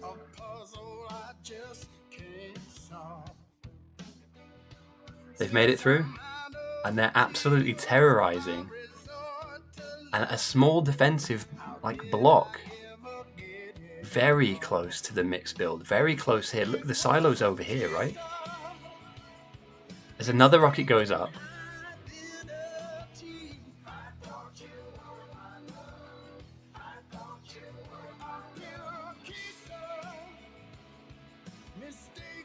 And they're just going to open this hole up, so they're going to widen this out, so that the next wave can get right through. Oh, that's a great... I think that 5k might be it. Also, let me know if the music is a little too loud or a little too quiet. Again, we've changed it over to a blues playlist, which was suggested earlier on, and I think this is a great fit of music. I'd be having the blues right now. But yeah, they're running in, they're finding that weak spot. They've got that revive time too. The North wanted to one-shot the South. They wanted to throw one big punch and end it. Like that Nagano fight last night that I thought was a complete joke. And they're getting killed, these waves, but they're making dents, right? And if they're making dents here, they're going to devastate areas like this. They're going to devastate. Another wave of bosses comes through. Power, let's take a look. Alright, this wave's made it through. Ooh, they're not messing about. Power's jumping. Power's jumping. And there's 2 different networks here as well. So once they start interacting with the main base network, they're going to start draining production as well, which means that if the outpost is connected to the main base, they're in trouble in that respect too, because you're going to stop producing rocket parts as fast. So this, obviously they look a little lost at the moment. This is one of many areas which will be in trouble at the moment. I just make sure I don't miss anything. My wife's left me. I've run out of whiskey and there's bites in my base. I got the blues real bad. I kind of wish I could play guitar like that though, right? That'd be so cool. Just sit down with a really nice glass of whiskey and just... Ah, mate, I should learn how to play the guitar. I'd be terrified, mate. It would be like, Rectus! Dominus! You know, that orchestral music where everybody's dying. But these things are like huge though, and like they're just weathering the storm. You know, everything that these guys are doing right now, Clutch doesn't want to be here doing this. Clutch wants to help increase rocket production. Now let's take a look over here at the silo, because they are still making them. They've made 11. 13 apparently is the absolute number that will kill off the South. But, I mean, they're getting in. And the waves don't slow down, right? Look, they've decimated this tiny little area. And if you bring bots here, then this guy's just going to stay here and kill them. And then, yeah, these blocks are going down, but it's a little too late though, right? Because at the moment, the bots are going to be so preoccupied. And here we go. This is what I was talking about earlier, boys. Side swipes. You know, is this enough with the power issues that they have? Or if they even have power buffered? It's a mixture of big and behemoths, and later they'll become all behemoths. But there are some bosses here too, mostly spitters. So it's a biter wave with boss spitters and a few biter spitters. If they crash at any point onto this wall, they get through. And they're right next to, well, okay, a defunct power block, but the mixed builds? Who's going to come over and deal with this? Whose problem is this? Not mine, luckily. I'm just the ref.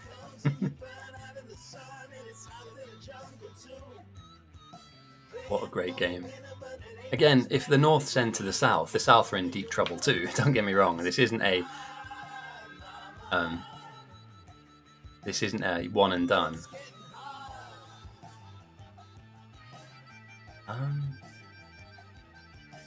RCUs are slow. Yeah, RCUs have slowed them down a little bit as well. Oh, they're going for the even weaker area. They're not even going for the bit that's well defended. They're coming into this edge that I was talking about before. Alright, I'll keep an eye on that. I'll also keep an eye on some of the other areas that are being hit, like this. Ooh, ooh. You do not want to be Martin Max King right now. And look at this, another 2 full waves. With a third wave. Oh, and boss it. Oh. Say goodbye to your wall. Put your head between your legs and kiss your ass goodbye. This part of the map will no longer exist in a few seconds. And we're having to drop the game speed even further. This is so much stuff coming in to one area. We talked earlier on about spreading the bugs out across the width of your base. You don't want them piling in like this because they're just going to attack everything around them, widening the hole that's here. So it looks like they're stuck, they're not. What they'll start doing is aggressing onto anything around them, including walls. And we're going to see, if I use my tool real quick, we'll see them widening this gap, creating an even larger hole for the next wave to go through and the next wave to go through. So yeah, this is nightmare fuel for the North. It's all hands to the pump. If they survive this, that's a gallant effort on defense, and they've done very well there. Water sides are the weak spot, yeah, that's correct. That's why you really need to fill in those lakes later when you've got the chance to, or do it yourself. Check the west. All right, checking in. But yeah, that's a huge wave to deal with. And again, the game is on the ground at the moment.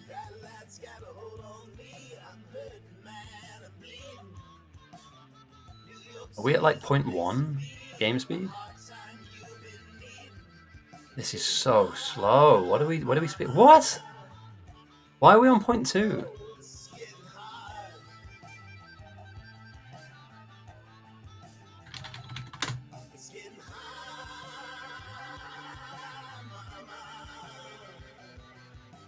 Why are we down to 0.2 speed? Is our server that fogged? Alright. Yeah, I don't know what's going on here. But it's never like this. We're gonna unpause.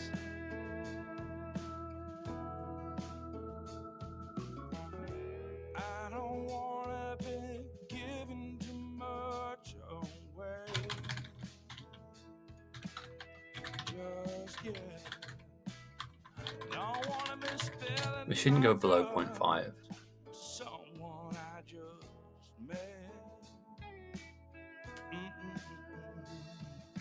Because everything is everything.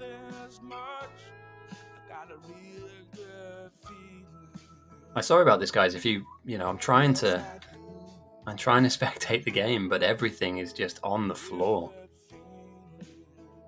I sped the game up, but it still hasn't registered. There we go.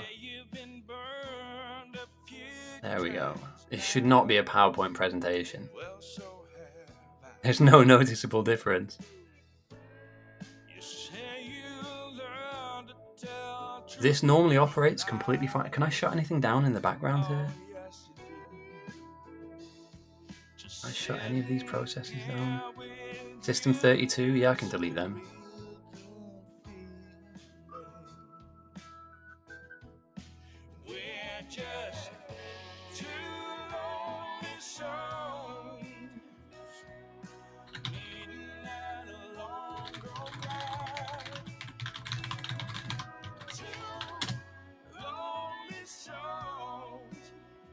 No, it's hosted on I might be wrong, but somebody offered to host on one of they have like a data center.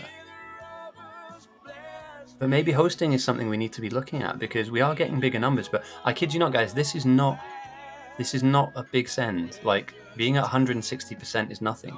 We've played games where it's gotten to 400, 500%. Something is melting. Somewhere in France, a data center is absolutely on fire. I don't know what the solution to this is. I'm sorry, firstly.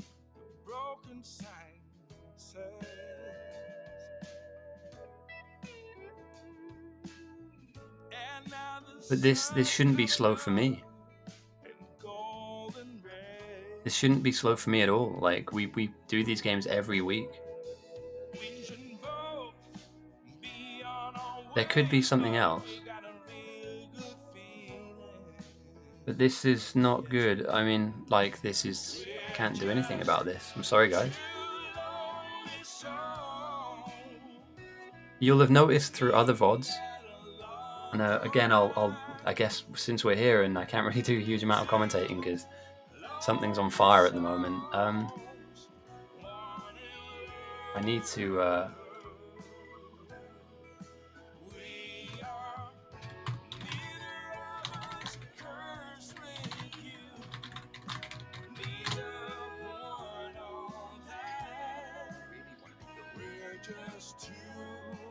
for anybody that wants to watch the end of a game back that's not this game, feel free to. There's no way it's the music. Something's starting to pick up now, though. The soldier has also tried to reconnect like 7 or 8 times. I'm not saying it's him, but something is happening here that is just not normal. We're back in, though. I can move around, so we'll do that. We'll take a scan. No. It's not great, boys and girls. We've had all this build-up to this really great game.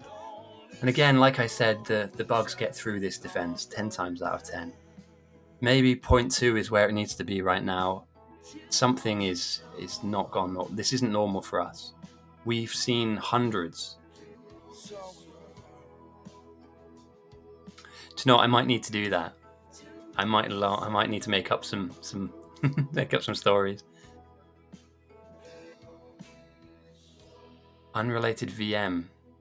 Oh, okay. Atom server. Yeah, we had a problem with that last week, didn't we? There was something Atom related. But we'll slowly pick the speed up. I'm going to use this opportunity to go and like get something to eat really quickly.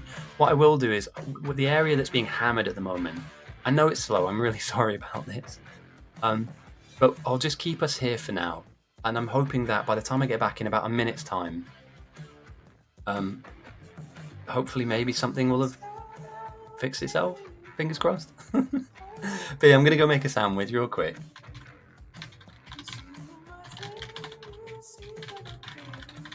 And maybe use this time to go and get yourself a drink. I know that the guys work tirelessly behind the scenes to help improve stuff like this. This is a random thing.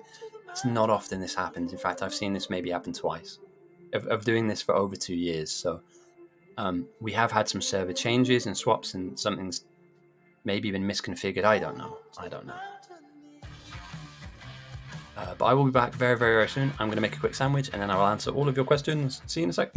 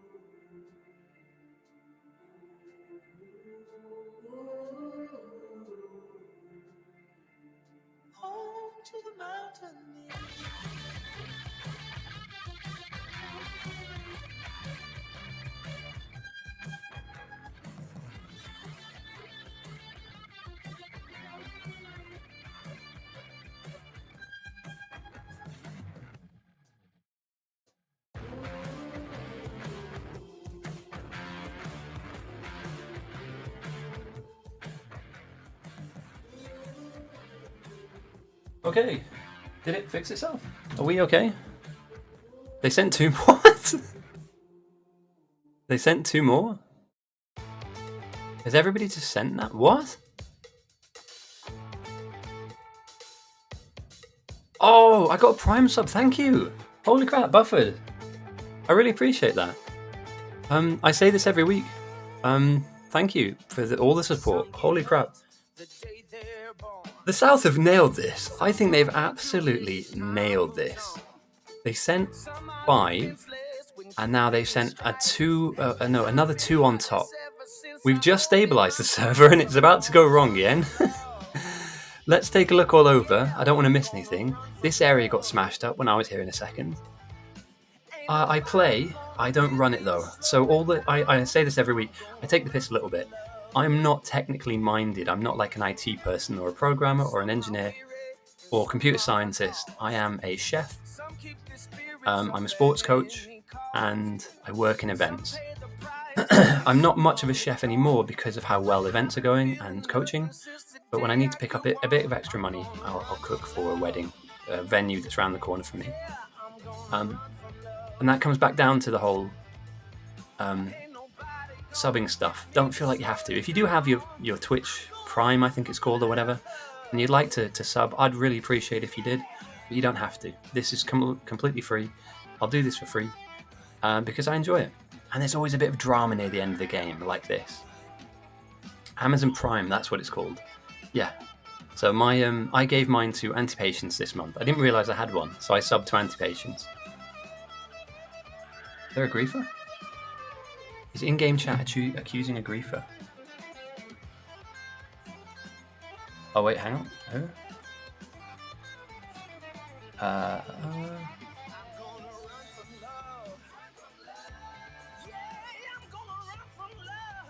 Oh, that might be intentional grief.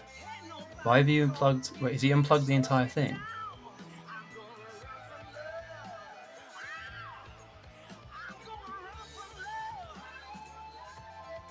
Whoa! Holy shit! Buffers! Firstly, if you've been gifted a sub, please say thank you to Bufford.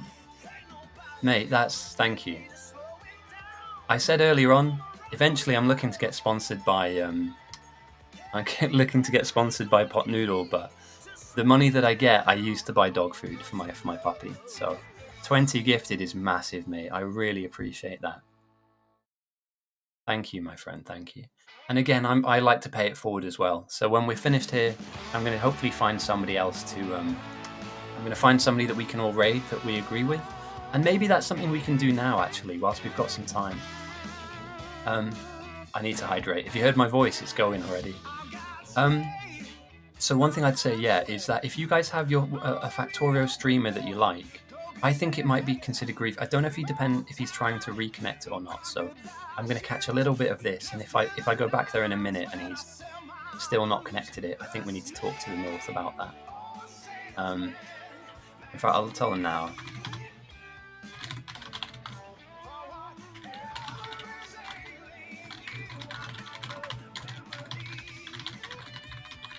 So I'm not here to influence the game, but I am here to just make sure that nobody griefs effectively.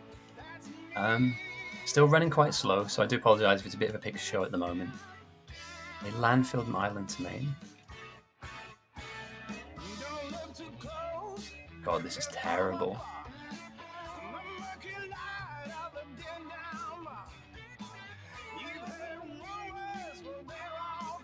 Oh yeah, they have, haven't they? I don't know if you consider that griefing though or not.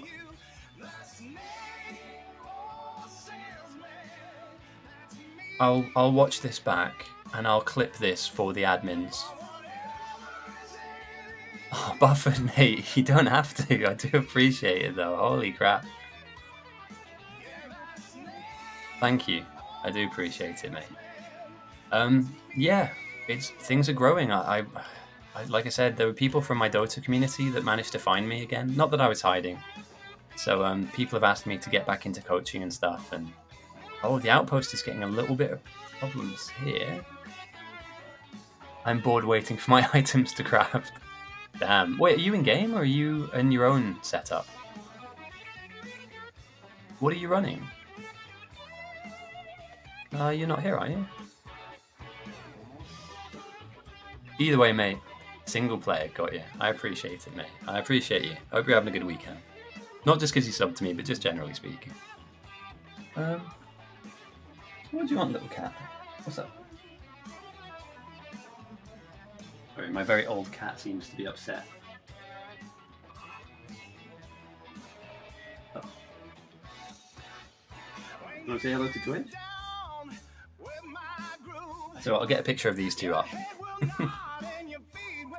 He's not a griefer, don't worry. Okay, we'll keep an eye on him. That's the thing, is that sometimes people do things because it's actually for the benefit, but initially it doesn't look like it's super duper. And we have a breach up north as well. Roomboggler sends 12k. If we haven't melted the server already, we're about to now. 306%. 2.77 million. M for million. So the North are dealing with 36,000, and they are getting through. Don't get me wrong, they're getting through, and they're going to cause havoc. 2.7 million, anybody? Does anybody want to deal with that right now? Not me. But the bugs are making it through, and they are aggressing onto the outposts. Get ready, White Lol. Get ready, mate, because, yeah, they're not going to be small for much longer. No, it's not. It's not. Time for us to die. Yep. Not fully upgraded lasers, but you have the chance to lock that in before they come. I'm not super jazzed about certain areas. Like, this will get smashed up really easily, and it's really janky. It's now just about holding out. I'll try and cover both sides. If any of you are in game, by the way, and you see something that I don't, send me a message on here and I'll head over there for the stream. So if you see there's a breach or something's gone down, let me know. Like, for instance, this area is not having a good time right now. Although Cliff's done well to defend. But they're just munching through walls, aren't they? I mean, they're just melting them. And again, this might all come down to power. But it's happened, you know. The North have absorbed. I don't think they've won this battle of, rockets versus rockets, but the South have got a lot of questions being asked of their defenses now. And at 300%, it's kind of impossible. But they haven't spawned just yet. We'll get a little laundry list on the left-hand side here of when the bosses spawn in. But at the moment, the South are quite lucky. I like how compact their base is. It'll be easy to run to certain areas to defend. But, yeah. That's pretty wild. And this is just being decimated, isn't it? And again, they'll be able to kite them with a couple of lasers, but you know, you're killing off large amounts of industry here that you might be required to make the lasers you're now losing. So, lots of people getting dropped. Terrible look, isn't it? You've definitely got food in your bowl, Cat. I am 99% you've got food in your bowl. Oh, the behemoths have spawned. Right. I'm going to go check on my cat's food real quick. My dog has a tendency to eat it. I will stay here on south for now. The north look like they have repelled it a little bit, so back in a second. I'm going to see if he's got food. Got food.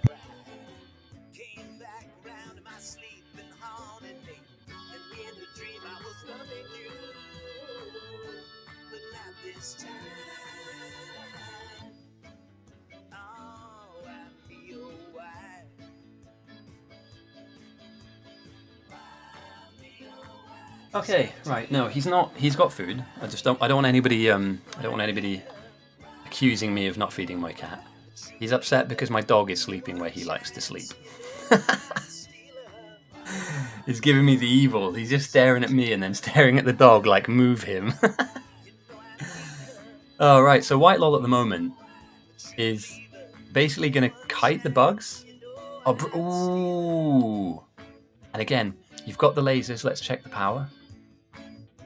No problem with power, really, apart from the fact that the nuke is in the way. But with a double laser wall like this, I mean, they should repel them, although the revive rate will be massive. The revive rate on the south is 82%. Just think about that for a second, 82%. You down one of these guys, it takes you like 15 seconds per kill, and 9 times out, also no, but 8 times out of 10, it's getting back up and you're doing it all over again. 8.7 million threat. That doesn't mean 8.7 million bugs. Each one of these larger bugs is weighted with a certain amount. I do. What I'll do for next stream is I'll put pictures of them up, because they are adorable. I think my dog's adorable. As everybody does think about all of their dogs. Reach on southeast base. Oof. I'm going to, without giving away the super secret source, guys, sending 13 rockets is pretty much GG at this game level, like. Pretty much GG, yeah. However, the North might still have issues. It was a bold move of them to send 5 and then 3, or 2, sorry. So I like the look of this for the North to the South. In fact, you know, they're doing quite well here. But it's, yeah, that's the only real wall. After this, you're just kiting them into these little laser pods, and you've got the power for it for sure, but yeah, they're strong. They're motivated and they just chew through walls. Absolutely chew through walls. So this is wild. Now you can kite them, of course, with capsules, and you'll need to if you really want to keep yourself with any puncher's chance. But the North haven't got anything like this going on, right? They're not dealing with this level of anything. In fact, we're looking pretty good. There's a little bit of a problem on that side there. They've been smashed in certain areas, but it's not that bad. This, however, is, you know, I mean, this is one boss they're trying to down, right? Look how long it's taking them. Look how many lasers they've lost just to this one wave. The hole is big enough to fit an exactly similar sized wave through. And then you move over here where there is more than 2 of them. You know, there's like a couple of waves worth in here already, just causing havoc. Yeah, terrifying.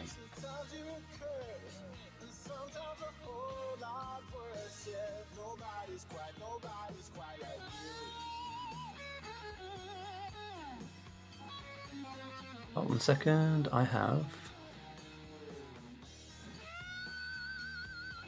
Somebody's miscalled me.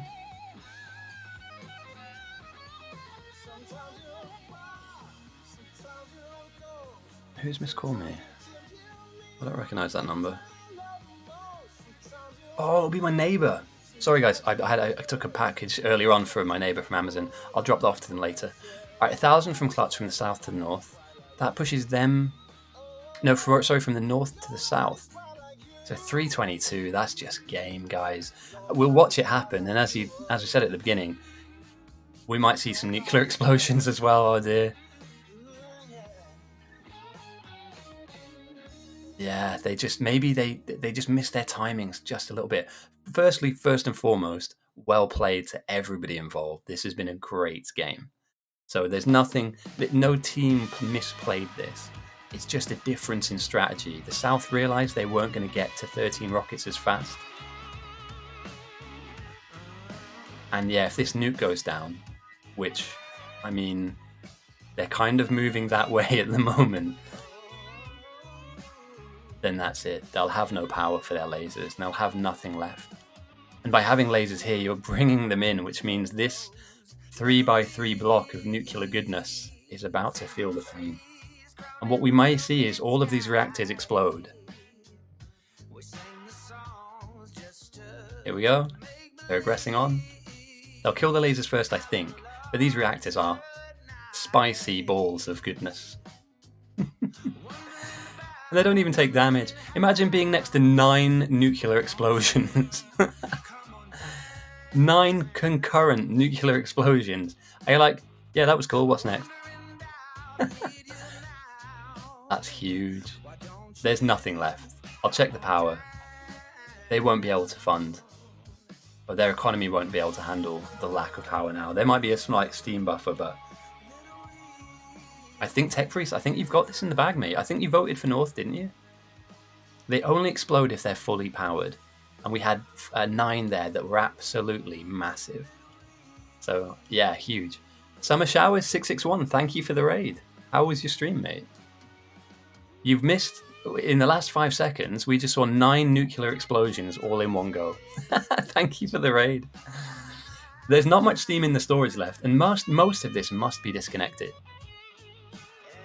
It's been big. We've had a big stream today. The North almost got downed, but it's the South being kind of broken into from every angle by the bugs now. The Southern bugs are 322% evolved, so they're huge, and they have an 88% chance to revive, and there's 2.8 million of them. That's M for million.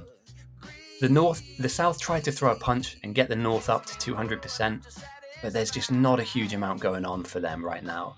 We're literally sitting at the kind of GG easy, well, not GG easy because you don't want to be M, but that's kind of like GG numbers here. 320 plus. It takes an absolute mammoth defensive effort. This guy's just coming back and coming back and coming back. And you have to do that to an entire wave. So welcome to everybody who's new. My name's Ghosty. I'm the referee for this game. This is kind of the end of the game, but we're going to raid somebody after this.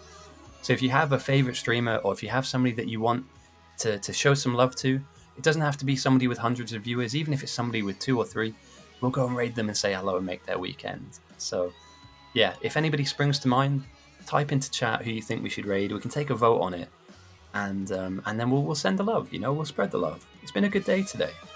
So iGamer, are they a Factorio streamer? More than happy to, man. He's coding. I'll take a look. If it would make him happy, if it would put a smile on a face, then I'm going to do it. Last week I raided my friend who streams Apex, and I think she got a bit of a buzz interacting with you guys. And we're not talking about hundreds and hundreds of viewers here. We're talking about people that just do it for fun. That's what it's all about. I'm not here to turn into some mega streamer. It's all about just having a bit of fun together on the weekend. And today, man, I mean, I don't think anybody's seen 9 bloody explosions before. So that's kind of cool. So yeah. Oh yeah, let's raid Pantabo. Let's do it. Is he on? We could raid Runeboggler. He's on the winning team. Would you? How about this, guys? Why don't we raid Runeboggler and ask him a couple of questions? Like, stop cheating, please. Turn off aimbot. Oh, I like Pantabo. You've never seen a reactor explode? Well, there you go. A vote for me. Then I guess, or sorry, a new one. Yeah, let's go Pantabo, because I used a clip from his stream and I need to tell him about it. So that would actually line up really nicely. He's a lovely bloke. He's fucking rapid. Like, if you guys like speed running, these people are nightmare people when it comes to that. They're genuinely just like cheat codes when it comes to this game. Again, the way that you lose this game is the rocket silo in your main base. Both teams have one. They will lose that by the biters biting it up. And as we can see here, they're getting there. We're not far away. So I think this week we'll raid Pantabo, and then next week we'll raid somebody else. And just say hello, guys. I don't know if you want to stick around. I would advocate you do, just to say hello. And thank you to all the followers as well. We managed to hit a really big goal this week. I've gotten over 1,000 followers in the space of a week from a different community. So for any of you wondering, I'm not planning on getting back into coaching anytime soon, but I might throw out the odd coaching stream. If we have any upcoming Dota players that are about 7 or 8k MMR or above, and you need a bit of coaching, or you just want to stream a little bit of you playing, I don't mind giving a couple of bits of advice, tips and tricks, hints, etc. I know. But these people have been really supportive, man. Like, YouTube's blown up, this thing's blown up. It's ridiculous. Yeah, it's gone big, but not too big though. I wouldn't want it to be massive. Like, I think if I was playing, I could get good numbers, but I don't really want to be that guy anymore. You know, I'd much like this is more fun. Stick on playlist. All right, you guys want blues music? Boom, we've got blues music. You know, talking about the sport earlier on and about refereeing and hot noodles. And again, guys, and I say this every week because, you know, they say, if you can think it, you can see it, you can believe it. Dream with me. Pot Noodle. If anybody out there working for Pot Noodle, just a little tiny advertising screen just there with like this rotating cup with my face on. A sponsored noodle-based stream is all I live for, really. Because that's kind of what I survive off of whilst I'm at work, is pot noodles. And they're not as bad as they look or seem. Maybe they've got a bad rap. Other noodles obviously are available. I'm not going to try and push you one way or the other. But yeah, for those guys of you who were here before it blew up, thank you. You know, whether I had one person here or 10, 20, it doesn't matter really. I just appreciate you. And yeah, hopefully you guys have a really good weekend once this is all done. I haven't contacted them yet. But that's actually a really good point. I haven't even made contact. What's the worst? All right, the worst thing they can do is laugh me out the room. In which case, I know what the answer is. But they might turn around and say, do you know what, mate? It's a bit weird, but go for it. Yeah, do you know what I mean? Again, I'm not trying to sell you on. I don't have like a stake in the business. It's not like my dad was a pod noodle man. But yeah, it's kind of wild. So we've got some biters coming in. Okay, they're starting to breach closer to the silo now. So even the larger portions of their defenses, and they're on red power as well. So it's not like these guys can really fuel all of these lasers coming up. Yeah, this is it. They're getting attacked from all sides. You know, little by little, kind of sporadically in and around here with the odd bug that survived. That's just kind of churning through the last of their defenses. This is the wave that's closest to the silo, and once you lose a silo, the game is completely done. It's well played from the south. They tried their best, and they almost got there. We can't disparage the fact that that send that they put in, if it was 1, maybe 2k more, that could have actually ended the north, and they had to take a chance. They had to swing at some point, right? So, but this is devastating. Absolutely devastating. And in the meantime, if I was to look up north, we'd also see that that the north are probably still making rockets at this point. So I'm surprised they still have some power. There must be a tiny little, you know, like this, for instance. Yeah, this is still running, but it's not much. And all it takes is for them to kill one of these poles. Literally, just take that pole out the ground, and it's GG's. But yeah, they're closing in, and Klutz sends again another 1,000. Just to add insult to injury, 339.7% Evo, almost 3 million threat. The bugs are closing in on the silo, and it's inevitable. It's GG's all round. It's well played. I'll see you at the next one. Well done, guys. It's been wild. It's been another good stream. It's been another good game. You know, you can't take anything away from the players here. Everybody had a part to play, and everybody had a role and kind of function within the game. So, yeah, you love to see it. You hate to be it. But GG's all round. Well played, everyone.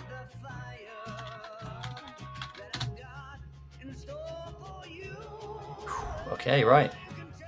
The outcome of the prediction is that the North won.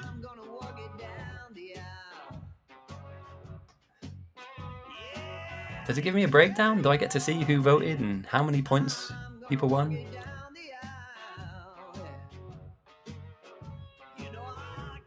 Scamber TTV emote. Yeah, I'll take a look. Definitely. I need to do some work on the channel. You know, it's bigger now. 200 in, 600 out. Not too bad, right? Yeah, awesome. Again, thank you for joining me, guys. For the guys that subbed, I hugely appreciate that.